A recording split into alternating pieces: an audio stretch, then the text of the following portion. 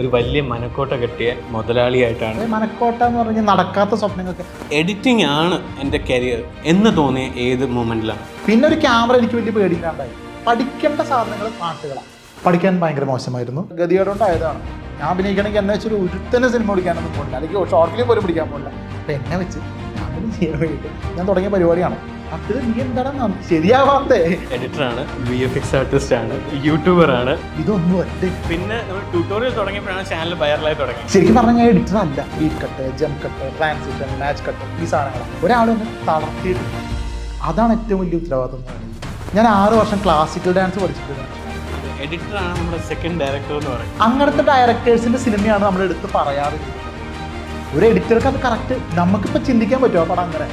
ഇപ്പം ഈ ഒരു ഷോട്ട് ഇപ്പം എബിന് വിട്ടിരിക്കണം, ഇങ്ങനെ പാൻ ചെയ്യുന്ന ഒരു ഷോട്ടാണെന്ന് വിചാരിച്ചു. അപ്പം നമ്മൾ വർക്ക് ഫ്ലോയിൽ ഇപ്പോൾ ഒരു കാര്യം പറയുകയാണെങ്കിൽ നമ്മുടെ എല്ലാവരുടെയും ലൈഫിൽ നമ്മൾ പല സ്വപ്നങ്ങൾ കാണാറുണ്ട്. ആ സ്വപ്നങ്ങൾ വെച്ച് നമ്മൾ പല മനക്കോട്ട കെട്ടാറുമുണ്ട്.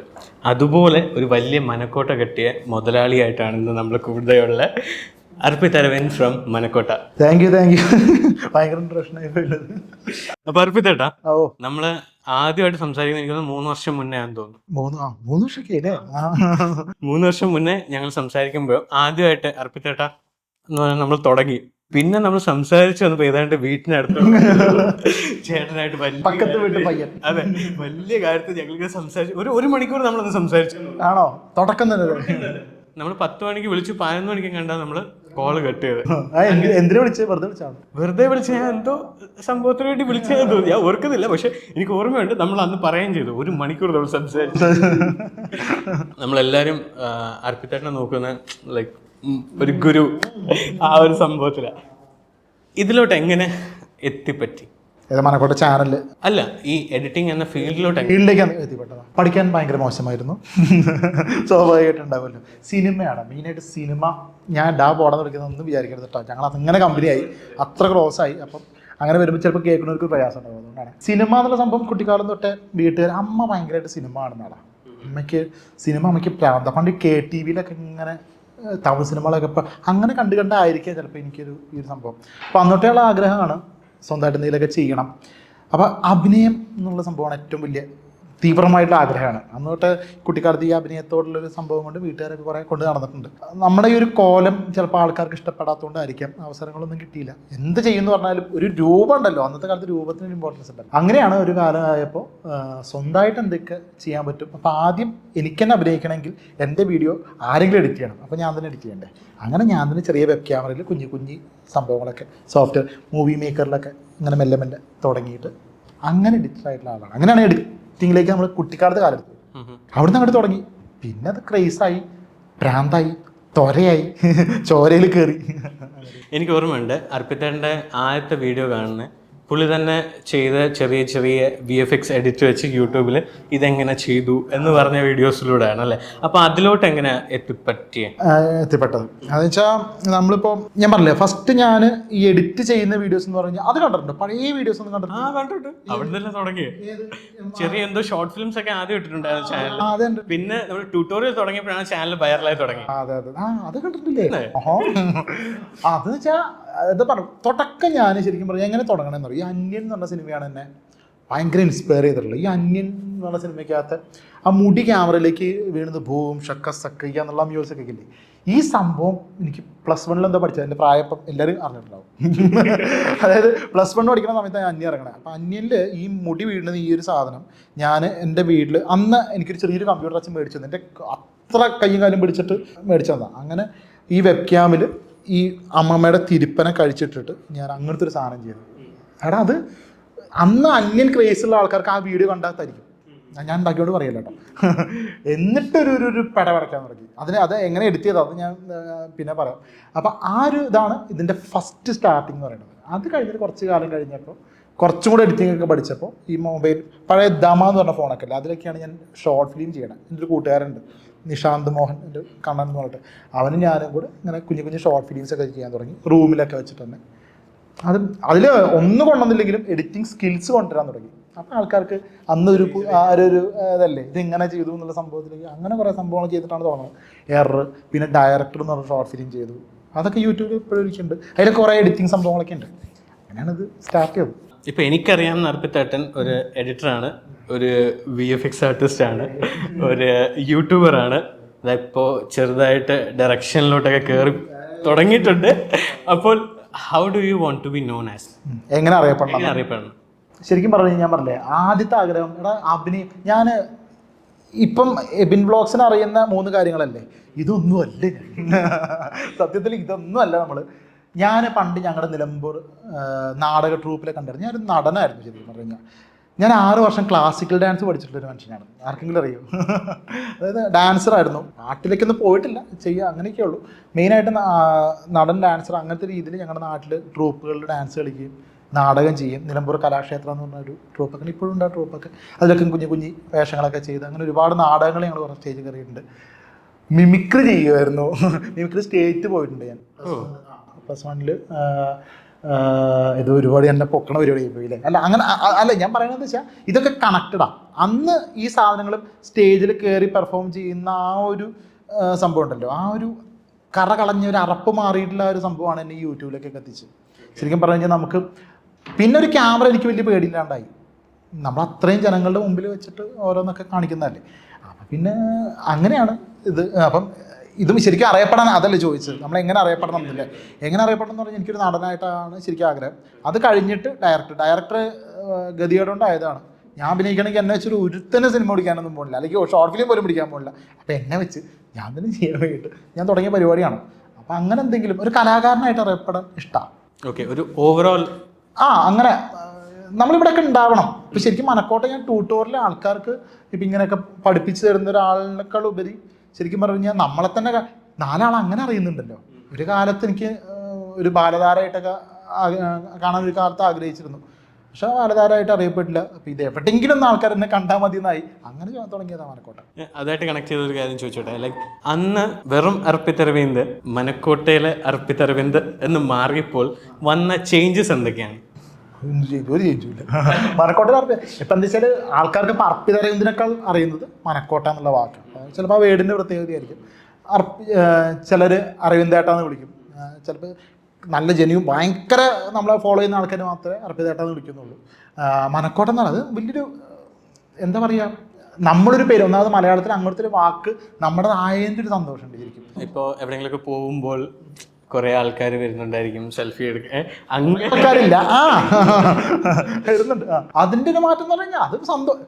ഞാൻ ഈ മനക്കോട്ട തുടങ്ങിയില്ലെങ്കിലും ആഗ്രഹിച്ചൊരു സ്വപ്നം തന്നെയാണ് അത്. ഇല്ലേ, നമുക്ക് എല്ലാവർക്കും ഇല്ലേ 4 ആൾക്കാർ ഒരു കുറേ പേര് നിൽക്കുമ്പോൾ എല്ലാവരും മുഖത്തേക്ക് നോക്കിക്കൊണ്ടിരിക്കുക. നമ്മൾ ആരെങ്കിലുമൊക്കെ തിരിച്ചറിയുന്നുണ്ടോ? കുറവായിരിക്കും. അത് നമ്മൾ ശരിക്കും പറഞ്ഞാൽ ആസ്വദിക്കണ ശരിക്കും IFFK, പിന്നെ അതേപോലത്തെ എന്തെങ്കിലും ഇപ്പം ക്യാമറ ഫസ്റ്റ്, അങ്ങനത്തെ ഓരോ ഫസ്റ്റൊക്കെ ഉണ്ടാവില്ലേ, അവിടെയാണ് നമ്മളെ അറിയുന്ന കൂടുതൽ ആൾക്കാരുണ്ടാവുക. ഈ റോഡിൽ കൂടെ പോയാലൊന്നും നമ്മൾ വല്ലവരും കണ്ടായി തിരിച്ചറിഞ്ഞായി, അങ്ങനെയാണ്. അത്രേ ഉള്ളൂ. വേറെ ആ ഒരു സന്തോഷമുണ്ട്, വേറെ ഒന്നുമില്ല. ഈ മനക്കോട്ട എന്ന പേര് നമുക്ക് എവിടുന്നാണ് കിട്ടിയത്? അതിൻ്റെ തുടക്കം എവിടുന്നായിരുന്നു? അതിനൊരു തുടക്കം ശരിക്കും പറഞ്ഞ ഒരു ദിവസം രാവിലെ എണീറ്റപ്പോൾ കിട്ടിയതാണ്. ചാനൽ തുടങ്ങണമല്ലോ, അതിലെല്ലാം ഇല്ലേ. നമ്മൾ മനക്കോട്ട എന്ന് പറഞ്ഞു കഴിഞ്ഞാൽ ഇപ്പം ഞാൻ പറഞ്ഞ എൻ്റെ സ്വപ്നങ്ങളിലേക്ക് എത്താൻ വേണ്ടിയിട്ടുള്ള ആ ഒരു സംഭവം തന്നെയാണ് മനക്കോട്ട. എല്ലാവരും പറയും അതെന്തൊരു നെഗറ്റീവ് വാക്കല്ലേ. കുറേ പേര് എന്നോട് ചോദിച്ചിട്ടുണ്ട്, മനക്കോട്ട എന്ന് പറഞ്ഞു കഴിഞ്ഞാൽ നടക്കാത്ത സ്വപ്നങ്ങൾക്ക്. ആരും പറഞ്ഞാൽ നടക്കാത്ത, മനക്കോട്ട എന്ന് പറഞ്ഞു കഴിഞ്ഞാൽ നമ്മൾ സ്വപ്നത്തിൽ കെട്ടിപ്പടുക്കുന്ന കോട്ട എന്നുള്ളൊരു അർത്ഥം മാത്രമേ ഉള്ളൂ. എന്താ വെച്ചാൽ അതിനകത്തെല്ലാം ഉണ്ടെന്നേ. കുന്നോളം ആഗ്രഹിക്കുക. അതീ പറഞ്ഞ ഇങ്ങനെ മനക്കോട്ട കെട്ടി കഴിഞ്ഞാൽ അത് പൊളിയാനുള്ള സ്വപ്നമാണെന്ന് ആൾക്കാർക്ക്. ശരിയാണ്, പൊളിഞ്ഞിട്ടുമുണ്ട്. നമ്മളിങ്ങനെ ഓരോ സ്റ്റെപ്പ് കയറിയിരിക്കുമ്പോൾ അത് പൊളിയും, വീണ്ടും കയറും. അങ്ങനെ ലൂപ്പായിട്ട് അല്ലെങ്കിൽ ഇങ്ങനെ ഇൻഫിനിറ്റായിട്ട് നടന്നുകൊണ്ടിരിക്കുന്ന ഒരു സ്വപ്നമാണ്. ശരിക്കും അതിൻ്റെ എക്സാമ്പിൾ പറയുകയാണെന്നുണ്ടെങ്കിൽ ഡ്രീം വർക്ക്സ് എന്ന് പറഞ്ഞാൽ ഡ്രീം വർക്ക്സ് കമ്പനി അറിയില്ലേ, അവരുടെ ലോഗോ കണ്ടിട്ടില്ലേ? ഒരു ചന്ദ്രൻ്റെ മുകളിലിരുന്നിട്ട് ഒരുത്തൻ ചൂണ്ടയിടുക അല്ലേ, അതിൽ ഡ്രീം വർക്ക്സ് അതിനെയല്ലേ ശരിക്കും പറഞ്ഞാൽ. ചന്ദ്രൻ്റെ മുകളിലിരുന്ന് ചൂണ്ടയിടുക എന്ന് പറഞ്ഞു കഴിഞ്ഞാൽ അതൊരു മനക്കോട്ടയാണ്. ചിന്തിച്ച് അങ്ങനെ കോട്ടയിട്ടാനേ പറ്റുള്ളൂ. അങ്ങനെ ഒരു ഇൻഫിനിറ്റ് ആയിട്ടുള്ളൊരു സ്വപ്നം മാത്രമാണ് മനക്കോട്ട. ഒരു ദിവസം രാവിലെ ചാനലിനൊരു പേരിട്ടണമെന്നില്ല എന്ന് ആലോചിച്ചപ്പോൾ പെട്ടെന്ന് എവിടെ നിന്ന് വന്ന് എനിക്കിപ്പോഴും അറിയില്ല. പെട്ടെന്ന് മനക്കോട്ട അത് കേട്ടപ്പോൾ തന്നെ അതിൽ എല്ലാവർക്കും, എന്നെ അറിയുന്ന എല്ലാവർക്കും അതിൻ്റെ ഫീൽ ഉൾക്കൊള്ളാൻ പറ്റും. അർപ്പിതെന്ന് പറഞ്ഞു കഴിഞ്ഞാൽ അവർക്ക് തന്നെ അറിയാം മനക്കോട്ട അത്രത്തോളം നമുക്കിതുവരെ ആരും നമ്മളെ പ്രോത്സാഹിപ്പിക്കാണ്ടിരുന്നിട്ടില്ല. കുട്ടിക്കാലം തൊട്ടേ ഇതിനു വേണ്ടി ശ്രമിച്ച് എല്ലാവരും നീ എന്തെങ്കിലും ഒന്ന് ആവും, ഉറപ്പായിട്ടും ആവും, അങ്ങനെ കേട്ട് വളർന്ന ആളാണ്. ഒരാളും എന്നെ തളർത്തിയിട്ടില്ല. അതാണ് ഏറ്റവും വലിയ ഉത്തരവാദിത്വം എന്ന് പറയുന്നത്. അത് വലിയൊരു കാര്യമാണ്, വലിയ കാര്യം. കാരണം എന്താ വെച്ചാൽ ചിലർ എന്താ പറയുക, എല്ലാവരും കൂടുതൽ ഞാനൊക്കെ ഒരുപാട് എല്ലാവരുടെയും ഇത് ചീത്തവിളിയൊക്കെ കേട്ടാണ് ഈ ലെവലിൽ അല്ല. ഇതെന്താ പ്രശ്നം എന്ന് വെച്ചാൽ നമ്മൾ തുടക്കം തൊട്ടേ ഇങ്ങനെ ഓരോന്നൊക്കെ ചെയ്തേ അർപ്പിത നീ എന്താണ് ശരിയാവാത്തേ അങ്ങനെ ചോദിക്കണേ, അതാ പ്രശ്നം. അങ്ങനെ കേട്ട് സ്വപ്നം കണ്ടാണ് എവിടെ എത്തിയെന്നൊന്നുമല്ല പറയണത്, ഇപ്പം ഇങ്ങനെയെങ്കിലും എത്തിയില്ലേ അതിൻ്റെ ഒരു പേരിൽ അതാണ് മനക്കോട്ട. സ്വപ്നങ്ങൾ മനക്കോട്ട കിട്ടുക. ആ നമ്മുടെ മനക്കോട്ട എന്ന ലോഗോ തൊട്ട് എല്ലാ സാധനത്തിലും ആ ഒരു ടച്ച് കൊടുത്തിട്ടുണ്ടെന്ന് അല്ലേ? അതെ. ആ മനക്കോട്ട എൻ്റെ സ്വപ്നം സിനിമയുടെ റീല് കിടന്ന് കറങ്ങുന്നുണ്ട്. അത് തന്നെയാണ് ആ മനക്കോട്ടയ്ക്കകത്ത് കിടന്ന് കറങ്ങിക്കൊണ്ടിരിക്കുന്നത്. അതിലൊരു ഫിലിമിൻ്റെ ഒരു സാധനമുണ്ട്, കോട്ടയുണ്ട്. അത് ആ ലോഗോ ശരിക്കും പറഞ്ഞു കഴിഞ്ഞാൽ ലോഗോ എനിക്കിപ്പോൾ ലോഗോ ഒരിക്കലും എൻ്റെ ലോഗോ മിനിമലല്ല. ഇപ്പം കാണുമ്പോൾ എനിക്ക് ലോഗോ മാറ്റിയാലോ എന്നുള്ള ആഗ്രഹമുണ്ട്. അന്ന് നമ്മൾ അങ്ങനെയല്ലോ, ഒരു ചാനൽ തുടങ്ങുമ്പോൾ എന്തെങ്കിലും ലോഗോ ഉണ്ട് ചോദിച്ചാൽ അങ്ങനെ ഉണ്ടാക്കിയൊരു ലോഗോയാണ്. ഇപ്പം ആൾക്കാർക്ക് അത് കുറച്ച് രജിസ്റ്റർ ആയി, അതുകൊണ്ട് എനിക്കത് മാറ്റാൻ ഒരു പ്രയാസമുണ്ട്. രസമുണ്ടല്ലേ? അപ്പോൾ ഒരു ഗ്രാഫിക് ഡിസൈനറൂടാ.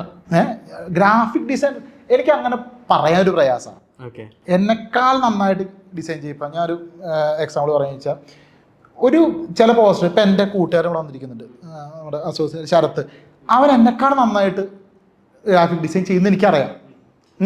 എബിൻ ബ്ലോഗ്സ് എന്നെക്കാൾ നന്നായിട്ട് കളർ ഗ്രേഡ് ചെയ്യുന്നത് എനിക്കറിയാം.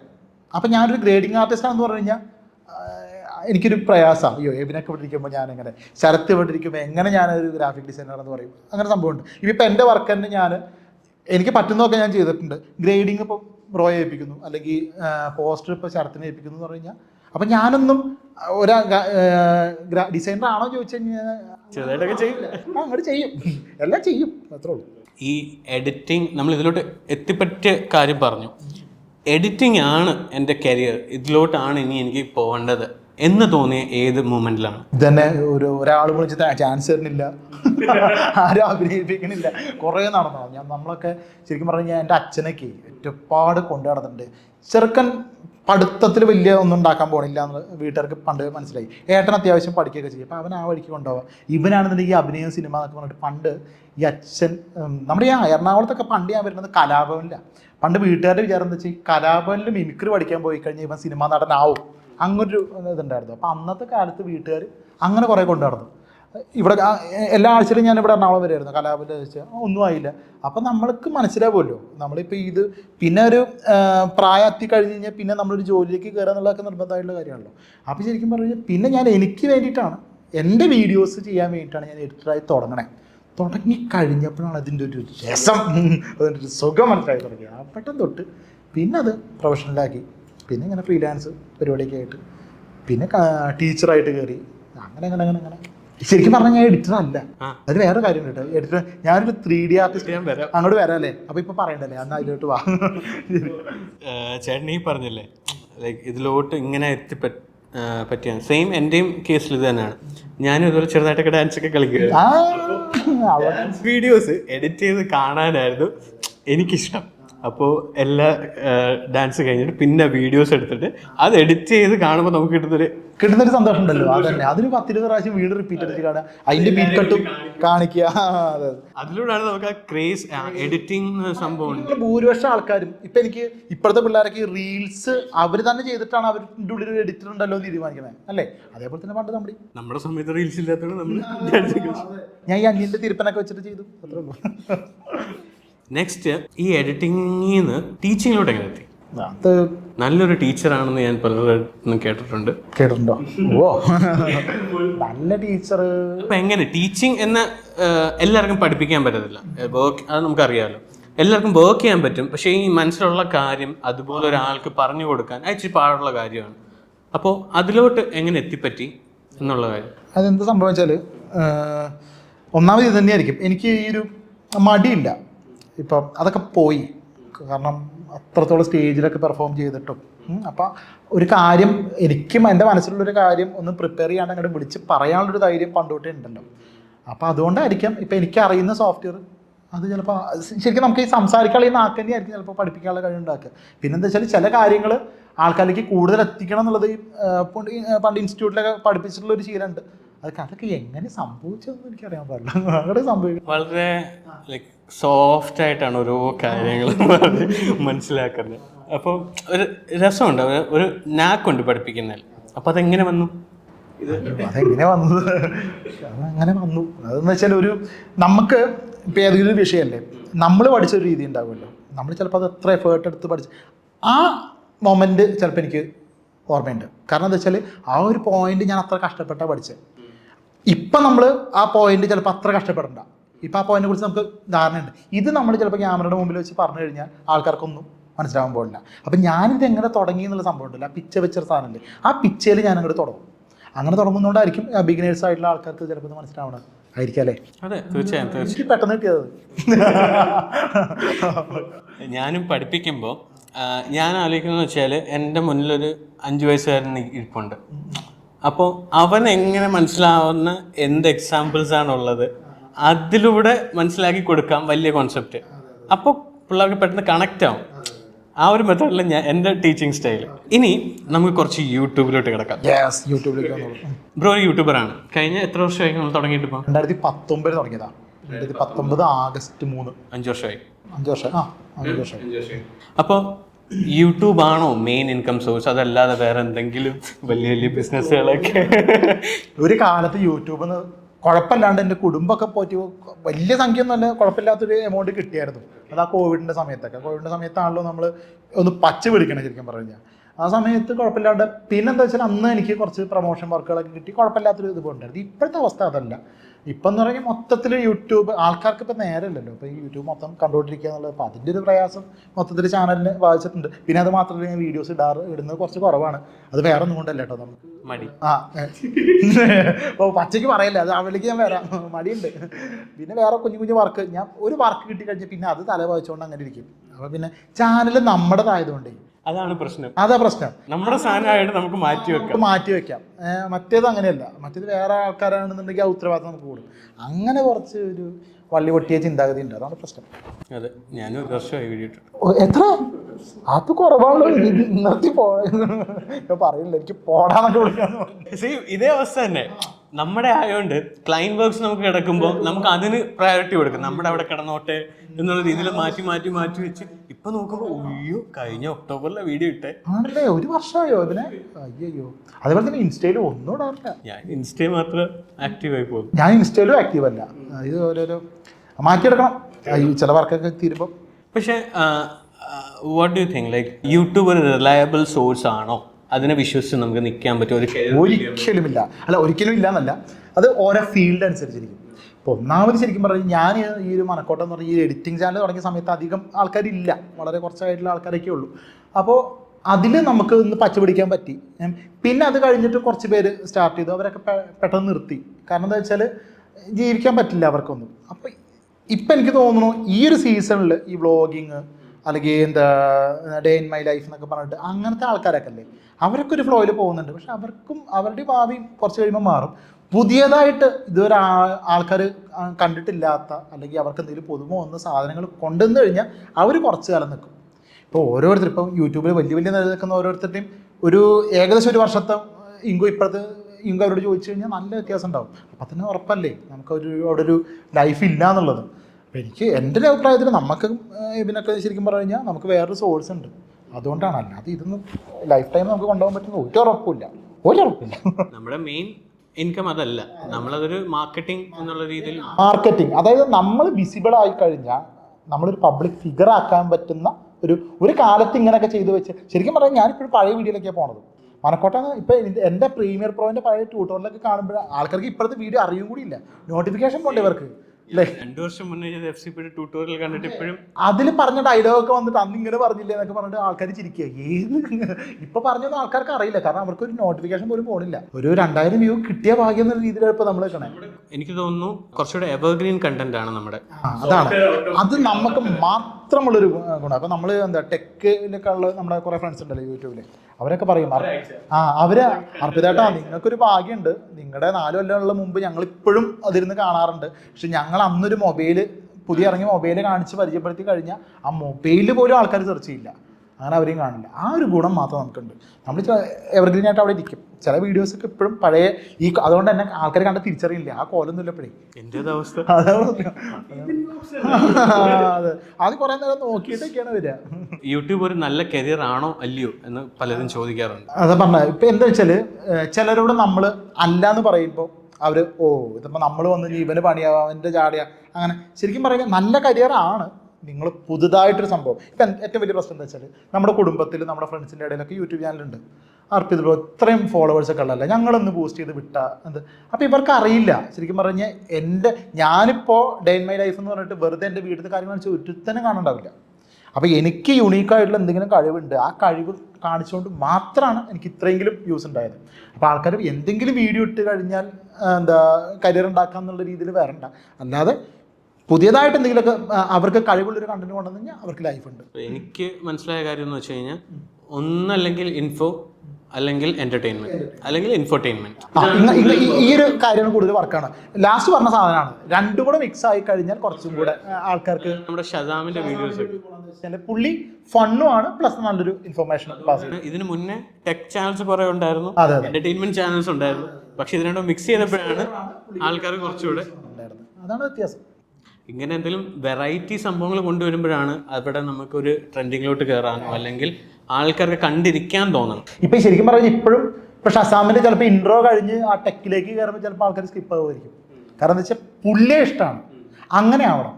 അതെ, എന്താ ഒരു നമ്മളെ കാണാൻ വരണം. നമ്മുടെ ഇതിലൊക്കെ കുറച്ച് പ്രയാസം, അത് കുറച്ച് കഴിയണം അങ്ങനെയൊക്കെ ആയി കിട്ടാൻ. അതാണ്. അപ്പോൾ ഇത് പുതിയൊരാളിത് കൊണ്ടുവരിക, അല്ലെങ്കിൽ ഇപ്പം ഹാഷിറൊക്കെ ചെയ്യുന്ന പോലെ കോമഡി വീഡിയോസൊക്കെ ചെയ്ത് അല്ലേ, അത് പിന്നെ ഏത് സമയത്തും റീച്ചുള്ള സംഭവം. എവർഗ്രീൻ, അതും എവർഗ്രീൻ. പക്ഷെ അതിലും ട്രെൻഡിങ് സാധനങ്ങൾ ആ സമയത്തേ പോകുള്ളൂ. പിന്നെ എന്താ വെച്ചാൽ അതിന് തല ഒരുപാട് പുകയ്ക്കേണ്ട കാര്യമുണ്ട്. നമുക്കൊരു സമ്മതിക്കണം, നമ്മുടെ അഖിൽ NRD, ഹാഷിർ, ഇവരൊക്കെ ഡെയിലി കണ്ടന്റ് ഇടുന്നുണ്ട്. നമുക്ക് ഒരു വീഡിയോ എടുത്ത് എഡിറ്റ് ചെയ്തിട്ട് ഇത്ര സമയം എടുക്കുന്നത്. ഇവരെന്തുമാത്രം പെട്ടെന്നാണ് ഒരു ഇൻസ്റ്റൻസ് നടക്കുന്നു, ഉടനെ അവർ അതിന് സ്ക്രിപ്റ്റ് ഉണ്ടാക്കുന്നു, ഷൂട്ട് ചെയ്തു, എഡിറ്റ് ചെയ്യുന്നു, അടുത്ത ദിവസം ഇടുന്നു. എല്ലാ ദിവസവും ഇടുന്നുണ്ട് പുള്ളി. ആണല്ലേ? അയ്യോ, എത്രയാണ്? ഒരു വർഷമല്ലേ വീഡിയോ ഇട്ടിട്ട്? അപ്പോൾ നമുക്ക് തിരിച്ച് എഡിറ്റിലോട്ട് വരാം. സോ ഏത് എഡിറ്റിംഗ് സോഫ്റ്റ്വെയർ ആണ് യൂസ് ചെയ്യുന്നത് ആൻഡ് എന്തുകൊണ്ട്? എഡിറ്റിങ്ങിനാണെങ്കിൽ പ്രീമിയർ പ്രോ യൂസ് ചെയ്യണത്. എന്തുകൊണ്ട് ചോദിച്ചാൽ അതേ അറിയുള്ളൂ. ഞാൻ പറയല്ലേ, ഞാനങ്ങനെ ഇപ്പോൾ മൂവി മേക്കറിൽ എഡിറ്റ് ചെയ്ത ആളാണ്. ഇപ്പം ഞാൻ നേരത്തെ വിട്ടുപോയ കാര്യം മുമ്പ് പറഞ്ഞിട്ടുണ്ട്. ഇപ്പം അന്യൻ്റെ സംഭവം പറഞ്ഞു. ഈ ക്രേസ് വന്ന സംഭവമല്ലേ. ഇപ്പം ഈ മൂവി മേക്കറിൽ ശരിക്കും പറഞ്ഞാൽ റിവേഴ്സ് പരിപാടി ഇല്ല. അപ്പം ആ റിവേഴ്സ് പരിപാടിയൊക്കെ പണ്ട് ഞാൻ ഓരോ ഫ്രെയിം കട്ട് ചെയ്ത് ഓരോ ഫ്രെയിം ഇങ്ങോട്ടും ഇങ്ങോട്ട് റിവേഴ്സ് ചെയ്യിപ്പിച്ചിട്ടുണ്ട്. അങ്ങനെ അപ്പോൾ ആ ഒരു മൂവി മേക്കറിൽ നിന്ന് പിന്നെ ഞാൻ ജമ്പ് ചെയ്തത് പ്രീമിയർ പ്രോയിലേക്കാണ്. അവിടെ ഡയറക്റ്റ് പ്രീമിയർ പ്രോ. അത് അല്ല, അന്ന് ഒരു സോഫ്റ്റ്വെയർ കാണുക, ഒരു കുതിരയുടെ പടവും ഫോട്ടോഷോപ്പ് അന്നൊരു കണ്ണും ഒരു ലെൻസും ഒക്കെ ആയിരുന്നു. പണ്ട് ഫോട്ടോഷോപ്പ് 7 ആണ് തോന്നുന്നത്. ആ സമയത്താണ് പ്രീമിയർ പ്രോ ഒരു കുതിരയായിരുന്നു തോന്നുന്നുണ്ട്. ഈ ഒരു സോഫ്റ്റ്വെയർ കുതിരയാണ്, എനിക്ക് ഓർമ്മയില്ല കേട്ടോ കറക്റ്റായിട്ട്. അതിലാണ് ഞാൻ ഓപ്പൺ ചെയ്തപ്പോൾ ഒരു കുന്തവും മനസ്സിലായിട്ടുണ്ടായിരുന്നില്ല. അപ്പം അന്ന് തൊട്ടേ ഒരു എഡിറ്റിംഗ് പഠിക്കണമല്ലോ എന്ന് വെച്ചിട്ട് ഞാൻ മറ്റേതിലേക്കൊന്നും പോയില്ല. പിന്നെ അന്ന് പവർ എന്നൊക്കെ പറഞ്ഞത് ഏതൊക്കെയോ പവർ ഡയറക്റ്റ് അതൊക്കെ ഉണ്ട്. അതിലേക്കൊന്നും പോയില്ല. ഞാൻ പ്രീമിയർ പ്രോ നോക്കി വിട്ടു. പിന്നെ കുറേ കാലം കഴിഞ്ഞപ്പോഴാണ് ഈ പ്രൊഫഷണൽ എഡിറ്റിംഗ് ചെയ്യുന്നത് ഇതാക്കിയാണ് പിന്നെയാണല്ലോ ഡാവിഞ്ചിയൊക്കെ ഇറങ്ങിയിട്ടുള്ളത്. ആ പ്രീമിയർ ആയിരുന്നു ഞാൻ തുടക്കം തൊട്ട് എഡിറ്റ് ചെയ്തിട്ടുണ്ടായിരുന്ന സാധനം. പുതിയതിലേക്കൊന്നും പോയില്ല, കാരണം പ്രീമിയർ ആഫ്റ്റേർഡ്സ് ആയിട്ട് കണക്റ്റഡാണ്, കോമ്പോസിറ്റിംഗ് ആയിട്ട്. അപ്പം അങ്ങനെ അഡോബിൻ്റെ പിള്ളേരെയാണ് ഞാൻ പോറ്റിക്കൊണ്ട് നടക്കുന്നത്. അങ്ങനെ പോയത്. ഞാൻ തുടങ്ങി വെച്ചത് മൂവി മേക്കറിൽ നിന്നാണ്. പിന്നെ പവർ ഡയറക്റ്റ് വന്നു, സോണി വെഗാസ് ഇത് ഞാൻ ഉപയോഗിച്ചിട്ടില്ല. ക്യാംടേഷ്യ, അങ്ങനെ ക്യാംടേഷ്യ സ്റ്റുഡിയോ, സ്ക്രീൻ റെക്കോർഡിങ് അത് ഞാൻ ഉപയോഗിച്ചിട്ടുണ്ട്. അതിൻ്റെ എറർ എന്ന് പറഞ്ഞ സോഫ്റ്റ്വെയറിൽ അത് കാണിക്കുന്നുണ്ട്. പിന്നെ നമ്മുടെ പവർ പോയിന്റിനകത്ത് എക്സ്പോർട്ട് ആസ് വീഡിയോ എന്നൊരു ഓപ്ഷൻ ഉണ്ട്. അപ്പൊ അത് വെച്ചിട്ട് അനിമേഷൻ ചെയ്യും. പവർ പോയിന്റ് എനിക്കൊരു പിന്ന് മാത്രമേ ഓർമ്മയുള്ളൂ. ഒരു പിന്ന് സൈക്കിളൊക്കെ ആവൂലേ. എഞ്ചിനീയറിംഗ് പഠിച്ചോണ്ട് കുറച്ച് പവർ പോയിന്റ് ചെയ്യണമായിരുന്നു. അപ്പൊ ആ രീതിയിൽ ഇപ്പൊ നമ്മൾ അഡോബിലോട്ട് വന്നല്ല, അഡോബിന്ന് നമ്മൾ ആഫ്റ്റർ എഫക്ട്സിലോട്ട് പോയെന്ന് പറഞ്ഞു. അപ്പൊ നമുക്ക് VFXലോട്ട് കിടക്കാം. എങ്ങനെ VFXൽ എത്തിപ്പറ്റി? വീണ്ടും ഇതൊക്കെ നമ്മൾ സാഹചര്യങ്ങൾ കൊണ്ട് എത്തിപ്പെടുന്ന സാഹചര്യം പറയുക. ശരിക്കും ഞാൻ സ്പെഷ്യലൈസ് ചെയ്തത് 3D ആയിരുന്നു. അതായത് ഞാൻ പഠിച്ചത് ശരിക്കും പറഞ്ഞാൽ 3D ആനിമേഷൻ, മായ മാക്സ്, സിനിമ 4D. അല്ല, മായ മാക്സാണ് ഞാൻ പഠിച്ചത്, സിനിമ 4D ഒക്കെ ഞാൻ സ്വന്തം പഠിച്ചതാണ്. അപ്പോൾ മായയിൽ ക്യാരക്ടർ ആനിമേഷൻ സംഭവങ്ങളൊക്കെ ആയിരുന്നു എൻ്റെ മെയിൻ പണി എന്ന് പറയുന്നത്. അതാണ് ഞാൻ സ്പെഷ്യലൈസ് ചെയ്തത്. ക്യാരക്ടർ ആനിമേഷൻ, റിഗ്ഗിങ്, അങ്ങനത്തെ ആ ഒരു ഡിപ്പാർട്ട്മെൻറ്റായിരുന്നു ഞാൻ കൂടുതൽ അതിലേക്ക് പോയില്ല. അത്യാവശ്യമൊക്കെ കുഴപ്പമില്ലാതൊക്കെ ചെയ്യും. അപ്പോൾ അങ്ങനത്തെ ഒരു ലെവലിലായിരുന്നു. പിന്നെയാണ് എൻ്റെ ഫീൽഡിൽ ശരിക്കും പറഞ്ഞാൽ 3D പോയി കഴിഞ്ഞാൽ അതൊരു ജോലി മാത്രമാകുമല്ലോ. കാരണം എന്താ വെച്ചാൽ അവിടെ എന്നെ കാണില്ലല്ലോ, അവിടെ ഞാൻ ഉണ്ടാക്കിയ ക്യാരക്ടറല്ലേ കാണുള്ളൂ, എനിക്ക് എന്നെ കാണിക്കണം. അതാണ്. അതായത് പിന്നെയാണ് ഞാൻ ഷോർട്ട് ഫിലിംസ് ഒക്കെ ചെയ്യാൻ തുടങ്ങി. അപ്പോൾ എൻ്റെ ഷോർട്ട് ഫിലിംസിൽ എങ്ങനെ ഇത് യുണീക്ക് ആക്കാം എന്ന് വിചാരിച്ചിട്ടാണ് ഞാൻ ഈ VFXകൾ കൊണ്ടുവരുന്നത്. അപ്പോൾ മെയിനായിട്ട് മാച്ച് കട്ടുകൾ, ബീറ്റ് കട്ട്, അങ്ങനത്തെ സംഭവങ്ങളും എന്തെങ്കിലും ഷൂട്ടിങ്ങിലെ പ്ലാൻ ചെയ്ത് ചെയ്യും. അപ്പം നമുക്ക് ഈ എഡിറ്റിങ്ങിൽ ലിമിറ്റ് വരും. നമുക്ക് എഡിറ്റിങ്ങിൽ എപ്പോഴും അടുത്ത സ്റ്റെപ്പിലേക്ക് കിടക്കണം എന്നുണ്ടെങ്കിൽ നമുക്ക് എഡിറ്റിംഗ് മാത്രം പോരാ. അപ്പം ഞാൻ ചിലപ്പോൾ ചില സിനിമയിലൊക്കെ കാണുന്നത് നമ്മൾ ഇതെങ്ങനെ ചെയ്തു എന്നുള്ള സംഭവം ഉണ്ടല്ലോ. അപ്പോൾ ഞാൻ മനസ്സിലാക്കി തുടങ്ങിയത് എന്താ വെച്ചാൽ അത് എഡിറ്റിങ്ങിൽ നിൽക്കുന്ന കാര്യങ്ങളല്ല. അപ്പോൾ അത് അടുത്ത് സ്വിച്ച് ചെയ്യുന്നത് നേരെ VFXൽ. അവിടുന്ന് പിന്നെ മുകളിലേക്ക് 3D ഓൾറെഡി അറിയാം. അപ്പോൾ അങ്ങനെ 3D അങ്ങനെ കണക്ട് ചെയ്ത് കുറേ വർക്ക് ചെയ്തിട്ടുണ്ട്. എഡിറ്റിങ്ങും 3Dയും കൂടി ഉൾപ്പെടുത്തിയിട്ട് കുറേ സംഭവങ്ങൾ ചെയ്തിട്ടുണ്ട്. അങ്ങനെയാണ്. അപ്പോൾ എനിക്ക് വേണ്ടി എന്നെ കാണിക്കാൻ വേണ്ടി തുടങ്ങിയ സാധനങ്ങളൊക്കെയാണ് എല്ലാം നമുക്ക് വേണ്ടി ചെയ്ത് അവിടെ നിന്ന് പെതുക്കെ ബാക്കിയുള്ളവർക്ക് വേണ്ടി ആയതാ. ബാക്കിയുള്ളവർക്ക് കാശ് കിട്ടാൻ വേണ്ടിയിട്ട് ബാക്കിയുള്ളവർക്ക് വേണ്ടി കേട്ടായത്. നമ്മുടെ പണി മാത്രം ചെയ്താൽ കഞ്ഞി പോവില്ല, അത് മനസ്സിലായി. നാട്ടുകാർക്ക് വേണ്ടി ഓരോന്ന് ചെയ്തോടെ സെയിം എല്ലാവരുടെ അവസ്ഥ തന്നെ. ചേട്ടാ, നമ്മൾ VFX എന്ന് പറയുമ്പോൾ പലർക്കും തോന്നും ജസ്റ്റ് ഗ്രീൻ സ്ക്രീൻ മാറ്റുമ്പോൾ VFX ആയി, അതാണെന്നാണ്. പക്ഷേ VFXൽ തന്നെ പല സെഗ്മെൻറ്റേഷൻസ് ഉണ്ട്, പല ടൈപ്പ് ഓഫ് VFX ഉണ്ട്. അതിനെപ്പറ്റി ഒന്ന് നമ്മുടെ ഓഡിയൻസ് ഒന്ന് എക്സ്പ്ലെയിൻ ചെയ്യാം. എന്തൊക്കെ ടൈപ്പ് ഉണ്ട് അതിൽ? ബ്രോഡ് സ്പെഷ്യലൈസേഷൻ ഇപ്പോൾ 3D ആണെന്ന് പറഞ്ഞു, അതല്ലാതെ വേറെ എന്തൊക്കെയുണ്ട്? ഇത് മെയിനായിട്ട് ഇപ്പോൾ ഗ്രീൻ സ്ക്രീൻ കട്ട് ചെയ്യുന്ന മാത്രമല്ല ശരിക്കും. ഇപ്പം നേരത്തെ പറഞ്ഞ ചെറിയൊരു കളർ ഗ്രേഡിങ്ങിനെ കുറിച്ചും ചെറിയൊരു ധാരണ ഉണ്ടായിരിക്കണം. കാരണം എന്താ വെച്ചാൽ നിങ്ങൾ ഗ്രേഡൊക്കെ ചെയ്ത് തരുന്നൊരു സാധനം അതിനെ നമ്മളൊരു 3D ഒരു ഒബ്ജക്റ്റ് കൊണ്ടുവച്ചാൽ അതിനെ മാച്ച് ചെയ്യിപ്പിക്കണ പണി എന്ന് പറഞ്ഞാൽ അത് നമ്മുടെ ചെയ്യണം അല്ലേ. അപ്പം അങ്ങനത്തെ സംഭവങ്ങൾ വരുന്നുണ്ട്. പിന്നെ ഇതിപ്പോൾ CG ആയിട്ട് കണക്ട് ചെയ്യാൻ എന്താണെന്നുണ്ടെങ്കിൽ നമുക്ക് എന്താ ഈ വയർ റിമൂവൽ, അങ്ങനത്തെ കുറച്ച് പണികളുണ്ട്. പിന്നെ അതേപോലെ തന്നെ കോമ്പോസിറ്റിങ്, മെയിനായിട്ടുള്ള കോമ്പോസിറ്റിംഗ് പരിപാടി. ഇപ്പോൾ മെയിനായിട്ട് ഞാൻ വേറൊരു കാര്യത്തിലേക്ക് കൂടെ കിടക്കുക കേട്ടോ. ഇപ്പം നമുക്ക് ഏകദേശം ആ ലൊക്കേഷനുമായിട്ടൊന്ന് പരിചയപ്പെടും. ഇപ്പം ഞാനെന്താ വെച്ച് കഴിഞ്ഞാൽ ഈ പുറമേ നിന്നുള്ള വർക്കുകൾ ചെയ്യുന്നതിനേക്കാൾ കൂടുതൽ സ്വന്തം ചെയ്തതിൻ്റെ കുറച്ച് കാര്യങ്ങൾ പറയാം. ഇപ്പം നമ്മളിപ്പം ഒരു വിഷ്വൽ ചെയ്യുകയാണെന്നുണ്ടെങ്കിൽ അതിൽ ഒരു ലൈറ്റ് സെറ്റ് ചെയ്യാമെന്ന് വിചാരിച്ചു. ബാക്കിൽ ഒരു എക്സ്പ്ലോഷൻ സംഭവിച്ചു. ആ എക്സ്പ്ലോഷൻ്റെ ഒരു സോഴ്സ് ലൈറ്റ് അവിടെ സെറ്റ് ചെയ്ത് കഴിഞ്ഞാൽ അതിന് മാച്ച് ചെയ്യിപ്പിച്ച് നമ്മൾ എന്ത് ചെയ്യണം, ഇവിടെ എക്സ്പ്ലോഷൻ ക്രിയേറ്റ് ചെയ്യണം. അപ്പോൾ ആ ഒരു ധാരണ നമുക്കിവിടെ വേണം. മനസ്സിലായില്ലേ? അപ്പം അങ്ങനത്തെ പരിപാടികൾ. പിന്നെ ഇത് മാത്രമല്ല, ഇതിനകത്ത് വേറെ ഡിപ്പാർട്ട്മെൻറ്റ് ഉണ്ട്, ടൈറ്റിൽ ആനിമേഷൻ എന്നുള്ള സംഭവങ്ങൾ. ഇതും നമ്മുടെ പണി തന്നെയാണ് അല്ലേ. ഇപ്പോൾ VFX വരികയാണെന്നുണ്ടെങ്കിൽ അത് പല വെറൈറ്റി രീതിയിൽ ചെയ്യുന്ന ടൈപ്പ് ഉണ്ട്. ഇപ്പം ശരിക്കും ഓൺ സ്ക്രീനിൽ തന്നെ ട്രാക്ക് ചെയ്ത് കയറ്റി, ഇപ്പം പ്രേമത്തിലൊക്കെ നോക്കിക്കഴിഞ്ഞാൽ ആ പ്രേമ മതിലിൻ്റെ മുകളിൽ ട്രാക്ക് ചെയ്ത് വരിക, അല്ലെങ്കിൽ ആ ടൈറ്റിൽ ആനിമേഷൻ ട്രാക്ക് ചെയ്ത് കയറ്റുക. ഇതിനൊക്കെ അപ്പോൾ ചിലർക്ക് ഇത് എല്ലാവർക്കും ചെയ്യാൻ പറ്റുന്ന പണിയല്ല കേട്ടോ. അപ്പോൾ ശരിക്കും നമുക്ക് ഈ ഡിപ്പാർട്ട്മെൻറ്റിൽ തന്നെ പല പല ആൾക്കാരായിട്ട് തിരിച്ചിട്ടുണ്ട്. കുറച്ച് ക്രിയേറ്റീവ് CG ചെയ്യുന്ന ആൾക്കാർക്ക് മാത്രമേ ഇങ്ങനെ ചിന്തിച്ച് ചെയ്യാൻ പറ്റുള്ളൂ. അല്ലെങ്കിൽ ഒരു മെയിനായിട്ട് എടുത്ത് ബാക്കിയുള്ളവരെ കൊണ്ട് പഠിപ്പിക്കണം. ഇപ്പോൾ ട്രാക്ക് ചെയ്യിപ്പിക്കാൻ എളുപ്പമാണ്. റോട്ടോ അതാണ് ഏറ്റവും വലിയ ചടങ്ങ്. ഈ ഒരു വിഷ്വലിൽ ബാക്കിൽ നമ്മൾ എന്തെങ്കിലും എക്സ്പ്ലോഷൻ ചെയ്യണമെന്നുണ്ടെങ്കിൽ നമ്മൾ റോട്ടോ ചെയ്യണം. ഏറ്റവും മടുപ്പിക്കണ പരിപാടിയാണ്. പക്ഷേ ഇതൊക്കെ നമുക്ക് ചിലപ്പം ക്രിയേറ്റീവ് അല്ലാത്ത ഒരാളെ ഏൽപ്പിക്കാൻ പറ്റും. ആ സമയത്ത് ഇതിലേക്ക് കുറച്ചും കൂടെ ക്രിയേറ്റീവായിട്ട് ചിന്തിക്കുന്ന ആൾക്കാർക്ക് മാത്രമേ മൊത്തം ഒരു VFX ആർട്ടിസ്റ്റ് ആണെന്ന് പറയാൻ പറ്റുള്ളൂ. മറ്റൊരു വെറും റോട്ടോ ആർട്ടിസ്റ്റുകൾ മാത്രമാണ് അല്ലേ. അതാണ് മെയിനായിട്ട്. അപ്പോൾ സിമ്പിളായിട്ട് നമ്മളൊന്ന് ഷോർട്ടായിട്ട് പറഞ്ഞു കഴിഞ്ഞാൽ എത്ര സെഗ്മെന്റ്സ് ഉണ്ട് ഇപ്പോൾ നമുക്ക്?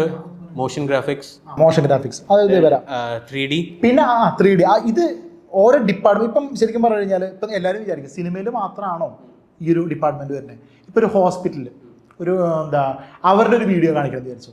ഇതൊക്കെ വേണ്ട, ഈ പറഞ്ഞ CGയും കാര്യങ്ങളൊക്കെ വേണ്ടേ അല്ലേ. ഒരു മരുന്ന് കഴിക്കുന്നു, ആ മരുന്ന് അന്നനാളത്തിലൂടെ ഇറങ്ങി അവിടെ സംഭവിച്ച അത് ശരീരത്തിൽ ആ ടൈപ്പ് ഓഫ് ഇത് എന്തുവാ പറയുന്നത്, അത് ഈ മോഷൻ ഗ്രാഫിക്സിലൊക്കെ വരുന്നൊരു മോഷൻ ഗ്രാഫിക്സ് ആണ്. കാരണം ഒരു 2D ആനിമേഷൻ ടൈപ്പ് അല്ലെങ്കിൽ 3D മോഷൻ ഗ്രാഫിക്സ് ടൈപ്പ് ചെയ്യുന്ന സംഭവങ്ങളാണ്. അപ്പം ആ ഒരു ഡിപ്പാർട്ട്മെൻറ്റ് അവിടെ വരുന്നുണ്ട്, സിനിമയിൽ വരുന്നുണ്ട്, പിന്നെ എഡ്യൂക്കേഷൻ നമ്മൾ വരുന്നുണ്ട്. കാരണം നമുക്ക് അതാണ് വിഷ്വൽ മീഡിയൻ്റെ ഗുണം. മോഷൻ ഗ്രാഫിക്സിൽ വരുന്നതാണ് മൊത്തത്തിൽ ഈ ഒരു ഇതിൽ പറയണത്. അപ്പം മോഷൻ ഗ്രാഫിക്സിൽ ഈ പറഞ്ഞ ബൈജൂസ് ആപ്പിൻ്റെ ഒക്കെ ചില സംഭവങ്ങൾ കുട്ടികൾക്ക് കുറച്ചും കൂടി എളുപ്പമാണ് അല്ലേ. ഇങ്ങനത്തെ കാര്യങ്ങളൊക്കെ ചെയ്യും. അതായത് എന്തെങ്കിലും ഫിസിക്സിൽ ഇപ്പോൾ സിമ്പിൾ പെൻഡുലം അതെങ്ങനെ വർക്കൗട്ട് ആവുന്നുള്ള രീതിയിൽ അങ്ങനെ ഞാൻ എണ്ണിയിട്ടൊന്നുമില്ല. അങ്ങനെ ഒരുപാടുണ്ടോ അതിനകത്ത്? ഇപ്പോൾ ഒരാൾ VFX എന്ന ഡിപ്പാർട്ട്മെന്റിലോട്ട് കയറണമെങ്കിൽ ഇത്രയും ഡിപ്പാർട്ട്മെന്റ് ഉണ്ടെന്ന് അവരറിയത്തില്ലായിരിക്കും. അവർ ചിലപ്പോൾ ഒരു ഗ്രീൻ സ്ക്രീൻ മാറ്റുന്നതോ അല്ലെങ്കിൽ ഒരു ഇമേജ് ട്രാക്ക് ചെയ്യുന്നതോ അല്ലെങ്കിൽ ഇപ്പൊ പറഞ്ഞ പോലെ കുറച്ച് മോഷൻ ഗ്രാഫിക്സ് ആയിരിക്കും ചെയ്യുന്നത്.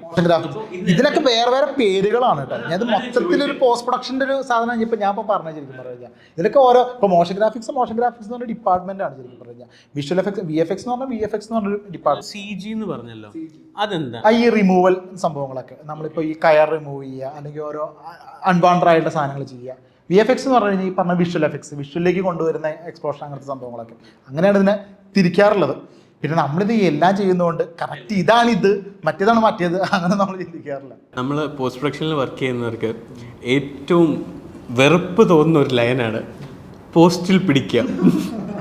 പലർക്കും അറിയത്തില്ല പോസ്റ്റിൽ പിടിക്കുക എന്ന് വെച്ചാൽ നമ്മൾ ഈ പോസ്റ്റ് പ്രൊഡക്ഷൻ എന്ന് വെച്ച് കഴിഞ്ഞാൽ ഒരു മൂവിയുടെ ഷൂട്ട് കഴിഞ്ഞിട്ട് ബാക്കി സെക്ഷനാണ് പോസ്റ്റ് പ്രൊഡക്ഷൻ എന്ന് പറയുന്നത്. അപ്പോൾ most of the time shoot നടക്കുമ്പോൾ ഡയറക്ടർ അല്ലെങ്കിൽ സിനിമാറ്റോഗ്രാഫേഴ്സ് അവർ പറയും ചിലപ്പോൾ ഈ സംഭവം ഇവിടെ വർക്ക് ആയില്ലെങ്കിൽ പോസ്റ്റ് പ്രൊഡക്ഷനിൽ CGയിലോ കളർ ഗ്രേഡിങ്ങിലോ പിടിക്കാം എന്ന് പറഞ്ഞിട്ട് വരും. പക്ഷേ അവർ പ്രാക്ടിക്കൽ സിനാരിയോയിൽ ചിലപ്പോൾ ചിന്തിച്ചിട്ടായിരിക്കത്തില്ല വരുന്നത്. അതുകൊണ്ട് തന്നെ ഞങ്ങളുടെ അടുത്ത് വരുമ്പോൾ ഞങ്ങൾക്ക് നല്ല പണിയാവാറുണ്ട്. അപ്പോൾ അതിനെപ്പറ്റി എന്താണ് അർപ്പിതേട്ടാ പറയാൻ? ഏറ്റവും ഇപ്പം പറഞ്ഞ തന്നെ തുടക്കം തന്നെ പറഞ്ഞ ഏറ്റവും വെറുക്കണ വേർഡാണ് ഇതെന്താ വെച്ചാൽ നമ്മൾ ചില സിനിമയിലൊക്കെ ഇപ്പോൾ CG ആർട്ടിസ്റ്റ് നമ്മളും കൂടെ പോകും, നമുക്ക് അവിടെ അത് പിന്നെയും കുഴപ്പമില്ലാത്തൊരു പരിപാടിയാണ്. അപ്പോൾ ഈ ഡയറക്ടർ പോസ്റ്റ് പിടിക്കുക പോകുമെന്ന് പറയുമ്പോൾ തന്നെ മുഖം പൊത്താം. കാരണം എന്താ വെച്ചാൽ അപ്പം നമ്മളാണ് ആ സീൻ ഡയറക്റ്റ് ചെയ്യുക. ചില CGയിലുള്ള പോർഷൻസ് ഞാൻ പറഞ്ഞ് അങ്ങനെയൊക്കെ ചെയ്യുക. ഇത് CG ആർട്ടിസ്റ്റിനെ കൊണ്ടുപോകാത്ത ചില ഏരിയാസ് ഉണ്ട്. ഈ ഡയറക്ടർമാർക്കൊന്നും ഇതിനെക്കുറിച്ച് യാതൊരു ധാരണ ഉണ്ടാവില്ല. അവർ ബാക്കിയുള്ള നടന്മാരെ കൺവിൻസ് ചെയ്യാൻ യൂസ് ചെയ്യുന്നൊരു വാക്കാണ് പോസ്റ്റിൽ പിടിക്കാം. കാരണം ചിലപ്പോൾ ഈ ആർട്ടിസ്റ്റുകൾ അഭിനയിച്ചുകൊണ്ടിരിക്കുമ്പോൾ അയ്യോ എനിക്ക് കഴിഞ്ഞ ഷോട്ടിൽ ഇവിടെ ഒരു പാടം എന്തുകൊണ്ടായിരുന്നല്ലോ ആ പോസ്റ്റിൽ പിടിക്കാം. അത് നമുക്ക് കുഴപ്പമില്ല. ഇപ്പം ഈ പുള്ളിക്കാരി ഇങ്ങനെ അനങ്ങാണ്ട് നിൽക്കണമെങ്കിൽ കുഴപ്പമില്ല. ഈ പുള്ളിക്കാരി 360 2 കറക്കവും കറഞ്ഞ് അവിടെ ഒരു വീഴ്ചയും വീണ് പിന്നെ ഈ സാധനം നമ്മൾ റിമൂവ് ചെയ്യാന്ന് പറഞ്ഞാൽ പോസിറ്റീവ് പിടിക്കില്ല. അപ്പോൾ നമ്മൾ അവിടെ ഉണ്ടെന്നുണ്ടെങ്കിൽ എന്ത് ചെയ്യും, അത് എന്താ റീടേക്ക് ചെയ്യണം, ഒന്നും കൂടെ ചെയ്യണം. അത് കളഞ്ഞിട്ട് ചെയ്യേണ്ട കാര്യമല്ലേ ഉള്ളൂ. അതൊരു ഒറ്റ ടേക്ക് തീർക്കാവുന്നേ ഉള്ളൂ. പക്ഷേ അതവർ ചെയ്യില്ല. ഇപ്പം കഴിഞ്ഞ ചില വർക്കുകളൊക്കെ അങ്ങനെ വന്നിട്ടുണ്ട്. ചില കാര്യങ്ങളൊക്കെ ചിലത് ആഡ് ചെയ്യാന്ന് പറഞ്ഞു കഴിഞ്ഞാൽ നമുക്കൊരു 2D ട്രാക്ക് ഇങ്ങനത്തെ മൂവ്മെൻ്റ് ആണെങ്കിൽ കുഴപ്പമില്ല. ഇതൊരു 360 മൂവ്മെൻ്റ് ഒക്കെ വരുമ്പോൾ നമുക്കിത് പോസിറ്റീവ് പിടിക്കൽ എളുപ്പമുള്ള കാര്യമില്ല. അങ്ങനെ പലതും ഇപ്പോൾ ചിലർ ഗ്രീൻ സ്ക്രീൻ വെച്ചിട്ട് ബാക്കിൽ സ്വർഗം പണിയണമെന്നായിരിക്കും ഡയറക്ടറിൻ്റെ ചിന്ത. ഈ ഗ്രീൻ സ്ക്രീൻ പ്രോപ്പർ ലൈറ്റിംഗ് ആയിരിക്കില്ല. അവർ എന്തെങ്കിലും തോന്നിയാസം കാണിച്ചു വെച്ചിട്ട് ഒരു സാധനം കൊണ്ടു തരും. ഇത് ഞാൻ ഉദ്ദേശിക്കണം ഇങ്ങനൊരു സാധനം കൊണ്ട് കൊണ്ടു തന്നു കഴിഞ്ഞാൽ അത് പോസിറ്റീവ് പിടിക്കൂല, നമുക്ക് തന്നെ പിടിക്കൂല, പിന്നെയാണ് പോസ്റ്റിൽ. അങ്ങനത്തെ കുറേ വള്ളികളുണ്ടാവാറുണ്ട്. നമുക്ക് സെയിം DIയിലും ഇങ്ങനത്തെ ഇഷ്യൂസ് വരാറുണ്ട്. ലൈക്ക് സെയിം ലൈറ്റിംഗ് കണ്ടിന്യൂറ്റി അല്ലാതെ വേറെ ഒരു ഷെഡ്യൂളിൽ വന്നിട്ട് വരുമ്പോഴും ലൈറ്റിംഗ് കണ്ടിന്യൂറ്റി കാണൂല. അപ്പോൾ ഇതായിട്ട് മാച്ച് ചെയ്യാം അത് ഭയങ്കര ബുദ്ധിമുട്ടായിട്ടുള്ള കാര്യമാണ്. അപ്പം ഞങ്ങളുടെ വർക്കിൽ തന്നെ ഡ്രോൺ ഷോട്ട് വരുന്നുണ്ട്. അതന്നെ നമുക്കറിയാമല്ലോ എബിന് എന്തൊക്കെ പണി വരും എന്നുള്ളത്. അപ്പോൾ ശരിക്കും പറഞ്ഞാൽ ലോഗ് 2 3 ഇതിലാണ് നമ്മൾ മെയിൻ ഫൂട്ടേജ് എടുത്തിട്ടുള്ളത്. അത് കഴിഞ്ഞിട്ട് പിന്നെ ഡ്രോൺ ചെയ്തിട്ടുള്ളത് ശരിക്കും പറഞ്ഞു കഴിഞ്ഞാൽ ഒരു കറക്റ്റായിട്ടുള്ള രീതിയിലല്ല. ശരിക്കും ആ ജമ്പ് നമുക്ക് ഇതുണ്ട്. ഇത് എബിനെ എങ്ങനെ പിടിക്കുന്നുള്ള ചിന്ത ഞാനൊരു എഡിറ്റർ ആയതുകൊണ്ട് നിങ്ങളുടെ കഷ്ടപ്പാട് എനിക്ക് മനസ്സിലാവും. ഇത് ബാക്കിയുള്ളവർക്ക് ഇത് ബാധിക്കില്ല. അവർ ചിലപ്പോൾ ചില വീഡിയോസൊക്കെ ഓരോന്നും ഓരോ കളർ ഓരോ ക്യാമറയിലേക്ക് എടുത്തിട്ട് അയ്യോ അതാണ് ഇതിനകത്തുള്ള സീന്. അങ്ങനെ ഉണ്ടാവാറുണ്ട്. ഇപ്പോൾ എല്ലാ ഡിപ്പാർട്ട്മെൻറ്റിലും ഉണ്ടാവാറുണ്ട് പോസ്റ്റ് പിടിക്കാം എന്നുള്ള സാധനം. നമ്മൾ പൊതുവെ എല്ലാവരും അത് നമ്മളെല്ലാവരും ഇപ്പോൾ സൗണ്ട് എഞ്ചിനീയറിംഗ് ആണെങ്കിലും എഡിറ്റിംഗ് ആണെങ്കിലും VFX ആണെങ്കിലും ഗ്രേഡിംഗ് ആർട്ടിസ്റ്റ് ആണെങ്കിലും ഇതൊക്കെ നമ്മൾ ഒരേ ഇതിൽ പെട്ട ആൾക്കാരാണ്, ഒരേ വേവിലേക്ക് കൂടെ പോകുന്ന ആൾക്കാരാണ്. നമ്മളെ ഇത് പറഞ്ഞപ്പോഴാണ് ഞാൻ ഓർത്തത്, നമ്മളിപ്പോൾ പണ്ടത്തെ നമ്മുടെ ജുറാസിക് പാർക്ക് നമ്മൾ കണ്ട അതിലൊരു നമുക്ക് VFX ചെയ്തൊരു സംഭവം തോന്നൂല. അത്രയും നീറ്റായിട്ട് അവർ ചെയ്യുന്നത്. അതിലൊക്കെ നമ്മുടെ മലയാളീസും കുറേ പേരൊക്കെ വർക്ക് ചെയ്തിട്ടുണ്ട്. ഹോളിവുഡ് മൂവീസിൽ കുറേ ഇപ്പോൾ നോക്കിയാൽ അതിനകത്തെല്ലാം നമ്മൾ ക്രെഡിറ്റ്സ് നോക്കുമ്പോൾ മലയാളികളുടെ പേര് കാണാം നമുക്ക്. പക്ഷേ എന്തുകൊണ്ട് നമ്മളൊരു മലയാളം മൂവി കാണുമ്പോൾ VFX ഒക്കെ മോശമായിട്ട് ഇരിക്കുന്നു എന്ന് പലർക്കും ഡൗട്ടുണ്ട്. അപ്പോൾ ആസ് എ VFX ആർട്ടിസ്റ്റ് അതിനെപ്പറ്റി എന്താണ് ബ്രോയ്ക്ക് പറയാനുള്ളത്? ഇതിലേ ശരിക്കും പറഞ്ഞു കഴിഞ്ഞാൽ ഒന്നുമില്ല. ടെർമിനേറ്റർ 2 ജഡ്ജ്മെൻ്റ് ഡേ ഇതിനകത്ത് നമ്മൾ അതിനകത്ത് കണ്ടിട്ടുണ്ട്. അന്നത്തൊക്കെ CG ശരിക്കും പറഞ്ഞാൽ നമ്മുടെ നാട്ടുകാർക്ക് CGയെ കുറിച്ച് ചിന്തിക്കാത്ത കാലത്തൊക്കെ ആയിരിക്കും പണ്ട് കാലത്ത് വന്നൊരു സിനിമയാണ്. അതിനകത്തൊക്കെ എന്താ വാക്ക് കറക്റ്റ് ആനിമേട്രിക്സോ അങ്ങനത്തെ ഒരു സംഭവമുണ്ട്. ഈ റോബോട്ട്സിനെ നമ്മൾ ക്രിയേറ്റ് ചെയ്യും. അതിനകത്ത് വില്ലനെ റോബോട്ട് ഉണ്ടാക്കിയിട്ടുണ്ട്. ഈ പറയുന്ന ജുറാസിക് പാർക്കിലെ ദിനോസറുകളെ റോബോട്ട് വാക്ക് കറക്റ്റ് അതൊന്ന് കമൻറ്റ് ചെയ്യണം. ആനിമാട്രിക്സ് എന്നാണ് ആ വാക്ക്. അങ്ങനത്തെ ഒരു സംഭവമാണ്. കാരണം എന്താ വെച്ചാൽ ആനിമേഷൻ ഇലക്ട്രോണിക്സ് അത് മിക്സ് ചെയ്തിട്ടുള്ള വാക്കാണ്. ഇപ്പം കിട്ടിയില്ല, ഇത് കഴിയുമ്പോൾ കിട്ടുകയും ചെയ്യും. അന്ന് കമൻറ്റ് ചെയ്യട്ടോ.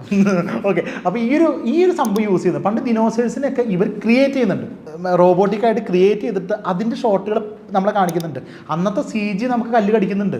ചില ലോങ് ഷോട്ടിലൊക്കെ പഴയ ദിനോസേഴ്സിനെ നോക്കി ലൈറ്റ് മാച്ച് ആവാത്ത പ്രശ്നങ്ങളുണ്ട്. പക്ഷേ അന്നത്തെ ബഡ്ജറ്റ്, ഈ പറയുന്ന ജുറാസിക് പാർക്ക് നമ്മുടെ സ്പിൽബർഗ് ആണ് അതിൻ്റെ ഡയറക്ടർ എന്നുണ്ടെങ്കിൽ അതിൻ്റെ പ്രൊഡ്യൂസർ പുള്ളിനാണ് തോന്നുന്നത്. കോടികളാണ് മോനെ. ആ കോടികൾ മുടക്കി കഴിഞ്ഞ് കഴിഞ്ഞാൽ നമുക്കിപ്പോൾ നമ്മുടെ നാട്ടിൽ ഇപ്പോൾ ഇവിടുത്തെ ആൾക്കാരൊക്കെ അവിടെ പോയി വർക്ക് ചെയ്യണം. അത്രയും പൈസ ഉണ്ടെന്നുണ്ടെങ്കിൽ നമുക്ക് ചെയ്യാം. ഇപ്പോൾ ഇപ്പം നമുക്ക് കത്തനാട് എന്ന് പറഞ്ഞൊരു സിനിമ ഇപ്പം വരാൻ പോവാം. അതിനകത്താണ് നമ്മളിപ്പം ഫാസ്റ്റ് ആൻഡ് ഫ്യൂരിയസ് എന്ന് പറഞ്ഞ സിനിമയ്ക്കകത്ത് അതിനകത്ത് പോൾ വാക്കർ അല്ലേ പുള്ളിയെ റീക്രിയേറ്റ് ചെയ്തു, മരിച്ചു പോയ ഒരാളെ കൊണ്ടുവന്നു.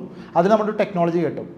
പുള്ളിയുടെ അനിയനെ പിടിച്ചിരുത്തിയിട്ട് 360 ക്യാമറ സെറ്റ് ചെയ്തിട്ട് പുള്ളിയുടെ ടെക്സ്റ്റ് അടിച്ചിട്ട് 3D ഈ ഒരു പോൾ വാക്കർ ഉണ്ടാക്കുന്ന രീതി. ഈ ടെക്നോളജി ഇപ്പോൾ കത്തനാടിൽ യൂസ് ചെയ്യണം. അതിനനുസരിച്ചുള്ളൊരു ബഡ്ജറ്റ് ഇപ്പോൾ നമ്മുടെ സിനിമകളിൽ വന്നു തുടങ്ങി. അതുകൊണ്ട് കത്തനാട് ട്രെയിലറൊക്കെ നമുക്ക് ആ വ്യത്യാസം മനസ്സിലാവുന്നുണ്ട്. ഈ ഒരു ബഡ്ജറ്റ് നമ്മുടെ അടുത്ത് വേണ്ടേ? ആ ടെക്നോളജിക്കൊക്കെ എന്തോരം കാശാവും, അതൊക്കെ കൊണ്ടുവരണ്ടേ? അങ്ങനെയൊക്കെ ശരിക്കും പറഞ്ഞാൽ ഇതൊക്കെ നമ്മുടെ ഒന്നുമില്ല. മലയാളീസ് വർക്ക് ചെയ്തിട്ടുള്ള നമ്മളിപ്പോഴത്തെ പടങ്ങളല്ല, വലിയ വലിയ മഡഗാസ്കർ എന്ന് പറഞ്ഞ സിനിമ, ഏത് ആനിമേഷൻ പടം, ഇതിലൊക്കെ മലയാളികൾ ചെയ്ത കുറച്ച് പോർഷൻസ് അവർക്ക് അയച്ചു കൊടുത്തപ്പോൾ അവർ ചെയ്തത് ഏതാ മലയാളി ചെയ്തത് തിരിച്ചറിയാത്ത രീതിയിലുള്ള ക്വാളിറ്റിനാണ് ഇവിടുന്ന് ചെയ്ത് വിട്ടിട്ടുണ്ടായിരുന്നത്. അമ്മാതിരി ടെക്നോളജി അമ്മാതിരി കാശ് കൊണ്ടുവന്നുണ്ടെങ്കിൽ നമുക്കും ചെയ്യാം. ഇവിടെ 5000 രൂപ നമുക്ക് മാക്സിമം പിടിച്ചൊരു 5000 അങ്ങോട്ട് തരും. അതിൽ എന്ത് ചെയ്യാൻ പറ്റുമെന്ന് ചോദിച്ചു കഴിഞ്ഞാൽ നമ്മൾ എന്ത് ചെയ്യും? പിന്നെ അതെന്ന് വെച്ചാൽ മെയിനായിട്ട് ഈ പറഞ്ഞ പോലെ തന്നെ നമ്മളിപ്പം ജസ്റ്റ് ഒരു DSLR പോയിട്ട് ഒരു ഏരിയ ഷൂട്ട് ചെയ്തിട്ട് അവിടെ ദിനോസറിനെ കൊണ്ട് വെക്കുന്നതും അമ്മാതിരി ലൈറ്റിങ്ങിൽ ഇവർ കറക്റ്റ് ആ ഒരു ക്രൗഡിൽ ഇവരുടെ ലുക്ക് വരെ, ഈ ലുക്ക് കിട്ടാൻ വേണ്ടി ഇപ്പം ഹൾക്കിനെ എടുക്കാം നമുക്ക് അവഞ്ചേഴ്സിലെ ഫിലിമേൽ. അപ്പോൾ ഹൾക്കിൻ്റെ ഒരു ഡമ്മി അവർ ആ ഹൈറ്റ് ലുക്ക് കിട്ടാൻ വേണ്ടി കൊണ്ടുവച്ചിട്ടുണ്ട്. ഇപ്പം നമ്മുടെ മലയാള സിനിമയിലോ അല്ലെങ്കിൽ തമിഴ് സിനിമയിലൊക്കെ ഒരു കുറച്ച് കാലം ഇവിടെ നോക്കാൻ പറയും. ഇവിടെ നോക്കുമ്പോൾ ഇവിടെ നിൽക്കുന്ന ആൾ ഇങ്ങനെ നോക്കിയിട്ടായിരിക്കും സംസാരിക്കുക. ശ്രദ്ധിച്ചിട്ടുണ്ടോ? അതിനൊരു മാച്ച് കറക്റ്റായിട്ട് സാധനം കൊടുക്കണ്ടേ? ആർട്ടിസ്റ്റുകൾക്ക് കറക്റ്റ് കംഫർട്ടായിട്ട്. ഇപ്പോൾ ഹൾക്കിനെയൊക്കെ ഒരു പ്രതിനിധികൾ അതിൻ്റെ ബിഹൈൻഡ് സീൻ നോക്കി കഴിഞ്ഞാൽ താനോസിനെയൊക്കെ ഒരു ഡമ്മി പീസ് ഉണ്ടാക്കി വെച്ചിട്ടുണ്ട് അതിലേക്ക് ലുക്ക് കിട്ടാൻ വേണ്ടിയിട്ട്. ആ ലുക്ക് കിട്ടുന്ന ആ താനോസിനെ ആ ഒരു ഡമ്മി നമ്മൾ ആദ്യം അവിടെ നിന്ന് റിമൂവ് ചെയ്യണം. ആ റിമൂവ് ചെയ്യണമെങ്കിൽ ഒരു 5 പേര് അവിടെ റോട്ടോയ്ക്ക് വർക്ക് ചെയ്യണം. ആ 5 പേര് നമുക്കില്ല. ആ 5 പേര് നമ്മൾ തന്നെയാണ്. റോട്ടോ ചെയ്യുന്ന ആൾ നമ്മളാണ്, അവിടെ CG കയറ്റുന്ന നമ്മളാണ്, ആ ക്യാരക്ടർ റിഗ് ചെയ്യുന്നത് നമ്മളാണ്, ആനിമേഷൻ ചെയ്യുന്നത് നമ്മളാണ്, ആ ലൈറ്റ് സെറ്റ് ചെയ്യണതൊക്കെ ഒരാളാണെങ്കിൽ മടുക്കൂലേ? നമ്മുടെ ശമ്പളം 5000 ആണ്. ടൈറ്റാനിക് വേണം, പക്ഷേ ദാരിദ്ര്യം പ്രൊഡക്ഷൻ ആയിരിക്കും. അതെ, ഇതാണ് പണ്ടത്തെ ടൈറ്റാനിക്. നിങ്ങൾ ആലോചിച്ച് നോക്കുക, ടൈറ്റാനിക്കിലെ ആ ഒരു മിനിയേച്ചർ, അപ്പം നേരത്തെ പറഞ്ഞ അനിമാട്രിക്സ് അതിലേക്കൊന്നും പോകേണ്ട കാര്യമില്ല. ടൈറ്റാനിക് ഒരു ഡമ്മി സാധനം നമ്മൾ പഴയ ബിഹൈൻഡ് സീൻ കണ്ടിട്ടില്ലേ? ചെറിയൊരു കപ്പൽ അവർ ഉണ്ടാക്കി വെച്ചിട്ടുണ്ട് മിനിയേച്ചർ. അത് ചില്ലറ മിനിയേച്ചർ അല്ല. ആ മിനിയേച്ചർ ഉണ്ടാക്കണമെങ്കിൽ എത്ര പൈസ ആയിട്ടുണ്ടാവും ആലോചിച്ച് നോക്കി. ആ പൈസ മുടക്കാൻ നമ്മുടെ അടുത്തുണ്ടോ? അപ്പോൾ എന്നിട്ട് ബിസ്ക്കറ്റ് പൊട്ടിക്കുമ്പോൾ ഒരു പൊട്ടികളെ പൊട്ടിച്ചിട്ടുള്ളത് അല്ലേ? അതിൽ ആ രീതിയിലുള്ള ക്യാമറ ആംഗിളൊക്കെ സെറ്റ് ചെയ്തപ്പോൾ ശരിക്കും ടൈറ്റാനിക് പൊട്ടുന്ന ഫീല്. നമ്മളിവിടെ തെർമോക്കോൾ അല്ലാണ്ട് നമ്മൾ വേറൊരു ഓപ്ഷൻ ചിന്തിക്കില്ല. ഇതാണ് പ്രശ്നം. ബഡ്ജറ്റ് വലിയൊരു ഘടകമാണ്. അപ്പോൾ ചില കാര്യങ്ങൾ നമുക്ക് അത്ര പെർഫെക്ഷനായിട്ട് നമുക്ക് ഈ ആർട്ട് ഡിപ്പാർട്ട്മെൻറ്റും ലൈറ്റ് ഡിപ്പാർട്ട്മെൻറ്റും എല്ലാം പ്രൊഡക്ഷനിൽ ക്ലിയർ ആയി കഴിഞ്ഞാൽ മാത്രമേ പോസ്റ്റ് പ്രൊഡക്ഷനിൽ എന്തെങ്കിലും ചെയ്യാൻ പറ്റുള്ളൂ. ഇത് മൊത്തത്തിൽ നമുക്കൊരു ബഡ്ജറ്റ് ഉണ്ടെങ്കിൽ മാത്രമേ ആ ലെവലിലേക്ക് നമുക്ക് എത്തിക്കാൻ പറ്റുള്ളൂ. നമുക്ക് ചെയ്യാം, നമ്മൾ ചെയ്തിട്ടില്ലേ? ഇപ്പം നമ്മൾ ഇറങ്ങിയിട്ടിപ്പോൾ ഒന്നുമില്ല, കുറച്ച് ഹോളിവുഡിലൊക്കെ കാണിക്കാൻ പറ്റുന്ന രീതിയിൽ ആടുജീവിതം പോലുള്ള സിനിമകൾ മൊത്തത്തിൽ അത്യാവശ്യം നല്ല രീതിയിൽ ചെയ്യുന്നുണ്ട് ഇല്ലേ? തുമ്പാട് എന്ന് പറഞ്ഞൊരു മൂവി കണ്ടിട്ടുണ്ടോ? ഞാൻ കണ്ടിട്ടില്ല. ഹിന്ദി നല്ല രസമുള്ള മൂവിയാണ് അല്ലേ? ഇപ്പൊ റീ റിലീസ് ആയിരുന്നല്ലോ പടം. റിലീസ് ആയിട്ടുണ്ട്. കണ്ടായിരുന്നു അത്? കണ്ടു. റീ റിലീസ് കണ്ടില്ല, ഒറിജിനൽ സാധനം കണ്ടു. അതിനകത്തെല്ലാം ഈ സ്പെഷ്യൽ എഫക്ട്സ് ആണ് യൂസ് ചെയ്തിട്ടുള്ളത്. അപ്പോൾ special effects in the sense കൂടുതലും ഇതുപോലത്തെ ഡമ്മീസും സംഭവം വെച്ചിട്ട് നമുക്ക് ഒരു രീതിയിലും ആ VFXന്റെ ഒരു കടി തോന്നൂല, ഫീൽ ചെയ്യില്ല. നല്ല രസം അത് കാണാൻ, നല്ല ഒറിജിനാലിറ്റിയും ആ ഒരു കാണാം. നല്ല മൂവി അത്. അപ്പോൾ ഇതുപോലെ ഈ പറഞ്ഞ CG ചെയ്തതാണോ അതോ റിയൽ ആയിട്ട് അവർ റിയൽ ആയിട്ട് ചെയ്തിട്ട് അതിനെ ബ്ലെൻഡ് ചെയ്യിപ്പിക്കാം? അത് ഭയങ്കര ഗുണമുള്ള കാര്യമാണ്. നമുക്ക് ചെയ്യാൻ പറ്റുമോ അത്? ഇപ്പം ഞാൻ എൻ്റെ ഇതിൽ തന്നെ ചില സാധനങ്ങളൊക്കെ മിനിയേച്ചർ സാധനങ്ങൾ ചെയ്തിട്ടുണ്ട്. അപ്പോൾ കുറേയൊക്കെ നമ്മൾ ലൈറ്റ് ശ്രദ്ധിച്ചപ്പോൾ ഏകദേശം കറക്റ്റായിട്ട് കിട്ടിയിട്ടുണ്ട്. അത് ചിലർക്ക് അടിക്കും. അത് ഈ CG കുറിച്ച് ഒരു ധാരണയില്ലാത്ത ആൾക്കാർ 2 ലൈറ്റിങ്ങിലൊക്കെ ആയിരിക്കും ഷൂട്ട് ചെയ്യുക. മെയിനായിട്ട് നമുക്ക് ഇഷ്യൂ വരുന്നതെന്ന് വെച്ച് കഴിഞ്ഞാൽ നമ്മൾ കുറേ ആൾക്കാർ സ്വയമേ പഠിച്ച് സ്വയമേ ചെയ്യുന്നവരാണ്. അപ്പോൾ ഇപ്പോൾ VFX ഷൂട്ട് വേണമെന്നൊരിടത്ത് ഒരു VFX സൂപ്പർവൈസർ എന്തായാലും മസ്റ്റായിട്ട് വേണം. പിന്നെ തീർച്ചയായും അതെന്തായാലും അവിടെ നമ്മൾ കോസ്റ്റ് കട്ടിങ് ചെയ്ത് കഴിഞ്ഞാൽ പോസ്റ്റിൽ വരുന്ന കോസ്റ്റ് ഭയങ്കരമായിരിക്കും. ഇപ്പോൾ വേറൊരു എക്സാമ്പിൾ പറയും, ഇപ്പം അങ്ങനെ ഒരാൾ പോയി കഴിഞ്ഞാൽ, ഇപ്പോൾ ബാഹുബലി എന്ന് പറഞ്ഞാൽ നമ്മുടെ കണക്കൂട്ടിൽ വലിയ സിനിമ, പക്ഷേ ആ ബാഹുബലിയിൽ CG പാളിപ്പോയിട്ടുള്ള ഒരുപാട് ഷോട്ടുകളുണ്ട്. നമുക്ക് ചില കാര്യങ്ങളിൽ ലിമിറ്റേഷൻസ് ഉണ്ട്, ഇത്രയും ചെയ്യണം. കാരണം എന്താ വെച്ചാൽ ഇതിപ്പോൾ ഞാൻ പറഞ്ഞു, ഒരു 5 പേര് ഇരുത്തി ചെയ്യേണ്ട കാര്യമായിരിക്കില്ല, അതിൽ ചിലപ്പോൾ ഒരു 50 പേര് ഇരുത്തി ചെയ്യേണ്ട കാര്യങ്ങളായിരിക്കും. നമ്മുടെ അടുത്ത് 5 പേരേ ഉള്ളൂ. അപ്പോൾ നമ്മളവിടെ കോംപ്രമൈസ് ചെയ്യപ്പെടുക. പക്ഷേ അതേപോലെ ഒരു ഹോളിവുഡിൽ അങ്ങനെ കോംപ്രമൈസിൻ്റെ ഒരു ആവശ്യം ഇവിടെ ഇല്ല. അത് ജുറാസിക് പാർക്കല്ല, അതിന് മുമ്പ് തൊട്ടേ അങ്ങനെ കോംപ്രമൈസ് അവിടെ ചെയ്യേണ്ട കാര്യമില്ല. അവിടെ ആ ഒരു രീതിയിൽ ബഡ്ജറ്റ് ഉണ്ട്. ഇവിടെ ആ കോംപ്രമൈസാണ് നമ്മുടെ ഔട്ട്പുട്ടിൽ കാണുന്നത്. പിന്നെ മെയിൻ ഒരു റീസൺ കൂടെ ഉള്ളതെന്ന് വെച്ചാൽ നമ്മുടെ അടുത്ത് വരുന്ന സിനിമയിൽ ആദ്യമേ അവർ റിലീസ് ഡേറ്റ് സെറ്റ് ചെയ്യും, പിന്നെ ആയിരിക്കും നമുക്ക് വരുന്നത്. പോയിന്റ് ബ്രോ, സത്യം. എത്ര ബഡ്ജറ്റ് ഉണ്ടെന്ന് പറഞ്ഞാലും നമുക്ക് നൈറ്റൊക്കെ ഇരുന്ന് പണിയെടുക്കുന്നതിനൊരു പരിധിയില്ല. എനിക്ക് ഇപ്പോഴും ഇത് ബാക്ക് പെയിനാ, ഇരിക്കാൻ പറ്റില്ല. അപ്പോൾ നമുക്ക് ചെയ്യാൻ അറിയാം, പക്ഷേ ഒരു ടൈം ഉണ്ട് സംഭവം ചെയ്യാൻ. പക്ഷെ അതിലും ടൈറ്റായിട്ട് നമ്മളൊരു ഷെഡ്യൂളിൽ നിർത്തി പുറകിൽ നിന്ന് പണിയെടുക്കണമെന്ന് പറഞ്ഞാൽ നമുക്ക് നമ്മുടെ ക്രിയേറ്റീവ് സാധനം വരത്തില്ല. ഒന്ന്, ഇതെല്ലാം ഒരു ക്രിയേറ്റീവ് സെക്ഷൻ ആയതുകൊണ്ട് തന്നെ നമുക്ക് നമ്മുടെ ഒരു കംഫർട്ട് സോണിൽ ഇരുന്ന് പണിയെടുക്കാൻ പറ്റണം. പുറത്തുള്ളവർക്ക് വർഷങ്ങളെടുത്തിട്ട് അവർ ഓരോ CG കംപ്ലീറ്റ് ചെയ്തെടുക്കുന്നത്. ഇവിടെ അത് അവർക്ക് ടൈം വലിയ പ്രശ്നമാണ്. ഇത് ഈ പറഞ്ഞ നല്ല പോയിന്റ് എന്ന് വെച്ച് കഴിഞ്ഞാൽ ഒരു ഡേറ്റ് ഫിക്സ് ചെയ്തിട്ട് അതിൻ്റെ ഉള്ളിൽ ബാക്കിയുള്ളവരെ കഷ്ടപ്പാട്. പോസ്റ്റ് പ്രൊഡക്ഷന് ടൈം കുറവായിരിക്കും. പോസ്റ്റ് പ്രൊഡക്ഷന് ബഡ്ജറ്റും കുറവാണ്. അതെ ഈ ഒരു ഇതൊക്കെ തന്നെ കാരണം. എപ്പോഴെങ്കിലും തോന്നിയിട്ടുണ്ടോ നമ്മൾ എഡിറ്റേഴ്സിനെ കിട്ടേണ്ട ഒരു റെക്കഗ്നിഷൻ കിട്ടിയിട്ടില്ല? ഇപ്പോഴും തോന്നിയിട്ടുണ്ട്. എടാ അത് സോറി എബിൻ ബ്രോ, നമ്മൾ ശരിക്കും പറഞ്ഞു കഴിഞ്ഞാൽ ചിന്തിക്കേണ്ട ഒരു കാര്യം എന്താ വെച്ചാൽ, ഞാനിപ്പോൾ പറഞ്ഞില്ലേ, എനിക്ക് ഈ മുഖം കാണിക്കുന്ന പരിപാടി അങ്ങനെ എന്നെ വിസിബിൾ ആവുള്ളൂ. ഇപ്പോൾ മനക്കോട്ടിൽ ഞാൻ വെറും സ്ക്രീൻ റെക്കോർഡ് മാത്രം കാണിച്ച് പോയി കഴിഞ്ഞാൽ എൻ്റെ പുറത്തു കൂടെ പോയി കഴിഞ്ഞാൽ തിരിച്ചറിയില്ല. ഇപ്പോഴും മനക്കോട്ടിൽ നമ്മൾ കാണുന്ന കൊണ്ടാണ് ആൾക്കാർ തിരിച്ചറിയുന്നത്. അല്ലെങ്കിൽ എന്ത് മനക്കോട്ട, ആര് മനക്കോട്ട, അങ്ങനത്തെ സംഭവമില്ലേ. നമ്മൾ എഡിറ്ററായി അറിയപ്പെട്ടു കഴിഞ്ഞാൽ ഒരാളും അറിയാൻ പോടില്ല. ഇപ്പോൾ ഞാൻ ഷാദി യൂസഫ്, ഇപ്പോൾ മരിച്ചുപോയ എൻ്റെ ഫേവററ്റ് ഒരു എഡിറ്ററാണ്. പുള്ളി മരിച്ചപ്പോൾ എത്ര പേര്, ബാക്കി ഒരു നടൻ മരിക്കുകയാണെങ്കിൽ എത്ര പേര് സ്റ്റാറ്റസ് ഇടും, എത്ര ന്യൂസിലത് വരും, എത്രത്തോളം പേരത് അറിയും. ഇത് എത്ര പേര് അറിഞ്ഞു? സ്റ്റേറ്റ് അവാർഡ് കിട്ടിയിട്ടുള്ളൊരു മനുഷ്യനാണ്. എത്രത്തോളം സിനിമകൾ ചെയ്തു, ഇതിൻ്റെ പിന്നിൽ എത്രത്തോളം കഷ്ടപ്പെട്ട് പ്രവർത്തിക്കുന്ന ഒരാളാണ്.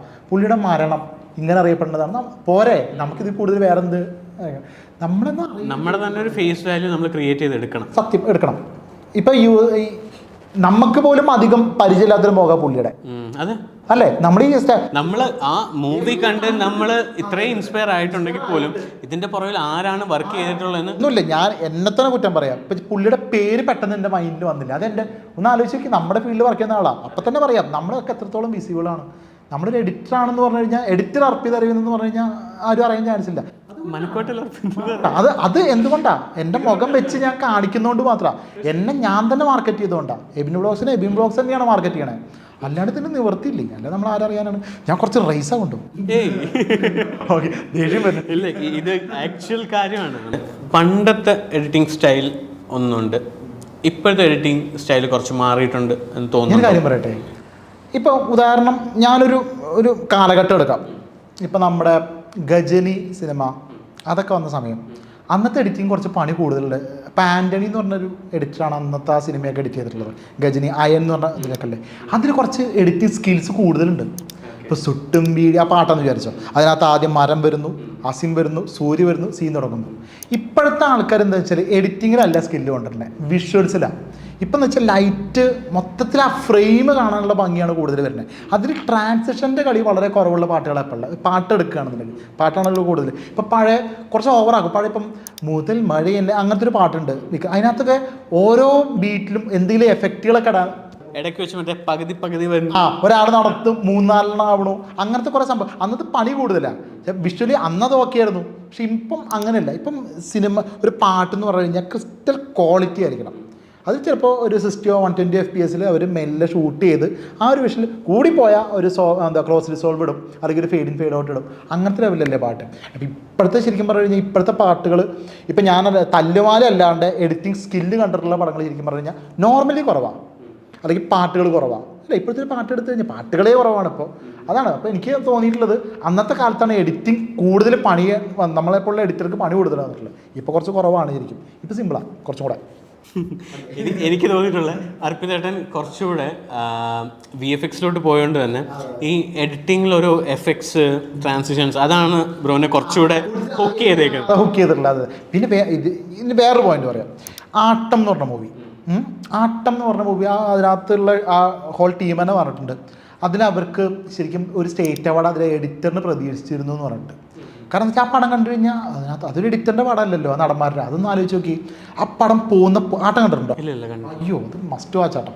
ആട്ടം ഞാൻ IFFK കണ്ടത്. അത് കഴിഞ്ഞിട്ട് വീണ്ടും എനിക്കിഷ്ടപ്പെട്ടുകൊണ്ട് തിയേറ്ററിൽ പോയി വീണ്ടും കണ്ടു. ഇത് എന്താ ഇപ്പം സ്റ്റേറ്റ് അവാർഡൊക്കെയാണ്. ഈ പടത്തിലെന്ന് പറഞ്ഞു കഴിഞ്ഞാൽ എഡിറ്ററിൻ്റെ ഇമ്പോർട്ടൻസ് ഒരാൾക്കും മനസ്സിലാവില്ല. കാരണം എന്ന് വെച്ചാൽ ഇപ്പം അത് ട്രാൻസ്ലേഷൻ ആ എഡിറ്റിംഗ് അല്ല പറയുന്നത്, റിയൽ എഡിറ്റിങ്ങിനെ കുറിച്ച് ഞാൻ പറയാം. ഞങ്ങൾ എഡിറ്റിംഗ് പഠിപ്പിക്കുമ്പോൾ നമ്മൾ ആ എഡിറ്റിങ്ങിനെ കൂടുതൽ ഫോക്കസ് ചെയ്യുന്നത്. ഞാൻ പറയണത് എന്താ വെച്ചാൽ പഠിക്കേണ്ട സാധനങ്ങൾ പാട്ടുകളാണ്. പാട്ടിൽ എഡിറ്റിംഗ് ഇല്ലേ, അതിൽ beat cut, jump cut, transition, match cut, ഈ സാധനങ്ങളാണ്. മറ്റെന്ന് പറഞ്ഞാൽ രണ്ടുപേരും കമ്മ്യൂണിക്കേഷൻ ചെയ്യുന്ന എന്തെങ്കിലും ഒരു ഷോട്ടാണെന്നുണ്ടെങ്കിൽ ഒരു ഓവർ ഷോൾഡർ, ഒരു ഔട്ടർ ഷോൾഡർ വെച്ച് പിന്നെ ഇപ്പുറത്ത് ഒരു ഈ സാധനങ്ങൾ വെച്ച് കഴിഞ്ഞാൽ കട്ടുകളായി. Communication okay. പഠിക്കാനുള്ള ടാസ്ക് ഉള്ളത് മറ്റേതിനാണ്. അതുകൊണ്ട് ഞാൻ അതിന് കുറച്ച് സ്ട്രെസ് കൊടുത്ത് പറയണത് അല്ല, ഞാൻ പറയണല്ല. ഇതിൽ ഈ സംഭവം ഇപ്പം ആട്ടം പോലത്തെ സിനിമകളാണെന്നുണ്ടെങ്കിൽ അതിൽ കുറച്ചും കൂടെ ഹെവിയാണ്. അവിടെ കുറച്ചുകൂടെ ഇമോഷണലി ആണ് എഡിറ്റ് ചെയ്യുന്നത്. അതൊരു പോയിന്റ്. ഇപ്പം ഇമോഷണലി ഞാൻ പറയട്ടെ, ഇപ്പം കണ്ണീർ പൂവിൻ്റെ കവിൾ തലോടി എന്നുള്ള പാട്ട്, ഇത് എഡിറ്റർ അല്ല വർക്ക് ചെയ്യേണ്ടത്, മണ്ടിയാണ് വർക്ക് ചെയ്യേണ്ടത്. അതിൽ മോഹൻലാൽ ഇങ്ങനെ നടന്ന് പരമ്പത്തൂടെ പോകുന്നു, അവിടെ ടക്ക് ടക്ക് ടക്ക് എന്ന് പറഞ്ഞാൽ 4 ജമ്പ് അടിച്ചാൽ ആ ഫീലും പോയി മൂടും പോയി. അവിടെ അത് ലാഗ് ഇട്ട് അങ്ങനെ ചെയ്യാന്നുള്ളത് സെൻസാണ്. അവിടെ എഡിറ്റിങ്ങിനല്ല പണി, സെൻസിനാണ് പണി. അല്ല, അതൊരു ടൈപ്പ് ഓഫ് എഡിറ്റ് അല്ലേ? അത് ഇവിടെ എഡിറ്റ് ചെയ്യണം. അത് ശരി, ഞാൻ ഇവിടെ ഓക്കെ ശരി. ഇമോഷണലി ഇപ്പം ശരിക്കും ഒരു പാട്ടോ അല്ലെങ്കിൽ ഒരു സീനോ നമ്മുടെ കൈ കിട്ടിക്കഴിഞ്ഞാൽ അതിൽ ചില ഷോട്ടുകൾ കട്ട് പാടില്ല എന്നുള്ളതാണ് അവിടുത്തെ എഡിറ്റിങ് അല്ലേ. അയാളുടെ ഇപ്പം ശരിക്കും പറഞ്ഞു കഴിഞ്ഞാൽ ചിലപ്പോൾ ക്യാമറാമാൻ ആ ഒരു സൂം അയാളുടെ എക്സ്പ്രഷന് കൊടുത്തില്ലെങ്കിൽ അവിടെ ചെറിയൊരു സ്കെയില് മെല്ലെ കീ കൊടുത്ത് ചെയ്യാന്നുള്ള എഡിറ്റർ ചിന്തിക്കുന്നതാണ് അല്ലേ. അത്രയും ലെങ്ത് അതിന് വേണം എന്നുള്ളതാണ് അവിടെ എഡിറ്റിംഗ്. അപ്പോഴാണ് ആ ക്യാരക്ടറിന്റെ ഇമോഷനിലോട്ട് നമ്മൾ മനസ്സിലാവണ്ട. ചില കണ്ടിന്യൂസ് ആയിട്ടുള്ള ഷോട്ടുകൾ അതിൽ പെട്ടെന്നൊരു ജമ്പ് അടിച്ച് വന്നു കഴിഞ്ഞാൽ ശരിയാവില്ല എന്ന് എഡിറ്റർക്ക് തോന്നി, ഇത് മാച്ച് ചെയ്തിട്ട് അടുത്ത് എങ്ങനെയെങ്കിലും കട്ട് ചെയ്യണം എന്ന് തോന്നുന്നതാണ് അവിടെ എഡിറ്റിംഗ് എന്ന് പറയുന്നത് അല്ലേ. അത് ശരിയാണ്. അപ്പം ഞാൻ പെട്ടെന്ന് എഡിറ്റിങ്ങിൽ കൂടുതൽ എനിക്ക് ഭയങ്കര കാര്യമുള്ള കാര്യം അത് വേറൊരു സ്കില്ലാണ് ശരിക്കും പറഞ്ഞു കഴിഞ്ഞാൽ. ഓരോ വ്യത്യാസമുണ്ട്. അത് പെട്ടെന്ന് ആട്ടം മൂവിയെ കുറിച്ച് പറഞ്ഞു. ആട്ടൊന്നും എഡിറ്ററെ കുറിച്ച് നമ്മൾ ചിന്തിക്കാത്ത പടമാണ്. അതാണ് എഡിറ്റിംഗ്. അതൊരു എഡിറ്റിംഗ് ആണ്. ഇത്രയും പറഞ്ഞുകൊണ്ട് നമ്മുടെ തല്ലുമാല എഡിറ്റിങ്ങിൻ്റെ എക്സ്ട്രീമാണ്. അത് ഞാൻ ഈ പറഞ്ഞ പാട്ടുമായിട്ട് കണക്ട് ചെയ്യാം. അതിനൊരു താളമുണ്ട് ശരിക്കും പറഞ്ഞു കഴിഞ്ഞാൽ. അതിൽ ട്രാൻസിഷൻസിന് ഇമ്പോർട്ടൻസ് കൊടുത്തിട്ടുള്ളൊരു മൂവിയിൽ കയറി എന്തൊക്കെയാ. ഞാനിപ്പോൾ എവിടെ ക്ലാസ് എടുക്കുകയാണെങ്കിലും ആദ്യം തല്ലുമാല അവിടെ ഓണാക്കിയിടും. അപ്പം അതിൻ്റെ നിഷാദ് യൂസഫിൻ്റെ കാര്യം എടുത്ത് പറഞ്ഞു, ഞാൻ ഞെട്ടിപ്പോയി. ഞാൻ ഓരോ ക്ലാസ്സിൽ എനിക്ക് തല്ലുമാലയെക്കുറിച്ച് പറയാതെ ഒരു ക്ലാസ് പോലും എൻ്റെ മുന്നോട്ട് പോകാറില്ല. കൺസീവ് എങ്ങനെ ചെയ്തു ഈ പുള്ളി ഇത് എത്ര പെട്ടെന്ന് ചെയ്യണേന്ന് അറിയാം. കാരണം എന്താ വെച്ചാൽ പുള്ളിക്ക് ഒന്ന് കഴിഞ്ഞാൽ അടുത്ത പടം എന്ന് പറഞ്ഞിട്ട് എങ്ങനെ അത്ര ആ തലയിൽ ഇപ്പം ഇല്ലല്ലോ എന്ന് ആലോചിക്കുമ്പോഴേ എനിക്ക് വിഷമം. എനിക്ക് പുള്ളി ഒന്ന് കണ്ട് സംസാരിക്കണം എന്നുണ്ടായിരുന്നു. ഒരു രീതിയിൽ ഞാൻ പുള്ളിയെ കോൺടാക്ട് ചെയ്യാൻ ശ്രമിച്ചില്ല. എനിക്ക് വലിയൊരു നഷ്ടമായി തോന്നുന്നുണ്ട്. നമുക്ക് ഈ ഒരു സെലിബ്രിറ്റിയോടൊക്കെ തോന്നുന്ന ഒരു ആരാധന എനിക്ക് പുള്ളിയോടുണ്ട്. അത് പുള്ളി പോയി കഴിഞ്ഞപ്പോൾ കുറച്ചും കൂടെ കൂടി ഭയങ്കര നഷ്ടമായി പോയി പുള്ളിയോടൊക്കെ ഞാൻ സംസാരിക്കാണ്ടിരുന്നത്. ഈ നമ്മുടെ ഈ തല്ലുമാലയുടെ തന്നെ നമ്മൾ എഡിറ്റ് ഒന്ന് നോക്കുവാണെങ്കിൽ അവിടെ ഒന്ന് എഡിറ്ററിൻ്റെ കോൺട്രിബ്യൂഷൻ ഡെഫിനറ്റ്ലി ഉണ്ട്. അതുപോലെ തന്നെ ആ ഡയറക്ടറും സിനിമാറ്റോഗ്രാഫറും ആർട്ട് ടീമും ഇവർ 4 പേരുടെയും നല്ലൊരു പോസ്റ്റ് പ്രൊഡക്ഷൻ അവിടെ നടന്നിട്ടുണ്ടായതുകൊണ്ട് മാത്രമല്ല അതുപോലൊരു എഡിറ്റ് നടന്നിട്ടുള്ളത്. എൻ്റെ ഫേവറേറ്റ് ആയിട്ടുള്ളൊരു ഡയറക്ടറാണ് ഖാലിദ് റഹ്മാൻ. പുള്ളിയുടെ ഓരോ പടത്തിന് ജോണർ എടുത്ത് നോക്കിക്കഴിഞ്ഞാൽ ഉണ്ട പോലത്തെ ഒരു പടമാണ് തല്ലുമാല ചെയ്ത ഡയറക്ടർ എന്ന് പറഞ്ഞാൽ നമുക്ക് വിശ്വസിക്കാൻ പറ്റില്ല. ഉണ്ട, അനുരാഗ കരിക്കിൻ വെള്ളം, തല്ലുമാല, എന്ത് സാമ്യമുണ്ടെന്ന് ആലോചിച്ച് നോക്കി. ഈ തല്ലുമാല പോലത്തെ ഒരു സിനിമ ഈ ഖാലിദ് റഹ്മാൻ ഡയറക്റ്റ് ചെയ്യുമ്പോൾ അതിൽ നിങ്ങൾക്ക് ഓരോ ബിഹൈൻഡ് സീനിലൊക്കെ നോക്കിക്കഴിഞ്ഞാൽ അതിനകത്ത് ക്യാമറ അവിടെ ആൾക്കാർ ഉണ്ടാക്കി. അതിനകത്ത് ഒരു തിയേറ്ററിലൊരു ഫൈറ്റ് ഉണ്ടല്ലോ, ക്യാമറ ഇങ്ങനെ റൗണ്ട് ചെയ്തൊരു സംഭവം. ഇതവർ ക്യാമറയുടെ ആ റിഗ് എവിടെ തൂക്കിയിട്ടിട്ട് അവിടെ ഒരു ആർട്ട് ഡയറക്ടർ വർക്ക് ചെയ്യണം, ഡയറക്ടർ വർക്ക് ചെയ്യണം അല്ലേ, ഒരു കൊറിയോഗ്രാഫർ വർക്ക് ചെയ്യണം, എന്തൊക്കെ കാര്യങ്ങളുണ്ട്. അപ്പോൾ ഇതൊക്കെ ഒരു സിങ്കാണ് ശരിക്കും പറഞ്ഞു കഴിഞ്ഞാൽ. നമ്മളിപ്പോൾ അത് ആ ഡയറക്ടറിൻ്റെ ഉള്ളിൽ എന്തായാലും ഒരു നല്ലൊരു എഡിറ്റർ വർക്ക് ചെയ്താൽ മാത്രമേ നല്ലൊരു സിനിമ ചെയ്യാൻ പറ്റുള്ളൂ, ഉറപ്പായിട്ട്. അത് ഒന്നിനും ചിലപ്പോൾ ഇയാൾക്ക് ചെയ്യാൻ അറിയില്ലായിരിക്കും, പക്ഷെ ഇത് പറഞ്ഞു കൊടുക്കാനറിയാം, ഇയാൾ കണ്ട റെഫറൻസുകൾ കൊടുക്കാനറിയാം. ഒരു എഡിറ്റർ അതാണ്. പക്ഷേ ജെയിംസ് ക്യാമറോൺ എന്ന് പറഞ്ഞ സംവിധായകൻ എങ്ങനെ ഇത്രയും വലിയ സിനിമകൾ ചെയ്തു? അയാളൊരു എഡിറ്ററാണ്. മഹേഷ് നാരായണൻ മഹേഷ് നാരായണൻ്റെ സിനിമയാണ് ശരിക്കും പറഞ്ഞു കഴിഞ്ഞാൽ മാലിക് എന്ന് പറഞ്ഞ മൂവി. ആ മാലിക് എന്ന് പറഞ്ഞ മൂവിയിൽ ഫസ്റ്റ് ഒരു കണ്ടിന്യൂസ് ആയിട്ടുള്ളൊരു 13 മിനിറ്റ് നേരത്തേക്ക് ഒരു ഷോട്ട് ഉണ്ട്, ഒരു സീൻ മാലിക് കണ്ടിട്ടുണ്ടോ? അപ്പോൾ ആ ഒരു ഇത് കണ്ടു കഴിഞ്ഞാൽ ഇപ്പം അതിനകത്ത് എവിടെയാണ് സീം ചെയ്തിട്ടുള്ളത് എന്നുള്ളത്, അതായത് ഒട്ടിച്ചിട്ടുള്ളത് നമുക്ക് പെട്ടെന്ന് മനസ്സിലാക്കാൻ പറ്റില്ല. അത് എഡിറ്റർ പ്ലസ് ഡയറക്ടർ ആയതിൻ്റെ ഗുണം, മനസ്സിലായില്ലേ? അതേപോലെയാണ് ഈ ഒരു എഡിറ്റർ ഡയറക്ടർ ആയി കഴിഞ്ഞാലും അല്ലെങ്കിൽ ഇതിനെക്കുറിച്ച് നല്ലൊരു ധാരണ ഡയറക്ടർ ആണെന്നുണ്ടെങ്കിലും അത് എളുപ്പ കാര്യങ്ങൾ എല്ലാ ഡിപ്പാർട്ട്മെൻറ്റും ക്യാമറമാൻ ആണെന്നുണ്ടെങ്കിലും അവിടെ ഒരു സിങ്ക് വർക്കാണ്. അതെ, ഞാൻ സിനിമാറ്റോഗ്രാഫി പഠിച്ചിട്ടാണ് ഈ സെഗ്മെൻറ്റിലോട്ട് കയറിയിരിക്കുന്നത്. അപ്പോൾ നമുക്കറിയാൻ പറ്റും ലൈറ്റ്സ് എങ്ങനെയാണ് സിനിമാറ്റോഗ്രാഫർ ലൈറ്റ് ചെയ്തിട്ടുള്ളത്. എഡിറ്റിംഗ് നമ്മൾ യൂട്യൂബിൽ നിന്ന് ഞാൻ ചെയ്ത് വന്നിട്ടാണ് ഈ എഡിറ്റിംഗ് പഠിക്കുന്നത്. അപ്പോൾ സിനിമാറ്റോഗ്രാഫി പഠിച്ചപ്പോഴാണ് അയ്യോ ഇങ്ങനെയാണ് ഈ എഡിറ്റ് കണക്ട്, അപ്പോഴാണ് നമുക്ക് ലോജിക്ക് വർക്ക് ആവുന്നത്. അയ്യോ ഈ എഡിറ്റ് ഇങ്ങനെ കട്ട് ചെയ്താൽ അവിടെ സിനിമാറ്റോഗ്രാഫിയിൽ ഈ ആംഗിളിൽ എടുത്തു കഴിഞ്ഞാൽ നമുക്കിവിടെ കട്ട് ടു ആക്ഷൻ കൊടുക്കാൻ പറ്റും. വേറൊരു എക്സാമ്പിൾ പറയുകയാണെന്നുണ്ടെങ്കിൽ ഇപ്പോൾ നമ്മൾ ചില ഷോട്ടുകൾ കംപ്ലീറ്റ് എടുത്തു, അത് കഴിഞ്ഞ് പിന്നെ കുറേ കാലം കഴിയുമ്പോൾ ഒരു പാച്ച് എടുക്കാനുണ്ട്. ആ പാച്ച് എടുക്കാനാകുമ്പോൾ തൊട്ട് മുമ്പത്തെ ഷോട്ട് കഴിഞ്ഞിട്ട് ഈ ഷോട്ട്, അപ്പോൾ നമ്മൾ ആലോചിക്കുകയാണ് ഇവിടെ ഇപ്പോൾ ഇയാളുടെ ഒരു ക്ലോസ് ആണ് കാണിക്കണേ, പെട്ടെന്ന് ജമ്പ് ചെയ്ത് വീണ്ടും ഒരു ക്ലോസിലേക്ക് പോയി കഴിഞ്ഞാൽ പെട്ടെന്ന് അടിയായി. അപ്പോൾ ഇത് കഴിഞ്ഞിട്ട് ലോങ് പോകണം. ആ ചിന്ത ഒരു എഡിറ്റർ പ്ലസ് ഡയറക്ടർക്കേ വരുള്ളൂ, മനസ്സിലാവണ്ട. അപ്പം അങ്ങനത്തെ അതൊക്കെ ഗുണം ചെയ്യും. നമുക്ക് എഡിറ്റിംഗ് ഒക്കെ ഭയങ്കര ഡയറക്ഷന് ഗുണം ചെയ്യും. ഈ ഫീൽഡിൽ ഒരു കാര്യം മാത്രം അറിഞ്ഞുകൊണ്ടിരുന്നിട്ട് കാര്യമില്ല, എല്ലാ ഡിപ്പാർട്ട്മെന്റിനെ പറ്റിയോ ഏകദേശമെങ്കിലും ഒരു അങ്ങനത്തെ ഡയറക്ടേഴ്സിൻ്റെ സിനിമയാണ് നമ്മൾ എടുത്ത് പറയാറ് ശരിക്കും പറയുക, അല്ലേ? ഇപ്പം ഞാനിപ്പോൾ പറഞ്ഞ ഈ മാലിക് എന്നൊക്കെ അതിനകത്ത് എഡിറ്ററെ കാണാം. നമുക്ക് മാലിക് എന്ന് പറഞ്ഞ സിനിമയ്ക്കകത്ത് ആ എഡിറ്റർ വർക്കാവുന്ന കാണാം. ഈ മഹേഷ് നാരായണൻ്റെ സിനിമയാണ് സി യു സൂൺ എന്ന് പറഞ്ഞിട്ട്, പുള്ളി ഒരു ലോ ബഡ്ജറ്റ് ചെയ്തിട്ടുള്ള ചെറിയ ഏതൊക്കെയാ ഫോണിലൊക്കെ ചെയ്തിട്ടുള്ളൊരു സിനിമയാണ് സി യു സൂൺ എന്ന് പറഞ്ഞാൽ. ഈ സിനിമ ഒരു എഡിറ്റർക്ക് അങ്ങനെ ചെയ്യാൻ പറ്റുള്ളൂ, മനസ്സിലാവണ്ട. അവിടെ വലിയ സിനിമാറ്റോഗ്രാഫി സംഭവങ്ങളില്ല, അത് നമ്മളെ പ്രേക്ഷകരെ പമ്പ് ചെയ്യിപ്പിക്കുന്നുണ്ടല്ലോ ഒരു ഇത്, അതൊരു എഡിറ്റർക്കേ പറ്റുള്ളൂ. അത് ആ ലോക്ക്ഡൗണിന്റെ ലിമിറ്റേഷനിൽ നിന്നെടുത്ത ഒരു സംഭവമാണ്. ആൾക്കാർക്ക് ആ ഒരു സാധനം കയറണ്ടേ. അതിനകത്ത് എനിക്കൊന്നൊരു 80% സ്ക്രീൻ റെക്കോർഡിംഗ് ആ പരിപാടി പോണത്. പക്ഷെ ഒന്ന് ആലോചിച്ച് നോക്കി, സ്ക്രീൻ റെക്കോർഡിങ്ങിൽ മാത്രം നമ്മൾ 2 മണിക്കൂർ എങ്ങനെ നമ്മളത് കണ്ടുകൊണ്ടിരുന്നു എന്ന് ആലോചിച്ച് നോക്കി. അതെ, അത് ഇങ്ങനത്തെ അതാണ്. അങ്ങനെ ഈ എഡിറ്റ് പ്ലസ് ഡയറക്ടർ ആയി കഴിഞ്ഞാൽ ഒരു ഗുണം അത്. എല്ലാം ഇപ്പം വിജയിച്ച ഓരോരുത്തരുടെ അടുത്ത് നോക്കുകയാണെങ്കിൽ ഇവരുടെ ഉള്ളിൽ കറക്റ്റ് അല്ലെങ്കിൽ അത്ര സ്ട്രോങ് ആയിട്ടുള്ള കഥയായിരിക്കണം. വലിയ എഡിറ്റിംഗ് സ്കില്ലൊന്നും ഇല്ലാത്ത നോർമലി പോകുന്ന നല്ല കഥകൾ മാത്രമായിട്ടുള്ള സിനിമകളും ഉണ്ട്. അല്ലെങ്കിൽ ഈ എഡിറ്റിങ്ങിലൊക്കെ കൊണ്ട് കുറേ സാധനങ്ങൾ ചെയ്യാൻ പറ്റും. കുറേ മൂവീസ് എഡിറ്റിംഗ് ടേബിളിൽ വന്ന് ചേഞ്ച് ആയിട്ടുണ്ട്. മുകുന്ദൻ ഉണ്ണി അസോസിയേറ്റ്സ് ഈ സിനിമ എന്ന് പറഞ്ഞു കഴിഞ്ഞാൽ അതൊന്ന് ആലോചിച്ച് നോക്കിയേ. ഈ പുള്ളി എഡിറ്ററാണ്, ഡയറക്ടർ. ഈ മുകുന്ദൻ ഉണ്ണി അസോസിയേറ്റ്സ് എന്ന് പറഞ്ഞ സിനിമ ചെയ്തപ്പോൾ ആ സിനിമ കണ്ടിട്ടുണ്ടോ പടം? അതിനകത്ത് നറേഷനിലില്ല. എനിക്ക് ചിന്തിക്കാൻ പറ്റുന്നില്ല.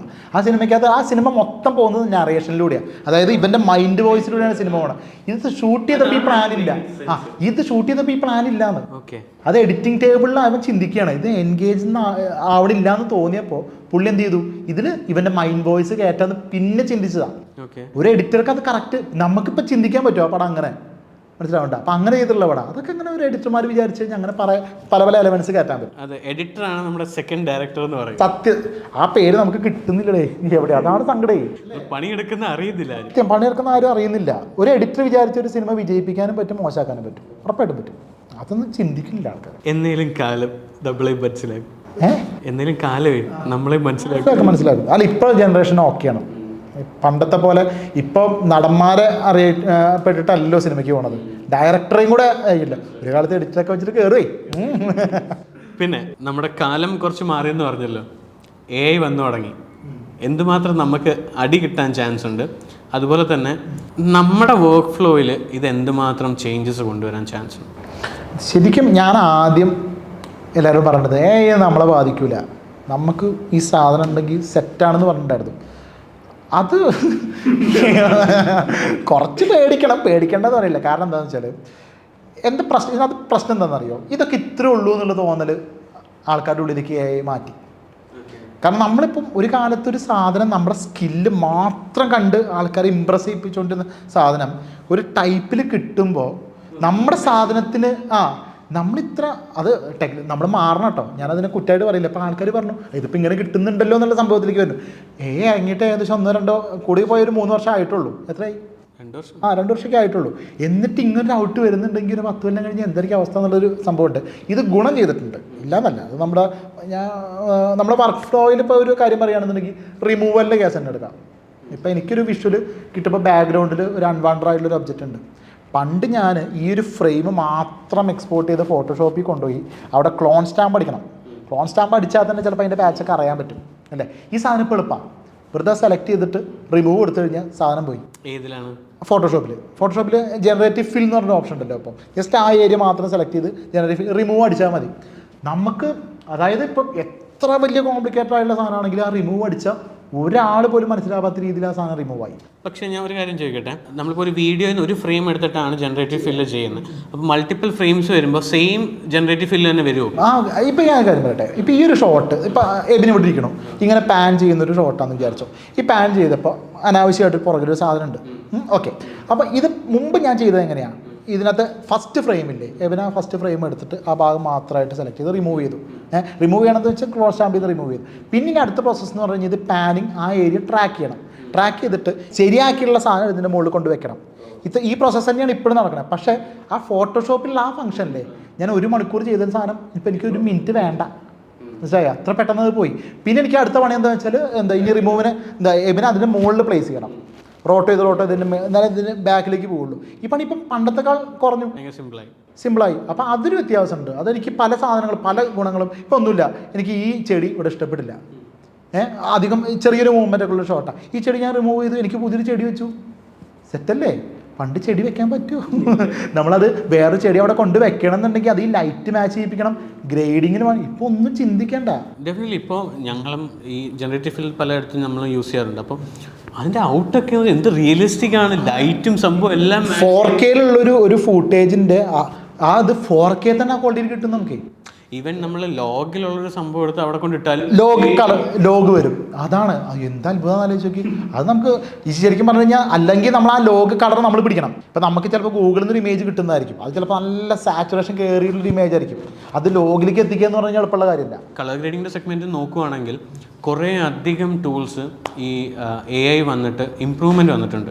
നമ്മൾ നേരത്തെ മണിക്കൂറുകളോ ഇരുന്ന് ഈ നിങ്ങൾ റോട്ടോ ചെയ്യുന്ന പോലെ തന്നെ ഞങ്ങൾക്കും ഉണ്ടല്ലോ ആ പ്രോസസ് ഉണ്ട്, സെപ്പറേറ്റ് നമ്മൾ ചെയ്യണം. അതെ, സെപ്പറേഷൻ ചെയ്യുന്ന പ്രോസസ് ഉണ്ട്. അതും ഇരുന്ന് ഓരോന്നും ഫ്രെയിം ബൈ ഫ്രെയിം ഇരുന്ന് ട്രാക്ക് ചെയ്ത് പോകണം. ഇപ്പോൾ ഒറ്റ ക്ലിക്കിൽ കംപ്ലീറ്റ് ഡെപ്ത് ഇട്ടിട്ട് നമുക്ക് അതല്ല ഇപ്പം ജസ്റ്റ് നോർമൽ സൈറ്റുകൾ തന്നെയല്ലേ, ഒരാളെ സെലക്ട് ചെയ്ത് അയാളെ മാത്രം ബാക്ക്ഗ്രൗണ്ട് റിമൂവ് വീഡിയോയിൽ വരെ കിട്ടും, സിമ്പിളായിട്ട് കിട്ടും. അപ്പോൾ ആക്ച്വലി ഇത് ഒരു നല്ലൊരു കാര്യമാണ്. പക്ഷെ ഏതിൽ എക്സ്റ്റെൻഡ് വരെ പോകുമെന്ന് നമുക്കറിയില്ല. അതാണ് ഇത്. ഇപ്പം എന്താ പ്രശ്നം എന്ന് വെച്ചാൽ ഒരു സിനിമ അടക്കം ഇപ്പം ടൈപ്പ് ചെയ്ത് കയറ്റി ഉണ്ടാക്കുന്നുണ്ട്. ഇപ്പം 2 വർഷം കൊണ്ട് പെർഫെക്ഷൻ കുറവാണെങ്കിലും 10 വർഷം അത് പെർഫെക്ഷൻ ആവാം. പക്ഷേ ഇപ്പോൾ എനിക്ക് തോന്നുന്നു ഫേസ് ചെയ്യുന്ന ഒരേ ഒരു റീസൺ എന്ന് വെച്ചാൽ കൺസിസ്റ്റൻസിയാണ്. അതെ, ഒരു സാധനം ചെയ്തു അടുത്തത് എടുക്കുമ്പോൾ സെയിം വരുന്നില്ല. ഇപ്പം ഒന്നുമില്ല, ഒരാൾ നടക്കുന്ന ഒരു ഷോട്ട് എടുത്തു കഴിഞ്ഞാൽ ഇതിൻ്റെ ഒരു വേറൊരു ആംഗിൾ ഷോട്ട് ഇയാളെ തന്നെ തോന്നിപ്പിക്കുന്ന രീതിയിൽ ഇതുവരെ കിട്ടിയിട്ടില്ല. വരുമായിരിക്കും, അപ്പുറത്തേക്ക് നമ്മൾ സൈഡ് ആവും. പക്ഷെ എനിക്ക് തോന്നുന്നു എന്താണെന്ന് പറഞ്ഞാലും നമ്മൾ മാസ്റ്റർ മൈൻഡ് എന്ന് പറഞ്ഞൊരു സാധനം, അതെ, ഹ്യൂമൻ ടച്ച് എന്തായാലും വേണ്ടി വരും. ഇത് ഉണ്ടാക്കിയത് ഹ്യൂമൻ അല്ലേ, അതൊരു മൈൻഡല്ലേ. അപ്പം നമ്മൾ ശരിക്കും പറഞ്ഞു കഴിഞ്ഞാൽ ഞാനൊന്നും മനസ്സറിഞ്ഞൊരു 100% ചിന്തിച്ച സാധനം ഒരു ഏക്കും തൊടാൻ പറ്റില്ല, ഉറപ്പാണ്. അത് ഞാൻ ഇങ്ങനെ ചെയ്യണം എന്ന് വിചാരിച്ച സംഭവം അത് തൊടാൻ പറ്റാണ്ടിരുന്നാൽ മതിയായിരുന്നു. ഇല്ല, പറ്റില്ലായിരിക്കും. ആ വിശ്വാസം മുന്നോട്ട് പോകുന്നത്. നമ്മുടെ ഈ കരിയർ ഉണ്ടല്ലോ, എഡിറ്റിംഗ് ആൻഡ് VFX, ഇതെല്ലാം നമ്മൾ ഒരിടത്തിരുന്ന് വർക്ക് ചെയ്ത് മണിക്കൂറോളം ഇരുന്ന് വർക്ക് ചെയ്യുന്ന ഒരു സെഗ്മെൻറ്റ് ഓഫ് വർക്കാണ്. ഇവിടെ നമ്മൾ ഒരു ഡിസിപ്ലിൻ ഫോളോ ചെയ്തില്ലെങ്കിൽ കൂടുതൽ നാളൊന്നും മുന്നോട്ട് പോകാൻ പറ്റും. ഡിസിപ്ലിൻ എന്നോട് പറയല്ലേ. ബ്രോ ഫോളോ ചെയ്യുന്നത് ചിലം ഫോളോ ചെയ്യുന്ന ഒരു ഡിസിപ്ലിൻ ഉണ്ടാവുമല്ലോ, ഒരു ബേസിക് ആയിട്ട് നമ്മൾ ഫോളോ ചെയ്യേണ്ട കുറച്ച് ഡിസിപ്ലിൻ എന്ന് പറഞ്ഞ സംഭവം എനിക്ക് ശരിക്കും പറഞ്ഞു കഴിഞ്ഞാൽ ചില സാധനങ്ങൾ ഇഷ്ടപ്പെട്ടു എന്ന് തോന്നിക്കഴിഞ്ഞാൽ പിന്നെ എൻ്റെ ഡിസിപ്ലിൻ എന്ന് പറഞ്ഞു കഴിഞ്ഞാൽ പിന്നെ സൈലൻസ്. ഞാൻ എപ്പോഴും വർക്ക് ചെയ്യുന്നത് നട്ടപ്പാതിരയ്ക്കാണ്, എബിനും ആയിരിക്കും. ഞാൻ കൂടുതലാണ് ഇപ്പം ഓഫീസ് ടൈം നമ്മളൊക്കെ വീട്ടിൽ നിന്ന് വർക്ക് ചെയ്യുന്ന എനിക്ക് ഒരു 11 മണിക്ക് ശേഷമേ വർക്ക് വരുള്ളൂ. എനിക്ക് സൗണ്ട്സ് പ്രശ്നമാണ്, വേറെ സംഭവങ്ങൾ പാടില്ല, എല്ലാം കറക്റ്റ്. ഇപ്പം വീട്ടിൽ വൈഫ് മോളൊക്കെ, അപ്പം മോളൊക്കെ ഉറങ്ങിക്കഴിഞ്ഞാൽ എനിക്ക് ഇതിലേക്ക് വരുള്ളൂ ഞാൻ. അപ്പോൾ അതാണ് ഞാൻ പാലിക്കുന്ന ഏറ്റവും. പിന്നെ ഒരു കാര്യം ചിന്തിച്ച് കഴിഞ്ഞ് കഴിഞ്ഞാൽ ഒരു രീതിയിൽ എന്നെ ഡിസ്ട്രാക്ട് ചെയ്യരുത്. ഒരു വണ്ടിയുടെ ശബ്ദം പോലും എന്നെ ചിലപ്പോൾ അതൊരു ദോഷം കൂടി കേട്ടോ. ഡിസിപ്ലിൻ ഓവറായി കഴിഞ്ഞാൽ ഇപ്പം എനിക്കെന്താ വെച്ചാൽ ഇപ്പോൾ ഒരു വർക്ക് കിട്ടിക്കഴിഞ്ഞാൽ പിന്നെ ഇപ്പോൾ ഈ 2 മാസത്തേക്ക് ഞാൻ വേറെ വർക്കിനെ കുറിച്ച് ചിന്തിച്ചിട്ട് പോലുമില്ല. അതൊന്നും ശരിക്കും പാടില്ല എന്നാണ് ശരിക്കും. കാരണം ഒരു വർക്ക് കഴിഞ്ഞാൽ അടുത്ത വർക്കിനെ കുറിച്ച് ചിന്തിച്ച് അതിലേക്ക് കിടക്കുക. ഞാൻ ഒന്നിന്ന് ഇറങ്ങാൻ എനിക്ക് കുറച്ച് സംഭവം. അപ്പോൾ ഈ ഡിസിപ്ലിൻ എന്ന് പറഞ്ഞു കഴിഞ്ഞാൽ എന്നെ സംബന്ധിച്ചത് കുറച്ച് പ്രശ്നം പിടിച്ച പരിപാടിയാണ്. അത് മെയിനായിട്ട് ക്ഷമ എന്ന് പറഞ്ഞ സാധനം ഇത് വേണം. നമുക്കൊരു അത്ര പാഷനേറ്റ് ആയിട്ട് ഇതിലേക്ക് ഇറങ്ങുമ്പോൾ ആദ്യം വേണ്ടൊരു സംഭവം അതാണ്. അത് വർക്കായി തോന്നുകയാണെന്നുണ്ടെങ്കിൽ ചിലതിൽ ഡിസിപ്ലിൻ പോണ സംഭവമുണ്ട്. ആദ്യം തന്നെ നമ്മുടെ വർക്ക് കയ്യിൽ നിന്ന് പോയി, പിന്നെ നമ്മൾ പൈസ മാത്രം ചിന്തിച്ച് ചെയ്യുന്ന വർക്കുണ്ട്, ഒരിടത്തും എൻ്റെ പേര് വരണ്ടെന്ന് ആഗ്രഹിക്കുന്ന വർക്കുകളുണ്ട്, അങ്ങനെയുണ്ട്. അതിന് പറഞ്ഞ ഡിസിപ്ലിൻ ഒന്നും ഉണ്ടാവില്ല. ലൈക്ക് അങ്ങനെ എന്തെങ്കിലും ലൈക്ക് സിമ്പിളായിട്ട് പറഞ്ഞാൽ ഞാൻ ഇപ്പോൾ വർക്ക് ചെയ്യാതിരിക്കുമ്പോൾ നമ്മുടെ ടേബിൾ ഒന്ന് ക്ലീൻ ആക്കിയിട്ട് വേറെ ഡിസ്ട്രാക്ഷൻസ് ഒന്നും വരാതെ ഇത് വർക്ക് ചെയ്യണമെന്ന്. എൻ്റെ ടേബിൾ എൻ്റെ വീട് വന്ന് കണ്ടിട്ടില്ല അല്ലേ? ഓക്കെ. അതിൻ്റെ അങ്ങനെയില്ല. ഒന്നാമത് റോഡ് സൈഡിലല്ലേ വീട്, അപ്പോൾ എപ്പോഴും പൊടിയൊക്കെ ഉണ്ടാവും. അങ്ങനെയാണോ എബിൻ വർക്ക് ചെയ്യണത്? എബിൻ അങ്ങനെ ആയിരിക്കും. പിന്നെ അങ്ങനത്തെ എനിക്ക് വർക്ക് ചെയ്യുമ്പോൾ ടേബിൾ ഇച്ചിരി നീറ്റായിട്ടിരിക്കണം. ലൈക്ക് വേറെ കുറേ ഡിസ്ട്രാക്ഷൻസ് വന്നു കഴിഞ്ഞാൽ പിന്നെ ശ്രദ്ധ. എൻ്റെ ഡെസ്ക്ടോപ്പില്ലേ, അതിന് ഐക്കൺസ് ഒന്നും ഉണ്ടാവാൻ പാടില്ല, അതിൽ റീസൈക്കിൾ ബിൻ. എനിക്കും അത് മസ്റ്റാണ്, ഡെസ്ക്ടോപ്പിൽ എക്സ്ട്രാ കാണാൻ പാടില്ല. ഞാൻ അങ്ങനെ എൻ്റെ റൂമിൽ അങ്ങനെ ഞാൻ ശ്രദ്ധിക്കാറില്ല. ഞാൻ കുറച്ച് ആ കാര്യത്തിൽ കുറച്ച് അലമ്പന എന്ന് വെച്ചാൽ അതെനിക്ക് തോന്നുന്നത് നമ്മുടെ ചിലപ്പോൾ OCD ഉണ്ടായിരിക്കും.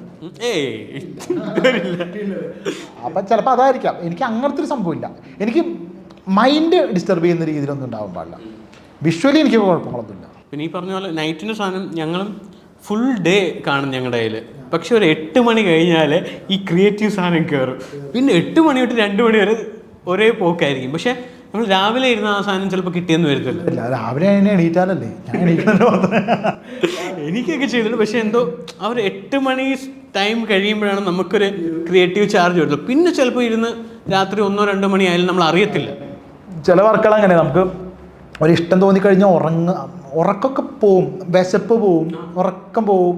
ചില സന്തോഷമുള്ള കാര്യങ്ങൾ ചെയ്യുമ്പോൾ ചില വർക്ക് നമുക്ക് അത്രയും ഇഷ്ടപ്പെട്ട് നമ്മൾ ചെയ്യുമ്പോൾ നമ്മൾ ബാക്കിയെല്ലാം മറക്കും. അതെ അങ്ങനെ ഉണ്ടായിട്ടുണ്ട്. അങ്ങനെ ചുരുക്കി ഉണ്ടാവാറുള്ളൂ. പക്ഷെ അത് നല്ലതുമല്ല.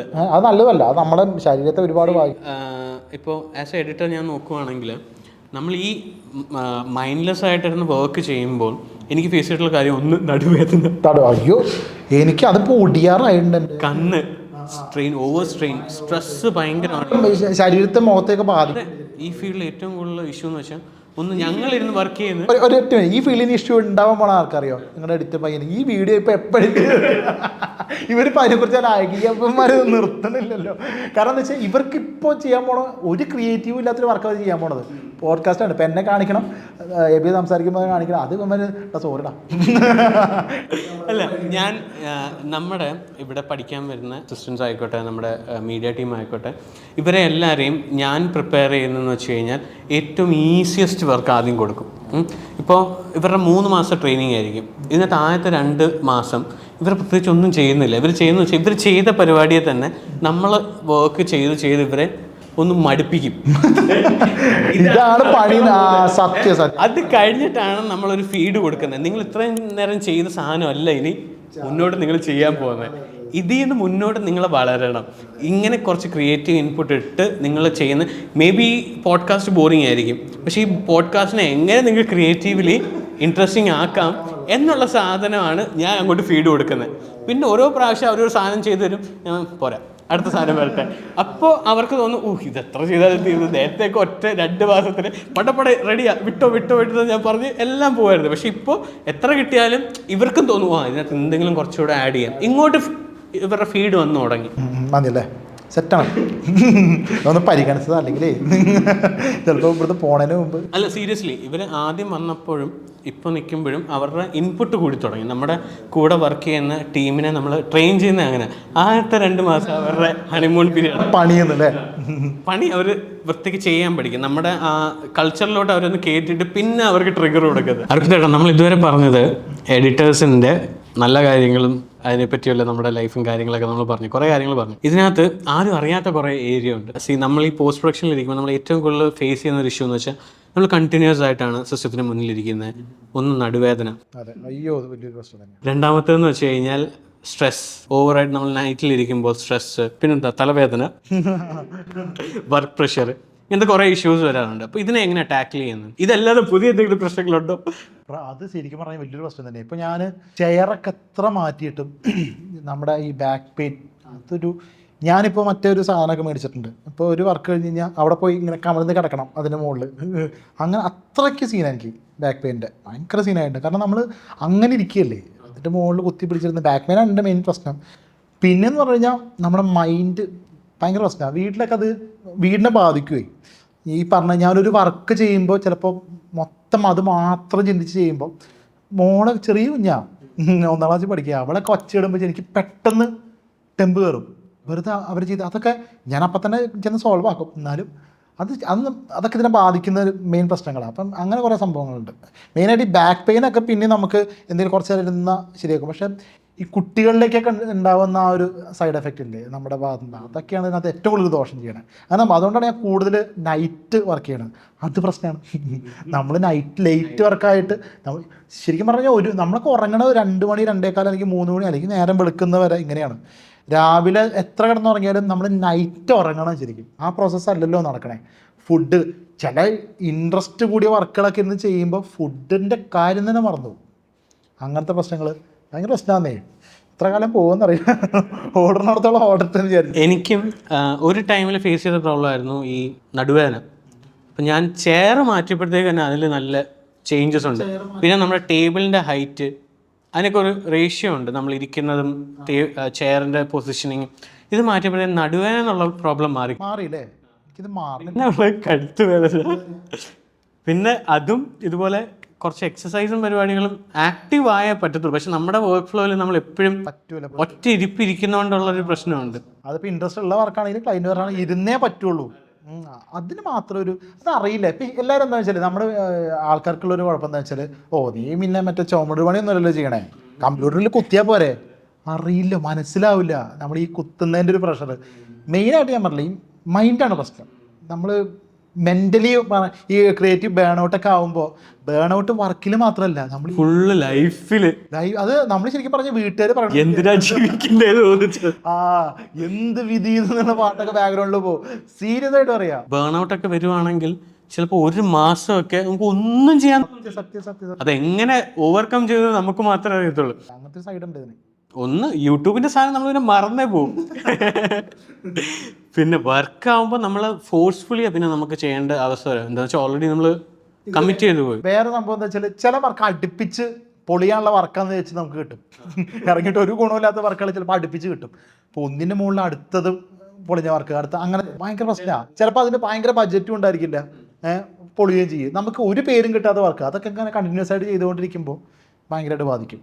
അങ്ങനെ ഒരു വർക്ക് സന്തോഷമായിരിക്കും, പക്ഷേ ഈ പ്രഷർ ഉണ്ടാവും. അതിൻ്റെ ഇടയ്ക്ക് നല്ലത് വന്നു കഴിഞ്ഞാൽ ചിലപ്പോൾ നമ്മൾ ഓണാവും. പിന്നെ മൂഡ് സ്വിങ്സ് ഭയങ്കര. എനിക്ക് ഫേസ് ചെയ്യുന്ന ഒരു കാര്യം എന്ന് വെച്ചാൽ സ്ട്രെസ് ഈറ്റിംഗ്. അങ്ങനെ പ്രശ്നമുണ്ടോ? സ്ട്രെസ് ഈറ്റിംഗ് എന്ന് വെച്ച് കഴിഞ്ഞാൽ നമുക്ക് ഓവർ സ്ട്രെസ് വരുമ്പോൾ നമുക്കപ്പോൾ രാത്രി ഇരിക്കുമ്പോൾ തോന്നുന്ന ഒരു ബിരിയാണി കഴിക്കാം, അല്ലെങ്കിൽ ഒരു മന്തി കഴിക്കാം. അങ്ങനെ പറയാനുണ്ടോ? പിന്നെ ചിലവർക്ക് അങ്ങനെ ഭക്ഷണം വേണ്ടായികയാണ് ശരിക്കും ഉണ്ടാവാറ്. എനിക്ക് ഭക്ഷണം കൂടുതൽ കഴിക്കുക, കോഫി കുടിക്കണം, അല്ലെങ്കിൽ ക്രേവിങ്സ് കൂടുതൽ വരും. അങ്ങനത്തെ ഇഷ്യൂ ഫേസ് ചെയ്യാറുണ്ടോ? നിങ്ങളിൽ ആർക്കെങ്കിലും അങ്ങനെ ഫേസ് ചെയ്തിട്ടുണ്ടെങ്കിൽ കമന്റ് ചെയ്യാം. ഞാൻ കേട്ടിട്ടുണ്ട് അങ്ങനെ. ചിലപ്പോൾ ഉണ്ടാവും, ഓരോരുത്തർക്കും ഓരോ രീതിയിലല്ലേ. എനിക്ക് അങ്ങനെ ഇല്ല ഇതുവരെ.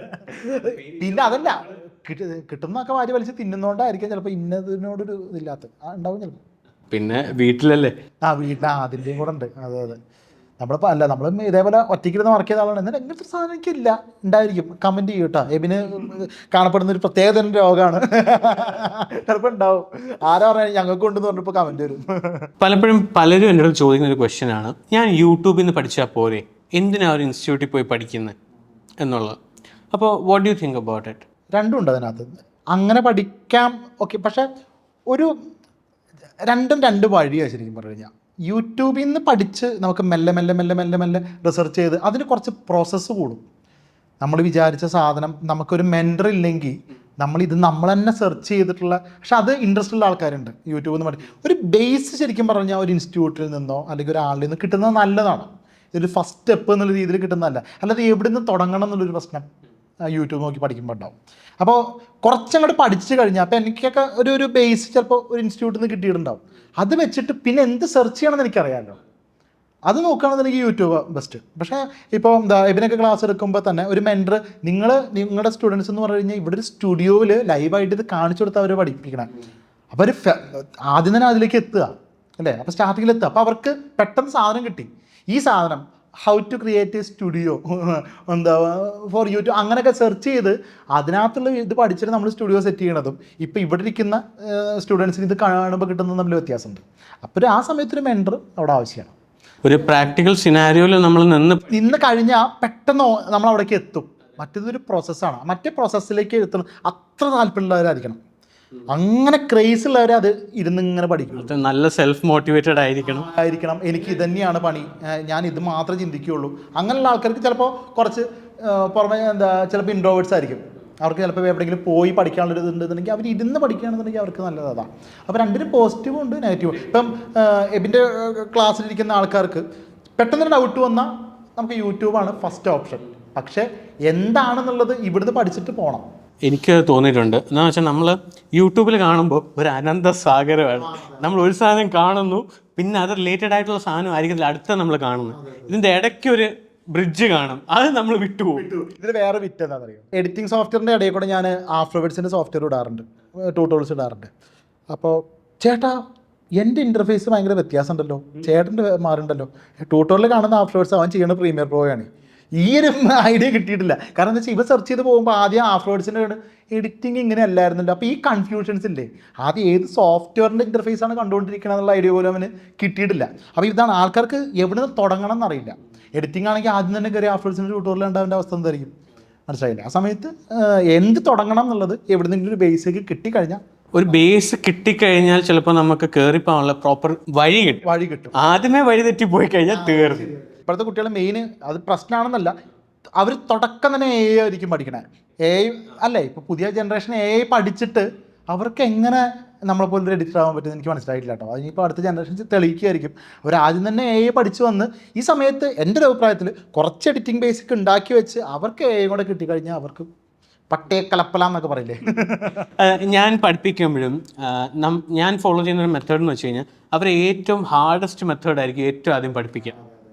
എന്നിട്ട് അവർക്ക് പതിയെ പതിയെ ഓരോ മെത്തേഡ് പറഞ്ഞു കൊടുത്ത് ഈസിയസ്റ്റ് മെത്തേഡിലോട്ട് പോകും. അപ്പോഴാണ് അവർക്ക് ഹാർഡസ്റ്റ് മെത്തേഡിൻ്റെ വാല്യൂ മനസ്സിലാവുന്നത്. എവിടെയെങ്കിലും ഇവർ ഈസിയസ്റ്റ് മെത്തേഡ് ചെയ്തിട്ട് ഹാർഡ് വരുമ്പോൾ അവിടെ കുടുങ്ങിപ്പോവും. പക്ഷേ നമ്മൾ ആ ഫ്ലോയിൽ പഠിപ്പിക്കുമ്പോൾ ചിലപ്പോൾ അവർ അതാണ് ഇവർക്ക് ഈ പെയിൻ അറിഞ്ഞ് പഠിക്കണം. ശരിക്കും പറഞ്ഞു കഴിഞ്ഞാൽ നമ്മൾ തന്ത വൈബ് അടിക്കില്ല കേട്ടോ. നമ്മൾ ശരിക്കും പറഞ്ഞാൽ ന്യൂട്രൽ വൈബാണ്, തന്തയല്ല കുളന്തയല്ലാത്ത ന്യൂട്രൽ വൈബ് പിടിക്കുന്ന ആൾക്കാരെ. അപ്പോൾ എന്താ വെച്ചാൽ നമ്മൾ കുറച്ച് കഷ്ടപ്പെട്ടിട്ടാണ് വന്നിട്ടുള്ളത്. അപ്പം നമുക്കിപ്പോൾ എ ഒക്കെ കുറച്ചും കൂടെ ഈസിയായി കണക്ട് ചെയ്ത് വർക്ക് ചെയ്യാൻ. അപ്പോൾ ഇതാണ് ഞാൻ നേരത്തെ പറഞ്ഞത്. അപ്പോൾ അവർ കുറച്ച് കഷ്ടപ്പെട്ടാൽ നല്ലതാണ്, അത് നിങ്ങൾ എടുക്കുന്ന രീതിയിൽ എടുക്കുക. ഈ നമ്മൾ നേരത്തെ പറഞ്ഞൊരു ക്വസ്റ്റ്യനിൽ തോന്നിയിട്ടുള്ളൊരു കാര്യമാണ് വർക്ക് ലൈഫ് ബാലൻസ് എന്തുമാത്രം നടക്കാറുണ്ട്. വർക്കും ലൈഫ് ഉണ്ടാവാറുണ്ടോ? ഉണ്ട്. അതാണ് ഞാൻ പറഞ്ഞത്, എനിക്ക് ഉത്തരവാദിത്തങ്ങളോട് താല്പര്യമില്ല. ഞാൻ അതുകൊണ്ടാണ് സ്വന്തമായിട്ട് വലിയ കമ്പനി തുടങ്ങാത്തതും. എനിക്കുള്ള ഫ്രീലാൻസ് ഞാൻ തന്നെ ചെയ്ത് ഞാൻ തന്നെ ഒതുങ്ങി ജീവിക്കുന്ന ഒരാളാണ്. ഞാനൊരു എത്ര പൈസ തരാമെന്ന് പറഞ്ഞാലും ഞാൻ ചിലപ്പോൾ ഒരു സമയത്ത് ഒരു വർക്ക് എടുക്കുള്ളൂ, അത് കഴിഞ്ഞ് കംപ്ലീറ്റ് ആയാലും അടുത്ത വർക്കിലേക്ക് പോകുള്ളൂ. എന്ന് വെച്ചാൽ അത്ര ശരിക്കും പറഞ്ഞു കഴിഞ്ഞാൽ എല്ലാവരും കറക്റ്റായിട്ടുള്ള പോയിൻ്റാണ്, കാശ് വേണം ജീവിക്കാൻ. കാശുണ്ടെങ്കിൽ നമുക്ക് ഏത് രീതിയിലും. പക്ഷേ നമ്മുടെ ഈ പറഞ്ഞില്ല, ഈ ക്രിയേറ്റീവ് ഫീൽഡ് ആയതുകൊണ്ട് നമ്മൾ ഒരുപാട് മെൻ്റൽ പ്രഷർ അനുഭവിച്ചിട്ടുണ്ടല്ലേ പോയിക്കൊണ്ടിരിക്കണേ. അപ്പോൾ ആദ്യം ഞാൻ കാശിനല്ല ഇമ്പോർട്ടൻസ് കൊടുക്കണേ, സമാധാനമായിട്ടുള്ള ജീവിതം. ഇപ്പം അതുകൊണ്ട് എനിക്ക് എൻ്റെ ഫാമിലിയോട് ചോദിച്ചു കഴിഞ്ഞാൽ, അവർക്ക് എൻ്റെ ഭാര്യയ്ക്ക് ഞാൻ നല്ലൊരു ഭർത്താവാണെന്ന് ചോദിച്ചു കഴിഞ്ഞാൽ യെസ് എന്ന് പറയൂലടി, പറയായിരിക്കും അവള്. പിന്നെ അല്ലെങ്കിൽ എന്ന് ആലോചിച്ച് നോക്കി, ഞാൻ കാശിന് പുറകെ പോയി കഴിഞ്ഞാൽ ആ കൊച്ചിനൊക്കെ ഒരു അച്ഛൻ നഷ്ടപ്പെടുന്ന ഒരു ലെവലിലേക്ക് പോകും. ഞാൻ ഒരുപാട് സീരിയസ് ആയിട്ട് സംസാരിക്കട്ടോ. ഓക്കെ, അപ്പോൾ അങ്ങനെ പോകാതിരിക്കാൻ ഞാൻ ശ്രമിക്കാറുണ്ട്. ഞാൻ മാക്സിമം ഒറ്റയ്ക്ക് ഇരിക്കുമ്പോൾ ഞങ്ങളൊക്കെ ട്രിപ്പ് അടിക്കുക, അല്ലെങ്കിൽ ചെറിയ എപ്പോഴും വീട്ടിൽ ഞാൻ അവൈലബിൾ ആണ്. അത് ഞാൻ ശ്രദ്ധിക്കാറുണ്ട്. അത് ഫാമിലി ലൈഫൊക്കെ നന്നായിട്ട് കൊണ്ടുപോകണമെങ്കിൽ എപ്പോഴും പണിയെടുത്തുകൊണ്ടിരിക്കരുത്, ആവശ്യത്തിന് മാത്രം. അങ്ങനെയാണ് ഇപ്പോൾ പോയിക്കൊണ്ടിരിക്കണത്. അത് നല്ലൊരു ടിപ്പാണ്. ലൈക്ക് ഞങ്ങളിപ്പോൾ ഫാമിലി ഒന്നും ആവാത്തോണ്ട് തന്നെ നമ്മളെ ലൈഫ് എന്നുള്ള സാധനം ഞങ്ങളിപ്പോൾ മറന്നിട്ടാണ് വർക്ക് എന്നുള്ളതിൽ പോയിക്കൊണ്ടിരിക്കുന്നത്. ഞങ്ങൾക്ക് ഓരോ ദിവസവും അടുത്തൊരു ഗോൾ സെറ്റ് ചെയ്ത് അതിലോട്ടുള്ള വർക്കിങ്ങിലാണ് ഫുൾ ടൈം നമ്മൾ നിൽക്കുന്നത്. ഞാനൊരു കാര്യം പറയട്ടെ, അതിന് ഗുണമുണ്ട്. ചിലപ്പോൾ നാളെ ഇവന് വെറുതെ ഇരിക്കായിരിക്കും. കുറച്ചൊരു പ്രായം കഴിയുമ്പോൾ ഇബിൻ ചെയ്ത് വെച്ച അല്ലെങ്കിൽ ഇബിൻ്റെ ബാങ്ക് ബാലൻസ് കൊണ്ട് ചിലപ്പോൾ ജീവിക്കായിരിക്കും. ഞാനിപ്പോൾ ജീവിക്കാൻ വേണ്ടിയിട്ട് അങ്ങനെ പോയിക്കൊണ്ടിരിക്കുക. നാളെ ഇപ്പം തന്നെ ഈ ബാക്ക് പെയിനിൽ ഇന്ന് ഒടിഞ്ഞ് കിടക്കുന്നത് എനിക്ക് അറിയാൻ പാടില്ല. അപ്പോൾ അന്ന് ചിലപ്പോൾ എൻ്റെ ഒന്നും ഉണ്ടാവില്ല. അപ്പം എൻ്റെ മോള് ചോദിക്കും ഒന്നും ഉണ്ടാക്കിയില്ലല്ലോ, ആ ചോദ്യത്തിന് ഞാൻ പേടിക്കുന്നുണ്ട്. പക്ഷെ എന്തായാലും ഇപ്പം ഞാൻ പറഞ്ഞില്ല, ഒരു ന്യൂട്രൽ അവസ്ഥയിൽ അങ്ങനെ പോകുന്നുണ്ട്. അങ്ങനെ പോകാനാണ് എനിക്കിഷ്ടം. എനിക്ക് പക്ഷേ തിരിച്ചാണ്. എനിക്ക് ആ കംഫർട്ടേ ഇഷ്ടമല്ല. എവിടെ എനിക്ക് തോന്നുന്നു ഇവനെ കംഫർട്ടായി എന്ന് പറഞ്ഞാൽ അടുത്തെന്തോ പരിപാടി തുടങ്ങാറായി, റിസ്ക് എടുക്കണം, അങ്ങനെയൊക്കെ. അതുകൊണ്ട് ഞാനൊരിക്കലും ഇവനെ മോശം പറയില്ല, നല്ല പോയിന്റാണ്, നല്ല രീതിയിലുള്ള. പക്ഷെ ഒരു ഫാമിലിയിലേക്ക് വരുമ്പോൾ ഇവനിപ്പോൾ ഒരു പാർട്ട്ണർ ഉണ്ടെന്ന് വിചാരിച്ചോ, ആ പാർട്ട്ണർ പറയുകയാണ് നിങ്ങൾ ഇങ്ങനെ ആയിക്കഴിഞ്ഞാൽ എന്തിനാണ് അങ്ങനെ ചോദ്യം ഫേസ് ചെയ്യുകയാണെന്നുണ്ടെങ്കിൽ ലോകത്തിലെ ഏറ്റവും വലിയ തോൽവി ഇവനായിരിക്കും, അല്ലേ? അപ്പോൾ അത് നമുക്ക് കൊണ്ടുപോകണം എന്നുണ്ടെങ്കിൽ ഇത് എങ്ങനെ ന്യൂട്രലായിട്ട് ചെയ്യാം, അത് നിങ്ങൾ തന്നെ പ്ലാൻ ചെയ്ത് ചെയ്യണം. ഞാനത് നന്നായിട്ട് ഇപ്പോൾ ഫാമിലി ഞാൻ കൂടുതൽ കൺട്രോൾ ചെയ്യുന്നുണ്ട്, കൂടുതൽ അതിലേക്കാണ് പോകുന്നത്. ഞാൻ വർക്ക് വളരെ കുറച്ച് ചെയ്യാറുള്ളൂ. ഇപ്പം എല്ലാവരും ചോദിക്കും നിങ്ങൾ വലിയ സിനിമകളൊന്നും ചെയ്തിട്ടില്ല. ഞാൻ സിനിമകൾ ചെയ്തിട്ടുണ്ട്, പക്ഷേ ഞാൻ എല്ലാ സിനിമകളൊന്നും ചെയ്യില്ല. എനിക്ക് ഒരുപാട് വർക്കുകൾ വന്ന് ഞാൻ അത്രയും വലിയ സിനിമയൊന്നും ഏറ്റെടുത്ത് കഴിഞ്ഞാൽ എൻ്റെ ഫാമിലിയും കറക്റ്റായിട്ട് സ്മൂത്തായിട്ട് പോവില്ല. ചെയ്യാതിരിക്കുന്നതാണ് അത്. ചിലർ ചോദിക്കുന്നുണ്ട്, ഇയാളിങ്ങനെ എടുത്തിട്ടാന്ന് പറഞ്ഞിട്ട് ഇയാളുടെ വലിയ അങ്ങനത്തെ വർക്കുകളൊന്നും കണ്ടിട്ടില്ലല്ലോ. ചിലത് എടുക്കാതിരിക്കുന്നത് തന്നെയാണ്, അത് നമുക്ക് താങ്ങൂല. 2-3 തമിഴ് പടം ചെയ്തിട്ട് തന്നെ ആകെ കയ്യിൽ നിന്ന് പോയിരിക്കും. കാരണം എന്താ വെച്ചാൽ അതൊക്കെ ഭയങ്കര ടെൻഷൻ പിടിച്ച പരിപാടിയാണ്. നമ്മൾ ചിലത് ഫണ്ടിൻ്റെ ഇഷ്യൂസ് ഉണ്ട്, ചിലത് വർക്ക് കഴിഞ്ഞ് ചിലപ്പോൾ പടം ഇറങ്ങാത്തതിൻ്റെ പ്രശ്നമുണ്ട്. അപ്പോൾ പേരും ഇല്ല, പൈസ ഇല്ലാത്തതിൻ്റെ അവസ്ഥയുണ്ട്, അങ്ങനെ ഉണ്ട്. അപ്പോൾ അങ്ങനെ എനിക്ക് കിട്ടണമെന്നുണ്ടെങ്കിൽ ഞാൻ ത്രൂ ഔട്ട് ഇതിൽ തന്നെ ഇറങ്ങണം. അപ്പം ഞാൻ വേണ്ടാന്ന് വെച്ചിരിക്കുക. കുറച്ച് കാലത്തേക്ക് സിനിമ വേണ്ടാന്ന് എൻ്റെ ഭാര്യനെ പറഞ്ഞിരിക്കുക. സിനിമ തൽക്കാലം നിങ്ങൾ എടുക്കല്ലേ, കുഞ്ഞു വർക്കൊക്കെ ആയിട്ട്. എനിക്കും തോന്നിയൊരു കാര്യമാണ്, നമ്മളൊരു സിനിമ പിടിക്കുമ്പോൾ നമ്മൾ കംപ്ലീറ്റ്ലി അതിൽ ഇതാവും, വേറെ ഒന്നിലൂടെ ഒന്നും ചെയ്യാൻ പറ്റില്ല. അതെ, ചെറിയ വർക്ക് ആണെങ്കിൽ അതിലൂടെ നമ്മുടെ ക്യാഷ് ഫ്ലോ പൊക്കോണ്ടിരിക്കും. അത് ചിലപ്പോൾ ഒരാഴ്ച കൊണ്ട് തീർത്ത് കഴിഞ്ഞാൽ നമുക്ക് കിട്ടേണ്ട ഒരു പൈസ കിട്ടുകയും ചെയ്യും. പിന്നെ അത് നമുക്ക് ട്രിപ്പൊക്കെ അടിച്ച് അടുത്ത വർക്ക് ചെയ്യും. ഒരു സിനിമ എന്ന് പറഞ്ഞാൽ ചിലപ്പോൾ 3-4 മാസം നമ്മുടെ വെറുതെ അങ്ങോട്ട് പോവുക ചെയ്യാം. അതിൽ ചിലപ്പോൾ ഒരു അഡ്വാൻസ് തരും. അഡ്വാൻസ് വന്നിട്ട് ഇപ്പോഴത്തെ വേറെ ഞാൻ കൂടുതൽ ഡീപ്പായിട്ട് പോകുന്നില്ല. ചില സിനിമയ്ക്ക് ചിലപ്പോൾ ചില എഗ്രിമെൻ്റ് ഒക്കെ ഉണ്ട്. പടം ചിലപ്പോൾ OTT വന്നു കഴിഞ്ഞാൽ തിയേറ്ററിൽ ഒരാഴ്ച ഓടണം, ഒരാഴ്ച ഓടിക്കഴിഞ്ഞാൽ OTTയിൽ വരുള്ളൂ, OTTയിൽ വന്നാലും നിങ്ങളുടെ ഇത് സെറ്റിൽ ചെയ്യാൻ പറ്റില്ല. അങ്ങനത്തെ ഒക്കെ ചില ടീംസ് ഉണ്ട്. അങ്ങനെ കുടുങ്ങിയിട്ടുണ്ട് ഞാൻ. അതൊന്നും ഇപ്പോൾ നടക്കില്ല. ചിലർ വീണ്ടും അങ്ങനെ വന്നു കഴിഞ്ഞാൽ എന്നെക്കൊണ്ട് പറ്റില്ല എന്ന് പറയും. പൈസ കംപ്ലീറ്റ് ആയിട്ട് ഞാൻ കഴിഞ്ഞ ഉടനെ തരികയാണെന്നുണ്ടെങ്കിൽ മാത്രം മതി എന്ന് പറയും. അപ്പോൾ പിന്നെ അവർ ആ അടുത്തേക്ക് പൊക്കോട്ടെ. ഞാനങ്ങനെ പിന്നാലെ പിടിക്കണമെന്ന പരിപാടിയൊന്നുമില്ല. അതെപ്പോഴും നീറ്റായിട്ട് നമ്മൾ ഏത് ക്ലയൻറ്റ് വരുവാണെങ്കിലും നമ്മുടെ പോളിസി പറയുക, ഓൾറെഡി പറഞ്ഞ് അത് ഡീൽ ചെയ്യുന്നത് തന്നെ നല്ലത്. അങ്ങനെ കിട്ടിയാൽ മതി നമുക്ക്. അല്ലാണ്ട് നമുക്ക് പിന്നെ തരാം അല്ലെങ്കിൽ പിന്നെ ഇത് കഴിഞ്ഞിട്ട് കിട്ടും എന്നുള്ളത് എപ്പോഴും നടക്കൂലമാണ്. ഞാൻ ചെയ്ത ഒന്നും എനിക്ക് കിട്ടിയിട്ടില്ല, ഒന്നും കിട്ടിയില്ല. എനിക്ക് കുറേ അങ്ങനത്തെ ഇഷ്യൂസ് ഉണ്ടായിരുന്നു. ഒന്നുമില്ല, നമുക്ക് ഇഷ്ടമാണെങ്കിൽ പോലും അവർ നമ്മുടെ ശത്രുക്കളായിട്ട് മാറുക. അത് ഈ പൈസയുടെ ഒരു പ്രശ്നമാണ്. അങ്ങനെ ഉണ്ട്, അങ്ങനെ കുറേ ഫ്രണ്ട്സ് കാണുന്നുണ്ട്, ഓരോ പ്രൊഡ്യൂസർമാരെ കാണുന്നുണ്ട്. നേരത്തെ പറഞ്ഞ് എല്ലാം സ്വന്തമായിട്ട് ചെയ്യാൻ താല്പര്യം, ഒരു ടീം വെക്കാൻ താല്പര്യമില്ല എന്ന് പറഞ്ഞു. ഇപ്പോൾ എൻ്റെ ഒരു രീതി അനുസരിച്ച് ഒരു കാര്യം ഞാൻ പഠിച്ചു കഴിഞ്ഞാൽ ഉടനെ ഞാൻ അതിനൊരു ടീം സെറ്റ് ചെയ്യും. എന്നിട്ട് അവർക്ക് അത് പഠിപ്പിച്ച് ഡെലിഗേറ്റ് ചെയ്യും. അവരായിരിക്കും അത് ഹാൻഡിൽ ചെയ്യും. ഞാൻ പിന്നെ അതിന് മോണിറ്ററിങ്ങിൽ മാത്രമേ നിൽക്കത്തുള്ളൂ. അപ്പോൾ അങ്ങനെ ഒരു വർക്ക് ഫ്ലോയിലോട്ട് പൊക്കൂടെ. അപ്പോൾ നമുക്ക് ഫാമിലിയിൽ ടൈം ഉണ്ടാവും, ലൈഫും ഉണ്ടാവും. ആ ഒരു വർക്ക് ഫ്ലോയിലോട്ട് പൊക്കൂടായിരുന്നു. എന്തുകൊണ്ടാണ് അങ്ങനെ ഒരു ചോയ്സ്? ക്യാരക്ടർ ഒരു വൃത്തികെട്ട ക്യാരക്ടറാണ്. സെൻസിറ്റിവിറ്റിയാണ് മെയിനായിട്ട് പ്രശ്നം. നമുക്ക് ഇപ്പം ഞാൻ കുറച്ച് മുമ്പ് ഞാൻ ഇവരെ പരിഗണിച്ചില്ലേ, അങ്ങനെ എനിക്ക് അങ്ങനത്തെ ഒരു പ്രശ്നമുണ്ട്. ഞാനിപ്പോൾ ഒരു സ്റ്റാഫിനെ വെക്കുകയാണ്, അവൻ പിന്നെ എൻ്റെ കൂടപ്പിറപ്പായി പോകും. ചിലപ്പോൾ അവനോട് എനിക്ക് ഭയങ്കരമായിട്ടൊരു സ്നേഹം തോന്നി തുടങ്ങിക്കഴിഞ്ഞാൽ പിന്നെ ഞാൻ അവനെ പണിയെടുപ്പിക്കൂല. മോനെ വേണ്ട, ഞാൻ ചെയ്യാം, നീ കുറച്ച് റെസ്റ്റ് എടുത്തോ. പിന്നെ എന്തിനു ഞാൻ എൻ്റെ വൈഫ് ചോദിക്കും, ഞാനൊരു സ്റ്റാഫിനെ വെക്കുകയാണെങ്കിൽ അവനെ പണിയെടുപ്പിക്കില്ല. അവൻ്റെ വിഷമം കണ്ടിട്ട്, കാരണം ഞാൻ വന്നൊരു വഴിയുണ്ടേ, ഞാൻ അത്ര കഷ്ടപ്പെട്ട വന്നത്, അതേപോലെ തന്നെയാണല്ലോ ഇവനും കഷ്ടപ്പെട്ടെന്ന് തോന്നിയിട്ട് അവനെ ഞാൻ പണിയെടുപ്പിക്കില്ല. അപ്പോൾ പിന്നെ ഞാൻ ആ സ്റ്റാഫിന് വെക്കുക എന്ന് പറഞ്ഞു കഴിഞ്ഞാൽ അങ്ങനെ ഒരു ലീഡർഷിപ്പ് ക്വാളിറ്റി എനിക്കില്ല. ഭയങ്കര എന്താ പറയുക, ഭയങ്കര പാവം തോന്നുക, അങ്ങനത്തെ പ്രശ്നങ്ങളുണ്ട്. അപ്പോൾ ഒരിക്കലും നീ അങ്ങനെ അങ്ങനെ പറയാനുള്ളൊരു സെറ്റപ്പിലേക്ക് എന്തോ മനസ്സാവില്ല. എന്ത് വർക്കും പിന്നെ ഞാൻ വിചാരിച്ച ലെവലിലേക്ക് എത്തിയിട്ടില്ല എന്നുണ്ടെങ്കിൽ മോനെ ഞാൻ ചെയ്യാം, നീ ചെയ്യും. പിന്നെ എന്തിനാണ് അവർ? അതുകൊണ്ടാണ് ഞാനൊരു കമ്പനി തുടങ്ങാത്തതും ആൾക്കാരെ പണിക്ക് വെക്കാത്തതും. പിന്നെ അത്ര കംഫർട്ടായിട്ടുള്ള ഞാനൊരു കാര്യം പറയാം. ഇപ്പം എൻ്റെ കൂടെ വന്ന് ശരത്ത് എന്ന് പറഞ്ഞ ആൾ ഇത്ര വർഷമായി, ഞാൻ ആദ്യമായിട്ടാണ് ഒരാളും കൂടെ എൻ്റെ കൂടെ കൂട്ടിയിട്ടുള്ളത്. ശരത്തിനിപ്പോൾ കുറച്ചായിട്ടുള്ളൂ എൻ്റെ കൂടെ വരാൻ തുടങ്ങിയിട്ട്. ഇങ്ങനെ ആൾ എനിക്ക് ഇല്ല എന്നേ വരെ. അവൻ അത്ര കംഫർട്ടാണ്, നമുക്ക് അത്ര വേണ്ടപ്പെട്ടവനായിക്കൊണ്ടിരിക്കുന്നുണ്ട്. അതുകൊണ്ട് അല്ലാണ്ട് എൻ്റെ കൂടെ ഇതിനു മുമ്പ് ആരും ഉണ്ടായിരുന്നില്ല, ഒറ്റയ്ക്ക് തന്നെ നടന്നത്. ഇപ്പോഴാണ് ഒരാൾ കിട്ടിയിട്ടുള്ളത്. അത് അങ്ങനെയൊക്കെ കണക്ട് ചെയ്ത് വരുമ്പോൾ ഇവരെ പോലുള്ള ആൾക്കാരെ കിട്ടിയാൽ ഞാൻ ചിലപ്പോൾ ഭാവിയിലൊരു കമ്പനി തുടങ്ങിയേക്കാം. ഞാനും ഇപ്പോൾ നമ്മൾ ടീമിൽ ഒരാളെ കയറ്റുമ്പോൾ നമ്മൾ കുറേ പേര് ജസ്റ്റ് വന്ന കാര്യം മനസ്സിലാക്കുക, വിടുക, സ്കൂട്ട് ചെയ്യുക, അങ്ങനത്തെ കുറേ ആൾക്കാരുണ്ട്. പക്ഷേ എപ്പോഴും ഞാൻ ചൂസ് ചെയ്യുമ്പോൾ നമ്മുടെ വൈബിൽ മാച്ച് ചെയ്യുമോ, അല്ലെങ്കിൽ അവർക്ക് ഗ്രോ ചെയ്യാൻ താല്പര്യമുള്ള ആളാണോ, കൂടെ നിന്ന് കഴിഞ്ഞാൽ അവർക്ക് എന്തെങ്കിലും ഗുണം ഉണ്ടാവുമോ. ചില ആൾക്കാർ വരും, ചത്ത പോലെ ഇരിക്കും, പറയുന്ന കാര്യം ചെയ്യും, ഒരു നോർമൽ ഒരു റോബോട്ട് പോലെ ഇരിക്കും. അങ്ങനത്തെ ആൾക്കാരെ നമ്മൾ ഇനിയൊരു പോയിന്റ് പറയാം. ഇപ്പം ഇങ്ങനൊരാളെ എൻ്റെ കമ്പനിയിലേക്ക് ഞാൻ വിളിച്ച് വരുത്തി വിചാരിച്ചോ, അവനെ കൊണ്ട് മണ്ണുമല്ല ചാണകമല്ലാത്തൊരു ഒരു ഗുണമില്ലാത്ത ഒരുത്തനുണ്ട്. പക്ഷെ ഇവനോട് എടാ നീ നമുക്ക് ശരിയാവണില്ല പൊക്കോന്ന് പറയാൻ എനിക്കറിയില്ല. എനിക്ക് വിഷമം വരും. എങ്ങനെ ഞാൻ ഇവരോട് പറയുക? ആ ഒരു സംഭവമല്ലേ. ഇങ്ങനെ ഒരു ഹെഡായിട്ട് നിൽക്കുന്ന ഒരാൾക്ക് ഇങ്ങനത്തെ ഒരു മെൻറ്റാലിറ്റി ഉണ്ടാകാൻ പാടില്ല. ഇറങ്ങി പോടാതെ എനിക്ക് പറയാൻ പറ്റില്ല. അതാണ് പ്രശ്നം. ഞാൻ അവനെങ്ങനെ ഓടിച്ചുകൊണ്ടിരിക്കും. കമ്പനിക്ക് എല്ലാ കാലത്തും നഷ്ടമായിരിക്കും. ഈ ഒരു പ്രശ്നം എൻ്റെ വീട്ടുകാർക്ക് അറിയാം. അപ്പോൾ വൈഫ് പറയും തുടങ്ങണ്ട, ഇങ്ങനെയൊക്കെ അങ്ങ് പോട്ടെ. ഇപ്പോൾ കുറേ വർക്ക് ചെയ്തിട്ടുണ്ട്. അതിൽ ഇതുവരെ ചെയ്തതിലൊരു ബെസ്റ്റ് എക്സ്പീരിയൻസ് നമ്മുടെ ഒന്നെങ്കിൽ ഡയറക്ടറിൻ്റെ സൈഡിൽ നിന്നാവാം, അല്ലെങ്കിൽ ആ കംപ്ലീറ്റ് പ്രോജക്റ്റിൽ വർക്ക് ചെയ്ത് ഏതെങ്കിലും ടീമിൽ നിന്ന് ഇത് നമ്മൾ എക്സ്പെക്റ്റ് ചെയ്യാത്ത ഒരു നല്ല പ്രവൃത്തി. ഇപ്പോൾ ഒരു വർക്ക് കഴിഞ്ഞിട്ടുണ്ട് ഏകദേശം. അതൊരു കുഴപ്പമില്ലാത്തൊരു ലെവലിൽ വരുമെന്ന് വിചാരിക്കണം. പിന്നെ ഇതിനു മുമ്പും ലിറിക്കൽ വീഡിയോസൊക്കെ കൂടുതൽ ചെയ്തിട്ടുണ്ട്. ഡയറക്ഷനൊക്കെ ഞാൻ പണ്ട് ചെയ്തിട്ടുണ്ട്. പഴയ കുറേ വീഡിയോ ഉണ്ട്. അന്നൊന്നും ഈ HD കാലമല്ല, 720p ഒക്കെ ഉള്ള അന്നത്തെ കാലത്തൊക്കെ ചില ഡയറക്ഷൻ പരിപാടിയൊക്കെ ചെയ്തിട്ടുണ്ട്.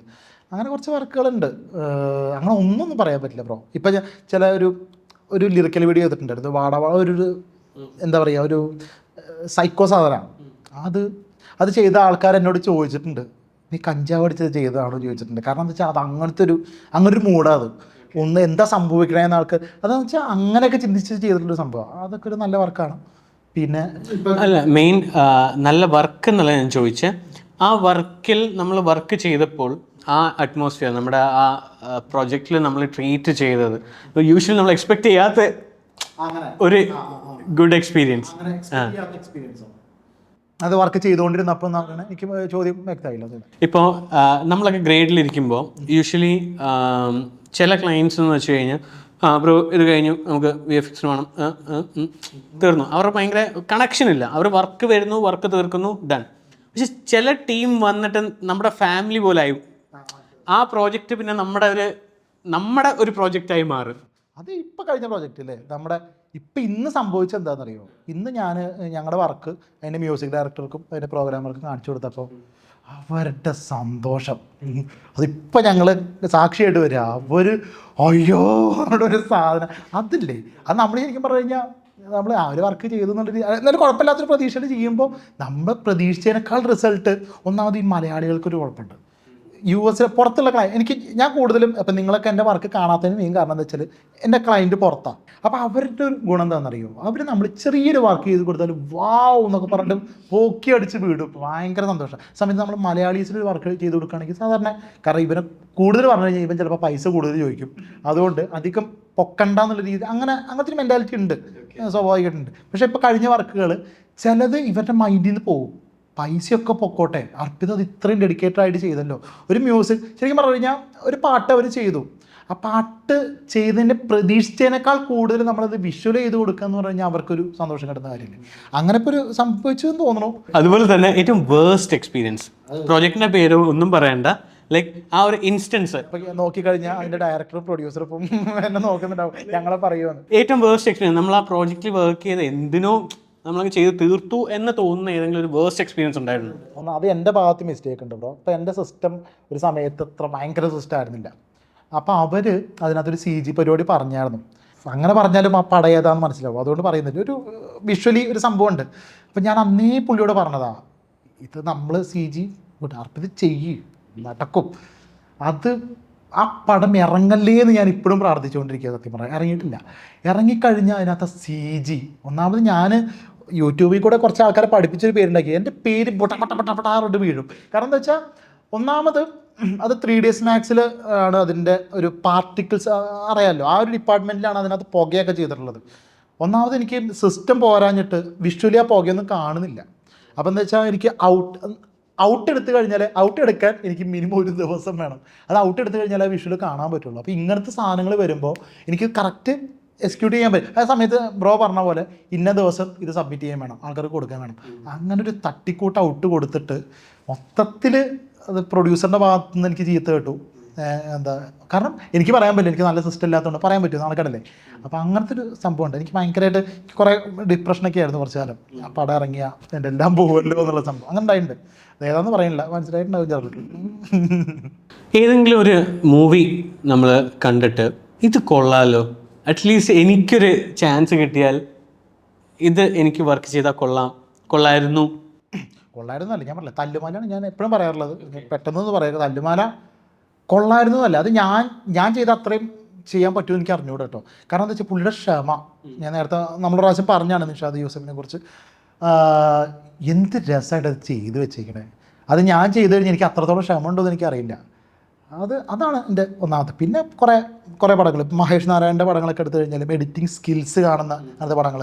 പിന്നെ എനിക്ക് ഇങ്ങനെ സീംലെസ് ആയിട്ടുള്ള കട്ടുകൾ, അതായത് അറിയാത്ത രീതിയിൽ കണ്ടിന്യൂസ് ആയിട്ടുള്ള ഷോട്ടുകളില്ലേ, അത് മാലിക്കിലാണെങ്കിലും 1970 ആ മൂവിയിലൊക്കെ ആണെന്നുണ്ടെങ്കിലും അങ്ങനത്തെ ക്രിയേറ്റീവായിട്ടുള്ള സാധനങ്ങൾ ചെയ്യണമല്ലേ, അങ്ങനത്തെ സാധനങ്ങൾ കാണുമ്പോൾ തോന്നാറുണ്ട്. ഒരു പടമൊന്നുമില്ല, ഒരുപാട് പടങ്ങളുണ്ട്. മെയിനായിട്ട് എന്നെ അട്രാക്ട് ചെയ്യുന്ന ട്രാൻസിഷൻസാണ്. ട്രാൻസിഷൻ എങ്ങനെയൊക്കെ വെറൈറ്റി ആയിട്ട് ചെയ്തിട്ടുണ്ട് എന്നുള്ളതൊക്കെ എനിക്കത് തോന്നിയിട്ടുണ്ട്. ഞാൻ എപ്പോഴും പറയുമ്പോൾ ഞാൻ അതിലേക്ക് കയറും. ട്രാൻസിഷൻ എൻ്റെ ഒരു കൂടുതലും ക്രിയേറ്റീവ്ലി എന്തെങ്കിലും ഒരു എക്സ്ട്രാ ഇൻപുട്ട് വരുമ്പോഴാണ് ആ സാധനം വരിക. ഒരു ഷോട്ടിൽ നിന്ന് അവർ അടുത്തതിലേക്ക് എങ്ങനെ ജമ്പ് ചെയ്യിപ്പിക്കുന്നു, അത് ഈ പറഞ്ഞ പോലെ ഇമോഷണലി ബ്ലെൻഡ് ചെയ്യിപ്പിക്കുന്ന ഒരു സ്റ്റൈലുണ്ട്, അല്ലാണ്ട് ബ്ലെൻഡ് ചെയ്യിപ്പിക്കുന്ന സ്റ്റൈലുണ്ട്. അതില്ല, അവിടെ മെയിനായിട്ട് എഡിറ്റിംഗ് സ്കിൽസ് കാണിക്കാൻ പറ്റുന്ന ഒരു സ്ഥലമാണ് ട്രാൻസിഷൻ. മറ്റേത് നല്ലൊരു എഡിറ്റർക്ക് ഒരു മൂവി അല്ലെങ്കിൽ മ്യൂസിക് കൊണ്ടുപോകാൻ അറിയാം, സ്കില്ല് കാണിക്കണമെന്നുണ്ടെങ്കിൽ ട്രാൻസിഷൻ കാരണം അല്ലേ. അതാണ് ഞാൻ ട്രാൻസിഷനിലേക്ക് കൂടുതൽ ഇത് പറയുന്നത്. നമുക്ക് ഈ ഇടയ്ക്ക് വാച്ച് ചെയ്തതിൽ ഏതെങ്കിലും റീസെൻ്റായിട്ട് ഏത് മൂവി വാച്ച് ചെയ്ത് അതിലെന്തെങ്കിലും പ്രത്യേകത, ഏത് എഡിറ്റിംഗ് ഓർ VFX? അയ്യോ, VFX അല്ല ബ്രോ, എനിക്ക് എഡിറ്റിങ്ങിൽ ഇപ്പം കിഷ്കിന്താകാന്ഡം എനിക്ക് ഭയങ്കര വർക്കായ പടം. അതിൽ ഒരു എഡിറ്റിംഗ് സ്കില്ലുണ്ട്, ഇല്ല എന്നല്ല കേട്ടോ, ഗംഭീരമായിട്ട് പടം കൊണ്ടുപോയ ഒരു രീതിയില്ലേ. അതിൽ ഇൻ്റർവെല്ല് ഒരു നോർമൽ രീതിയിൽ പോയ സാധനം ഇൻ്റർവെല്ല് കഴിഞ്ഞപ്പോൾ അതിൽ വേറെ രീതിയിൽ അതിന് BGM ആണെങ്കിലും എഡിറ്റിംഗ് ആണെന്നുണ്ടെങ്കിലും ഷോർട്സ് ആണെന്നുണ്ടെങ്കിലും എനിക്ക് ഭയങ്കര വർക്കായിട്ടുള്ള പടം. ഇപ്പോൾ റീസെൻ്റായിട്ട് കണ്ട ഏറ്റവും ഇഷ്ടപ്പെട്ട പടം കിഷ്കിന്താകാന്ഡം. അതിലൊരു കാരണമല്ല, പല കാരണങ്ങളുണ്ട്, ഡയറക്ഷനും സ്ക്രിപ്റ്റും എല്ലാം. നമ്മളൊരു VFXൽ വർക്ക് ചെയ്യുമ്പോൾ ഞങ്ങൾക്ക് CG വരുമ്പോൾ ഞങ്ങളുടെ ഒരു പ്രോസസ്സ് എന്ന് വെച്ചാൽ ഞങ്ങൾ ബേസ് ഗ്രേഡ് ചെയ്ത് കൊടുക്കും, VFX അവിടെ ചെയ്തിട്ട് വരും. ഓക്കെ, പലപ്പോഴും നമുക്ക് ഫേസ് ചെയ്യുന്ന ഒരു ഇഷ്യൂ എന്ന് വെച്ച് കഴിഞ്ഞാൽ കളർ ഇഷ്യൂസ് വരും. നിങ്ങളവിടെ ചെയ്യുമ്പോൾ എന്തെങ്കിലും ഒരു ചെറിയ പാരാമീറ്റേഴ്സ് മാറിക്കഴിഞ്ഞാൽ കളറിൽ ഡിഫറൻസ് വരും, ഞങ്ങൾക്ക് മാച്ച് ചെയ്യാൻ ഇഷ്യൂ ആണ്. പക്ഷെ അതെന്താണ് അവിടെ നടക്കുന്നതെന്നൊന്ന് പറഞ്ഞു തരാൻ പറ്റുമോ? അല്ല, ഇപ്പം ഈ ഒരു പ്രശ്നം എനിക്കൊരു കൺഫ്യൂഷൻ ഉണ്ടായിരുന്നു ഈ കേസിൽ. കാരണം ഇപ്പോൾ ഒരു വർക്ക് ഞാൻ ഡയറക്റ്റ് ചെയ്ത്, ഞാൻ എഡിറ്റ് ചെയ്ത്, ഞാൻ VFX ചെയ്തിട്ട് ബ്രോയ്ക്ക് തരുമായിരുന്നു. അപ്പോൾ എനിക്ക് സാധാരണ സിനിമകൾ ബേസ് ഗ്രേഡ് ചെയ്ത് തരാറ്. ബേസ് ഗ്രേഡ് തന്നിട്ട് ഞാൻ അതിനകത്ത് CG കാര്യങ്ങളൊക്കെ കയറ്റാറ്, എന്നിട്ട് ഞാൻ അവർക്ക് കൊടുക്കുക. പിന്നെ ഞാൻ അതിനെക്കുറിച്ച് ചിന്തിക്കേണ്ട കാര്യമില്ല. അപ്പോൾ ഈ പ്രോസസ്സിൻ്റെ കറക്റ്റ് റൂട്ട് എനിക്കറിയില്ല. ഇതിലെനിക്ക് പാളിപ്പോയി എൻ്റെ വർക്കിൽ. ഞാൻ ചെയ്തതെന്ന് വെച്ചാൽ ഞാൻ CG കയറ്റിയത് ഈ ലോഗ് ഫയലിൽ വെച്ചിട്ടാണ്. എനിക്ക് അബദ്ധം പറ്റി. കുഴപ്പമില്ല, ബേസ് ഗ്രേഡ് ചെയ്ത് തരാം. ഞാൻ എന്താ വെച്ചാൽ എല്ലാവരും പ്രീ കോമ്പിനകത്ത് വെച്ചുകൊണ്ട് എനിക്ക് ഫൂട്ടേജ് മാറ്റിയാൽ മതിയായിരിക്കും. അങ്ങനെ അബദ്ധം പറ്റി. അപ്പോൾ ശരിക്കും ഒരു ബേസ് ഗ്രേഡിലാണ് CG ചെയ്യണമെന്നുള്ളത് ഇത്ര എക്സ്പീരിയൻസ് ആയിട്ട് ഞാൻ ഓർത്തില്ല. ഞാൻ സിനിമയ്ക്ക് വേണ്ടി വർക്ക് ചെയ്യുമ്പോൾ അവരെന്താ വെച്ചാൽ ബേസ് ഗ്രേഡ് തന്ന ഫയലാണ് തരിക എന്നുള്ളത് ഞാൻ മറന്നുപോയി. സ്വന്തമായിട്ടൊരു സംഭവം ഡയറക്റ്റ് ചെയ്ത് ഇത് എഡിറ്റ് ചെയ്യാൻ നിന്നപ്പോഴാണ് ഞാൻ വിചാരിച്ചു, അപ്പോൾ ഞാനിത് റോ ആയിട്ട് ചെയ്ത് കൊടുത്തു കഴിഞ്ഞാൽ റോ അടക്കം ബ്രോ DI ചെയ്തോളൂ വിചാരിച്ചിട്ട് ഞാനിപ്പോൾ അങ്ങനെ പണിഞ്ഞു വെച്ചിട്ടുള്ളത്. അവിടെ ഇഷ്യൂ വരുന്നതെന്ന് വെച്ചാൽ നമ്മളിപ്പോൾ എന്തെങ്കിലും ഒരു എലിമെൻറ്റ് അതിൽ എക്സ്ട്രാ ഇട്ടു, ആ എലിമെൻറ്റും സെയിം കളർ സ്പേസിലായില്ലെങ്കിൽ നമ്മളിവിടെ കളർ സ്പേസ് ഷിഫ്റ്റ് ചെയ്യുമ്പോൾ അത് എറിച്ച് നിൽക്കും. കുഴപ്പമില്ല. അപ്പോൾ പക്ഷേ ഇതിലൊരു മെത്തേഡ് ഉണ്ട് ശരിക്കും പറഞ്ഞു കഴിഞ്ഞാൽ. ഇപ്പം ഞാൻ ചെയ്തതെന്ന് വെച്ചാൽ, ഞാൻ ഇപ്പോൾ CG ഏത് ഫൂട്ടേജും നമ്മൾ പ്രീ കോംബ് ചെയ്യാന്ന് ഒരു ഗ്രൂപ്പിനകത്ത് ആക്കി വെച്ച് അതിൻ്റെ മുകളിലാണ് പണിയുക. അപ്പം ബ്രോ ഇപ്പോൾ ഈ ഫയൽ ഞാൻ തന്നു കഴിഞ്ഞാൽ ബ്രോ അത് മാറ്റി കഴിഞ്ഞാലും എനിക്ക് ഈ ഫൂട്ടേജ് മാത്രം മാറ്റിയാൽ മതി. ഫൂട്ടേജ് അവിടെ ഈ ഗ്രൂപ്പിനകത്ത് കയറി ആ ഫൂട്ടേജ് മാറ്റി കഴിഞ്ഞാൽ മൊത്തത്തിൽ മാറും അല്ലേ. പിന്നെ എനിക്ക് പ്രശ്നം വരുന്നത് വെച്ചാൽ ഞാൻ ചിലപ്പോൾ ആ ലോഗ് ചെയ്യാൻ വേണ്ടിയിട്ട് ഞാൻ ലോഗാക്കാൻ വേണ്ടിയിട്ടൊരു കളർ ഗ്രേഡ് ഇട്ടിട്ടുണ്ടാവും. അതായത് കോൺട്രാസ്റ്റ് കുറച്ചിടുക, ബ്രൈറ്റ്നെസ് ലോഗ് എന്ന് തോന്നിപ്പിക്കുന്ന രീതിയിൽ ഞാൻ ഇപ്പോൾ വെറുതെ പണിഞ്ഞിട്ടുണ്ട്. അതൊരു അനാവശ്യ പണിയാണ്. അത് ഞങ്ങൾക്ക് പണിയാവും. അത് ചിലപ്പോൾ ഞാൻ മാറ്റുന്നുണ്ട്. ഇപ്പം ഞാൻ എന്താ ചെയ്യാൻ പോണെന്ന് വെച്ചാൽ ഇപ്പോൾ പ്രോയ്ക്ക് ആ ഫയൽ മാത്രമേ തരുന്നുള്ളൂ. ഇപ്പം നമ്മുടെ വർക്കിനെ കുറിച്ച് മാത്രമേ സംസാരിക്കണല്ലോ. ഓക്കെ, ആ ഫയൽ തരുന്നുള്ളൂ. എന്നിട്ട് അതിൽ നിന്ന് എടുത്തിട്ട് ഞാൻ ഇവിടെ റീപ്ലേസ് ചെയ്തോളാം. കുഴപ്പമുണ്ടാവില്ല എന്ന് തോന്നുന്നു. പുതിയൊരു പ്രോസസ്സ് ഞാൻ കൊണ്ടുവന്നു ശരിക്കും പറഞ്ഞു. അല്ല, യൂഷ്വലി നിങ്ങൾ ചെയ്യുമ്പോൾ ഒരു പൈപ്പ് ലൈൻ ഫോളോ ചെയ്യാറുണ്ടെന്ന് തോന്നുന്നു. അത് നമ്മുടെ ഓഡിയൻസിനോട് അറിയാൻ വേണ്ടിയാണ്. മെയിനായിട്ട് സംഭവം എന്താണെന്ന് അറിയാം. ഒന്നാമത് എനിക്കൊരു ഗുണം ഉള്ളൊരു കാര്യം എന്താണെന്ന് വെച്ചാൽ, ഞാൻ ഒരു സോഫ്റ്റ്വെയറിൽ മാത്രം നിൽക്കുന്ന ആളല്ല. ഇപ്പം എനിക്ക് ഡാവിഞ്ചി അറിയില്ല, പക്ഷേ എന്താ വെച്ച് കഴിഞ്ഞാൽ പല ഇപ്പം എഡിറ്റിങ്ങിലാണെങ്കിൽ പ്രീമിയർ, കോമ്പോസിറ്റിംഗ് ആണെങ്കിൽ ആഫ്റ്റർ, പിന്നെ 3Dയിലാണ് എനിക്ക് കൂടുതൽ അറിയുക, മായ, മാക്സ്, സിനിമ 4D അങ്ങനത്തെ സോഫ്റ്റ്വെയർസൊക്കെ. അപ്പോൾ ഇതിൻ്റെയൊക്കെ ഒരു പൈപ്പ് ലൈൻ എന്ന് പറഞ്ഞു കഴിഞ്ഞാൽ, ഇപ്പോൾ എലമെൻറ്റ് 3D എന്നുള്ള സാധനമുണ്ട്, ആഫ്റ്റർവേഡ്സിലൊരു പ്ലഗിനാണ്, അറിയാമല്ലോ. അപ്പോൾ ചില ആൾക്കാരെ ഞാൻ പല രീതിയിൽ പറ്റിച്ചിട്ടുണ്ട്, ഇതൊന്നും പറയാൻ പാടില്ല എന്നാലും. കാരണം എന്താ വെച്ചാൽ ഭയങ്കര രീതിയിൽ റണ്ടർ ചെയ്യുന്ന പ്രോസസ്സൊക്കെ ഞാൻ കുറച്ച് സിമ്പിളാക്കി ഈ എലമെൻറ്റ് 3Dയിൽ ചെയ്യും കാണുന്നത്. അപ്പോൾ അത് കുറച്ച് അറിയാവുന്നതുകൊണ്ട് പലരും പറ്റിക്കാറുണ്ട് ശരിക്കും പറഞ്ഞു കഴിഞ്ഞാൽ. അപ്പോൾ നമ്മൾ എൻ്റെ പൈപ്പ് ലൈൻ എന്ന് പറഞ്ഞു കഴിഞ്ഞാൽ അറിയുന്ന സോഫ്റ്റ്വെയർസ് വെച്ചിട്ട് ഈ 10 ദിവസം ചെയ്യുന്ന പണി എങ്ങനെ 2 ദിവസത്തിൽ ചുരുക്കാം എന്നുള്ള സംഭവമാണ്. അപ്പോൾ നമുക്ക് എനിക്കുള്ളൊരു ഗുണം എന്താ വെച്ചാൽ പെട്ടെന്ന് ഇപ്പോൾ ഇവിടെ ഒരു CG ക്യാരക്ടർ 3D ക്യാരക്ടർ വേണമെന്നുണ്ടെങ്കിൽ ഞാൻ മോഡൽ ചെയ്യാൻ യൂസ് ചെയ്യണത് 3ds Max ആയിരിക്കും. മായയിലാണ് മോഡൽ ചെയ്യാൻ നല്ലത്, പക്ഷേ എനിക്ക് 3ds Max ആണ് എളുപ്പം. അതല്ലേ നമ്മൾ നോക്കേണ്ടത്. മോഡലിംഗ് നല്ലത് മായയിലാണ് ശരിയാണ്, പക്ഷേ മാക്സ് ആണ് എനിക്ക് മോഡൽ ചെയ്യാൻ എളുപ്പം. മാക്സിന് എനിക്ക് കുറച്ചുകൂടെ സ്പീഡാണ്. ആ സമയത്ത് ആ ക്യാരക്ടറെ നേരെ FBX ആയിട്ട് എക്സ്പോർട്ട് ചെയ്ത് മായ കൊണ്ട് റിഗ് ചെയ്യണം. ഇങ്ങനൊന്നും ഒരുത്തനും ചെയ്യില്ല കേട്ടോ. ഒന്ന് പഠിച്ചു കഴിഞ്ഞാൽ ഒന്ന് തന്നെ അതിപ്പോൾ എനിക്ക് ലൈറ്റ് ചെയ്യാൻ എളുപ്പം സിനിമ 4D. മായയിലെ ലൈറ്റിംഗ് ഭയങ്കര ബുദ്ധിമുട്ടാണ്. അപ്പോൾ നേരെ സിനിമ 4D പോയിട്ട് ഈ പൈപ്പ് ലൈനാണ് ഞാൻ യൂസ് ചെയ്യണം. ഇങ്ങനെയൊക്കെ ചോദിച്ചു കഴിഞ്ഞാൽ ഇത് ബാക്കിയുള്ളവർക്ക് ബുദ്ധിമുട്ടായിരിക്കും. ചെയ്യാൻ പറ്റുന്നത് എന്തുകൊണ്ടാണെന്ന് വെച്ച് കഴിഞ്ഞാൽ ഓൾറെഡി ചേട്ടന് ഈ സോഫ്റ്റ്വെയർസ് എല്ലാം അറിയാം. അപ്പോൾ കറക്റ്റായിട്ട് അറിയാം ഇവിടെ ഈ സാധനം എനിക്ക് കിട്ടും, ഇവിടെ ഈ സാധനം കിട്ടും. നേരെ തിരിച്ചപ്പോൾ പുതിയൊരാൾ കയറി ഇങ്ങനെ ചെയ്യാൻ നിന്ന് കഴിഞ്ഞാൽ ഫുള്ള് പണിയാവും. കാരണം ഇപ്പോൾ കാണാൻ ഇതിനെക്കുറിച്ച് അറിയുന്നുള്ള ആൾക്കാർ അറിയാം. സിനിമ 4Dയുടെ ഔട്ട് എന്ന് പറഞ്ഞു കഴിഞ്ഞാൽ വേറൊരു ക്വാളിറ്റി അതിനകത്ത്. മായയിലെ ആ ഒരു ഔട്ടിലേക്ക് എത്തിക്കുന്ന പറ്റും, കുറച്ച് സ്കില്ല് കൂടുതൽ വേണം. സിനിമ 4Dയിൽ കുറച്ച് പെട്ടെന്ന് കിട്ടും. ആ സമയത്ത് എനിക്ക് മാക്സിൽ വേറെ ചില ടൈപ്പ് മോഡലിങ് കുറച്ചും കൂടെ എളുപ്പമാണ്. അപ്പോൾ ഈ 3 സോഫ്റ്റ്വെയർ അറിയുന്നത് കൊണ്ട് ശരിക്കും ഇത് ഒന്ന് പഠിച്ചാൽ മതി, ഒന്ന് പ്രോപ്പറായിട്ട് പഠിച്ചാൽ മതി. പക്ഷെ ഞാനെന്തോ ഒരു സമയത്തെ ത്വര മൂത്തിട്ടേ എല്ലാം കൂടെ ഇങ്ങോട്ട് കയറി പഠിക്കുമല്ലോ, അങ്ങനെ സംഭവിക്കണതാണ് അതൊക്കെ. അങ്ങനെ ഞാൻ അങ്ങനത്തെ ഒരു വൈപ്പ് ലൈനിലാണ് പോവാറ്. പറപ്പിത്തേട്ടാ, നമുക്ക് ഇനി റാപ്പിഡ് ഫയറിലേക്ക് പോകാം. പെട്ടെന്ന് വരുന്ന കുറച്ച് ക്വസ്റ്റ്യൻസ്. അപ്പോൾ first, a software I can't live without. Afterwards AI tool I mostly use. ഫോട്ടോഷോപ്പിൽ ജനറേറ്റീവ് ഫീൽഡ് അല്ല ടൂളിൽ സൈഡിലേക്ക് അങ്ങനെ പോകാറില്ല. Okay. അധികം ഉപയോഗിക്കാറില്ല. Edit or VFX? VFX. YouTube or work? യൂട്യൂബാണ് ഇഷ്ടം, പക്ഷെ വർക്കാണ് കൂടുതൽ. Okay. Then work or film? ആഗ്രഹമാണോ? ആഗ്രഹം film. If not YouTube, what else? കുഞ്ഞു കുഞ്ഞു അഭിനയൊക്കെ ആയിട്ടും ഡാൻസ് പാട്ടൊക്കെ ആയിട്ട് അങ്ങനെ പോകും. നല്ല വേറെ പണിയെടുക്കാൻ മടിയാ. Editing inspiration, രണ്ട് editors. നിഷാദ് യൂസഫ് മരിച്ചുപോയി, ഭയങ്കര ഇൻസ്പിറേഷനാണ്. ആൻ്റണി തമിഴിൽ എന്നെ ഇതിലേക്ക് കൊണ്ടുവന്ന ഒരു എഡിറ്ററാണ്.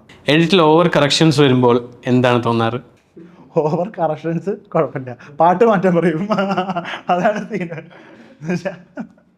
അറിയില്ലേ, കറക്ഷൻസ് ഒക്കെ നമുക്ക് എത്ര വേണമെങ്കിലും ചെയ്യാം, അത് കുഴപ്പമൊന്നുമില്ല. ബ്രോ നമുക്ക് ആ പാട്ടെല്ലാം ഇങ്ങോട്ട് മാറ്റി വേറെ പാട്ട് പിടിച്ചാൽ എന്താടാ, അതൊരു വള്ളി പിടിച്ച പരിപാടിയാണ്. കറക്ഷൻസ് ഓവർ ദേഷ്യം വരും. ലോജിക്കലി കറക്ഷൻസ് പറയണത് ഓക്കെ, ലോജിക്കില്ലാതെ കറക്ഷൻസ് പറയും. നമുക്കറിയാമല്ലോ എങ്ങനെ ഇത് വന്നിട്ടുണ്ട് എന്നുള്ളത്. നമുക്കും ഈ പരിപാടി തുടങ്ങിയിട്ട് കുറേയല്ലേ, അതാണ് പ്രശ്നം. വേറെ ബെസ്റ്റ് വർക്ക് സോ ഫാർ? ഞാൻ അടുത്ത് എന്താ ചെയ്യാൻ പോണത് അതായിരിക്കും എൻ്റെ ബെസ്റ്റ് വർക്ക്. ഓക്കെ, അപ്പോൾ നമുക്ക് അതിലോട്ട് കിടക്കാം. ഇപ്പോൾ എഡിറ്റർ VFX ആർട്ടിസ്റ്റിനൊക്കെ മാറി ഒരു ഡയറക്ടറിലോട്ട് കയറിയേക്കുവാണ്. എന്താണത്, അതിനെപ്പറ്റി ഒന്ന് നമ്മുടെ ഓഡിയൻസിനടുത്ത് പറയാം. അല്ല, ഞാനിപ്പോൾ ഒരു മ്യൂസിക് വീഡിയോ ചെയ്തിട്ടുണ്ട്. അതൊരു പാട്ടിങ്ങനെ വിഷ്വൽ ചെയ്യാൻ പറ്റുമെന്ന് ചോദിച്ചു. അപ്പോൾ ആദ്യമായിട്ടാണ് ഞാൻ അതിനനുസരിച്ച് ഫുൾ പ്ലാൻ ചെയ്ത് ഫുൾ അതിൻ്റെ തലതൊട്ടപ്പനായിട്ടിരുന്ന് ആരെ കാസ്റ്റ് ചെയ്യണം, അസോസിയേറ്റിന് ആര് വേണം, എല്ലാം തീരുമാനിച്ച് ഒരു സാധനം ഇറങ്ങാൻ പോകുന്നുണ്ട്. അതാണ് ഇപ്പം ഇത്രയും ചെയ്തൊരു ചെറിയ കുഴപ്പമില്ലാത്തൊരു വർക്ക്. ചെറുതാന്നൊക്കെ പറയും, എന്നാലും അങ്ങനെ ഒരു രീതിയിൽ നമ്മുടെ ക്രിയേറ്റീവ് ഐഡിയ ഒക്കെ വെച്ചിട്ട് സംഭവം ചെയ്തിട്ടുണ്ട്. അതെങ്ങനെ വരുന്നതിന് കണ്ടറിയാം. അതിൽ DI ഞാൻ ഏൽപ്പിച്ചിട്ടുണ്ട് ഇപ്പം അങ്ങോട്ട്. അതെങ്ങനെ വരുന്ന അറിയാം. നമുക്ക് പൊളിക്കാം. DI പൊളിക്കാം. അപ്പോൾ മൊത്തത്തിൽ അത് ഒരു എങ്ങനെ ഉണ്ടായിരുന്നു ആസ് എ ഡയറക്ടർ എക്സ്പീരിയൻസ്? ഇതുവരെ നമ്മൾ ബിഹൈൻഡ് സ്ക്രീനിലാണ് വർക്ക് ചെയ്തത്, പോസ്റ്റ് പ്രൊഡക്ഷനിൽ. ഭയങ്കര. കാരണം എന്താ വെച്ചാൽ എന്തുകൊണ്ട് ഇത് മുന്നേ തുടങ്ങിയില്ല എന്നുള്ളത്. എനിക്ക് ഏറ്റവും കുശുമ്പുള്ളൊരു ഡയറക്ടർ ബേസിൽ ജോസഫ്. പുള്ളി ഷോർട്ട് ഫിലിം പിടിച്ച കാലത്തോട്ട് ഞാനും ഷോർട്ട് ഫിലിം ചെയ്തിട്ടുണ്ടായിരുന്നു. അന്ന് പുള്ളിയുടെ ഷോർട്ട് ഫിലിം കണ്ടിട്ടപ്പോൾ ഞാൻ ഇതിൽ നന്നായിട്ട് ചെയ്യുമല്ലോ എന്നുള്ള അന്നൊരു അഹങ്കാരം എനിക്കുണ്ടായിരുന്നു. പിന്നെ ഓരോ പടി നമ്മുടെ മുമ്പിൽ വെച്ച് പുള്ളി കയറി ഇങ്ങനെ പോയിക്കൊണ്ടിരിക്കുകയല്ലേ. സന്തോഷം. എനിക്ക് ഭയങ്കര ഇഷ്ടമുള്ളൊരു നടനാട്ടോ. അത് ഞാൻ പറയാം, അന്നൊരു കുശുമ്പുണ്ടാവുമല്ലോ ആ സാധനത്തിന്. അപ്പോൾ എനിക്കും ഞാൻ ചില കമ്പനികളിലൊക്കെ അങ്ങനെ അവിടെ ഇരുന്ന് അതങ്ങോട്ട് തഴമ്പിച്ച് പോയി. അപ്പോൾ അതിൻ്റെ ഒരു ലോക്ക് ഉണ്ടായിരുന്നു. പിന്നെ ഒന്ന് ഫ്രീ ആയി കഴിഞ്ഞപ്പോഴാണ് ഇതൊക്കെ എനിക്ക് കുറച്ച് മുമ്പേ തുടങ്ങായിരുന്നു. ഇപ്പോൾ ഈ ഡയറക്ഷൻ തുടങ്ങിയപ്പോൾ ആ ഷൂട്ട് ചെയ്ത ദിവസങ്ങളൊന്നും പോയതറിഞ്ഞില്ല. എഡിറ്റ് ചെയ്ത ദിവസങ്ങൾ പോയത് ശരിക്കും അറിയാൻ പറ്റും, പക്ഷെ ഷൂട്ട് ചെയ്ത ദിവസങ്ങൾ പോകണം അറിയാൻ പറ്റില്ല. ഭയങ്കര രസമായിരുന്നു. കുറച്ച് ക്രിയേറ്റീവ് കുറച്ച് പ്രശ്നങ്ങളുണ്ടെങ്കിലും എന്ന് വെച്ചാൽ തല പോകയ്ക്കണമല്ലോ. പക്ഷെ ഭയങ്കര രസമുള്ളൊരു പ്രോസസ്സാണ്. ഇനി അങ്ങോട്ടുണ്ടാവും. ഇത് വെറും തുടക്കം മാത്രം. ഞങ്ങളുടെ വരുമല്ലേ. ഇപ്പോൾ എന്താണ് നമ്മുടെ ഫ്യൂച്ചർ പ്ലാൻ? അതന്നെ ഈ ഒരു ഫിലിം ഇൻഡസ്ട്രിയിൽ എപ്പോഴും ഉണ്ടാവണം. അതായത് അമൽ നീരദിനോടൊരു ഇൻ്റർവ്യൂവിൽ പറഞ്ഞ പോലെ സിനിമയിൽ കയറാനാണോ പാട് നിലനിൽക്കാനാണോ പാടെന്ന് ചോദിച്ചു. പുള്ളി ഉത്തരം പറഞ്ഞതെന്ന് വെച്ചാൽ നിനക്ക് കയറാനും എനിക്ക് നിലനിൽക്കാനും എന്ന് പറഞ്ഞു. അപ്പോൾ ഇപ്പം മനക്കോട്ട ചാനൽ വഴി ഇങ്ങോട്ട് കുറച്ച് പേർക്കെങ്കിലും ഇവിടെ ഒരാളുണ്ട് എന്നറിയാമല്ലോ. ഇനി അങ്ങോട്ട് ഇവിടെ ഒരാളുണ്ട് അങ്ങനെ അറിയപ്പെട്ട് ഇങ്ങനെ നടക്കുക. തീർച്ചയായും അങ്ങനെ നടക്കട്ടെ. നമ്മുടെ ഈ ഫീൽഡിലോട്ട് എഡിറ്റിംഗ് ഇഷ്ടപ്പെടുന്ന കുറേ പേരുണ്ട്, VFX ഇഷ്ടപ്പെടുന്നവരുണ്ട്. അവർക്ക് കൊടുക്കാനായിട്ട് എന്തെങ്കിലും ഒരു അഡ്വൈസ് ഉണ്ടോ? അഡ്വൈസ് ഞാൻ അങ്ങനെ എനിക്ക് ഭയങ്കര ഒറ്റ കാര്യമുള്ളൂ. നിങ്ങൾ എഡിറ്റിങ്ങിലേക്ക് അല്ലെങ്കിൽ നിങ്ങളുടെ ഒരു ഇഷ്ടപ്പെട്ട ഈ ഒരു മേഖലയിലേക്ക് വരികയാണെന്നുണ്ടെങ്കിൽ ആദ്യം വായ അടച്ച് വയ്ക്കുക, ചെയ്ത് കാണിക്കുക. നമുക്ക് ഞാൻ ഇതൊക്കെ ഇങ്ങനെ ചെയ്തിട്ടുണ്ട്. അപ്പോൾ നമ്മൾ വാ തുറക്കേണ്ട കാര്യമേ ഇല്ല. നാളെ നമ്മളെക്കുറിച്ച് ആൾക്കാർ പറയും. അത് കഴിഞ്ഞിട്ട് ഇങ്ങനെ ഇരുന്ന് ഞാനെന്തോ ചെയ്തു വെച്ചു എന്നല്ല പറയണത്. നമ്മൾ ആദ്യം നമ്മുടെ ഔട്ട്പുട്ട് കാണിച്ചിട്ട് ഇപ്പം ഞാൻ കുറച്ച് കൂടുതൽ വായ തുറക്കാൻ തുടങ്ങിയതൊരു പേടി എനിക്ക്. അപ്പോൾ ഞാനത് കൺട്രോൾ ചെയ്യാൻ ശ്രമിക്കുന്നുണ്ട്. അപ്പോൾ അതാണ്. അപ്പോൾ നമ്മൾ ആദ്യം ഒന്നും നമ്മൾ തുടക്കം ഒരു വർക്ക് ചെയ്ത് കഴിഞ്ഞാൽ അങ്ങനെ ചെയ്യണം. നമ്മൾ വർക്ക് ചെയ്തുകൊണ്ടേയിരിക്കുക. അപ്പോൾ കുറേ ആൾക്കാർ നമ്മളെക്കുറിച്ച് പറയട്ടെ. നമ്മുടെ വർക്ക് ഷുഡ് സ്പീക്ക്. അതന്നെ. ഞാൻ ഇംഗ്ലീഷ് പറഞ്ഞു കഴിഞ്ഞാൽ ചിലപ്പോൾ അബദ്ധമായി പോകും. നമ്മൾ സംസാരിക്കുന്നതിനൊക്കെ നമ്മുടെ പണി നമ്മളെ പറ്റി സംസാരിക്കും. അത്രേ ഉള്ളൂ. ഓക്കെ, അപ്പോൾ ഒരു നല്ലൊരു കോൺവെർസേഷൻ ആയിരുന്നു. സമയം പോയത് അറിഞ്ഞില്ല. അത് ഒരുപാട് പോയി സമയം. അയ്യോ സമയം പോയത് ഇവിടെ ഇരിക്കുന്നവർക്ക് അറിയാം. അവന്മാരിപ്പോൾ ഇങ്ങനെ കട്ട പറഞ്ഞിരിക്കുന്നുണ്ട്. പക്ഷേ നമ്മൾ ഈ ഒരേ വൈബിലുള്ളവർ സംസാരിക്കുമ്പോൾ നമ്മൾ കുറേ അകത്ത് കയറിപ്പോയി. എബിൻ ഈ ഇൻ്റർവ്യൂ തുടങ്ങിയപ്പോൾ അത് ഇടുമെന്ന് എനിക്കറിയില്ല. തുടക്കത്തിൽ പറഞ്ഞിട്ടുണ്ടായിരുന്നു പണ്ട് വിളിച്ച് 1 മണിക്കൂർ സംസാരിച്ചു എന്ന്. മനസ്സിലായില്ലേ എന്താണ് ഞങ്ങൾ 1 മണിക്കൂർ സംസാരിക്കണം? ഇൻ്റർവ്യൂ ഫീലൊന്നും ചെയ്തില്ല. അടിപൊളിയാണ്, സെറ്റാണ്. അത് നമ്മൾ ഒരേ വൈബ് ആയതുകൊണ്ടായിരിക്കും. അതെ, കുറേ കാര്യങ്ങൾ നമ്മൾ ഈ ഫീൽഡിലുള്ളവരായിട്ട് സംസാരിക്കുമ്പോൾ അകത്തോട്ട് കയറി പോകേണ്ട കുറേ കാര്യങ്ങളുണ്ടായിരുന്നു. അപ്പോഴാണ് നമുക്കൊരു എനിക്ക് നടുവനുണ്ട്. അതെ, എല്ലാം കൊണ്ട് നമ്മൾ സിങ്കാണ്. വളരെ ഇൻഡെപ്ത് ആയിട്ടുള്ള ഒരു കോൺവെർസേഷൻ ആയിരുന്നു വിത്ത് അർപ്പിത് അരവിന്ദ്. കുറേ അധികം കാര്യങ്ങൾ നമുക്ക് പഠിക്കാനും മനസ്സിലാക്കാനും പറ്റി. ഈ ഫീൽഡിൽ നടക്കുന്ന editing as well as post production സെക്ഷനിൽ നടക്കുന്ന കുറേ കാര്യങ്ങൾ നമുക്ക് മനസ്സിലാക്കാൻ പറ്റിയെന്ന് കരുതുന്നു. ഹോപ്പ്ഫുള്ളി കുറേ പേർക്ക് ഇതിൽ നിന്ന് എന്തെങ്കിലുമൊക്കെ പഠിക്കാൻ പറ്റി എന്നൊരു വിശ്വാസത്തിലാണ് ഈ ഒരു പോഡ്കാസ്റ്റ് ഇടുന്നത്. സോ ഹോപ്പ്ഫുള്ളി ഇതുപോലെ നല്ല നല്ല കോൺവെർസേഷൻ ഇനിയും നമ്മൾ മുന്നോട്ട് കൊണ്ടുപോകും. അപ്പോൾ അർപ്പിത് ഏട്ടാ, thank you for joining with us. Arpit ഏട്ടാ, ഞങ്ങളുടെ ചെറിയ ഗിഫ്റ്റ്. അപ്പോൾ ഇതുപോലെ ഫിലിം മേക്കിങ്ങിനെ പറ്റി റിലേറ്റഡ് ആയിട്ടുള്ള കുറേ കാര്യങ്ങളും ഈ ഫീൽഡിൽ വർക്ക് ചെയ്യുന്നവരുമായിട്ടുള്ള കോൺവെർസേഷനാണ് നമ്മൾ ഈ പോഡ്കാസ്റ്റിലൂടെ നമ്മൾ ഉദ്ദേശിക്കുന്നത്. അപ്പോൾ നിങ്ങൾക്ക് ആരെങ്കിലും സജസ്റ്റ് ചെയ്യാനുണ്ടെങ്കിൽ just let me know in the comment section. നമുക്ക് ഇതുപോലെ ഇൻഡെപ്ത് ആയിട്ട് ഫീൽഡിൽ വർക്ക് ചെയ്യുന്നവരുടെ എക്സ്പീരിയൻസും കാര്യങ്ങളും സംസാരിച്ചുകൊണ്ട് കുറേ കാര്യങ്ങൾ പഠിക്കാൻ പറ്റും. So just let me know in the comment section. അപ്പോൾ ഈ പോഡ്കാസ്റ്റ് എപ്പിസോഡ് നിങ്ങൾക്ക് ഹെൽപ്ഫുൾ ആയെന്ന് കരുതുന്നു. So thank you so much for joining with us. അപ്പോൾ it's me Ebin Philip signing of.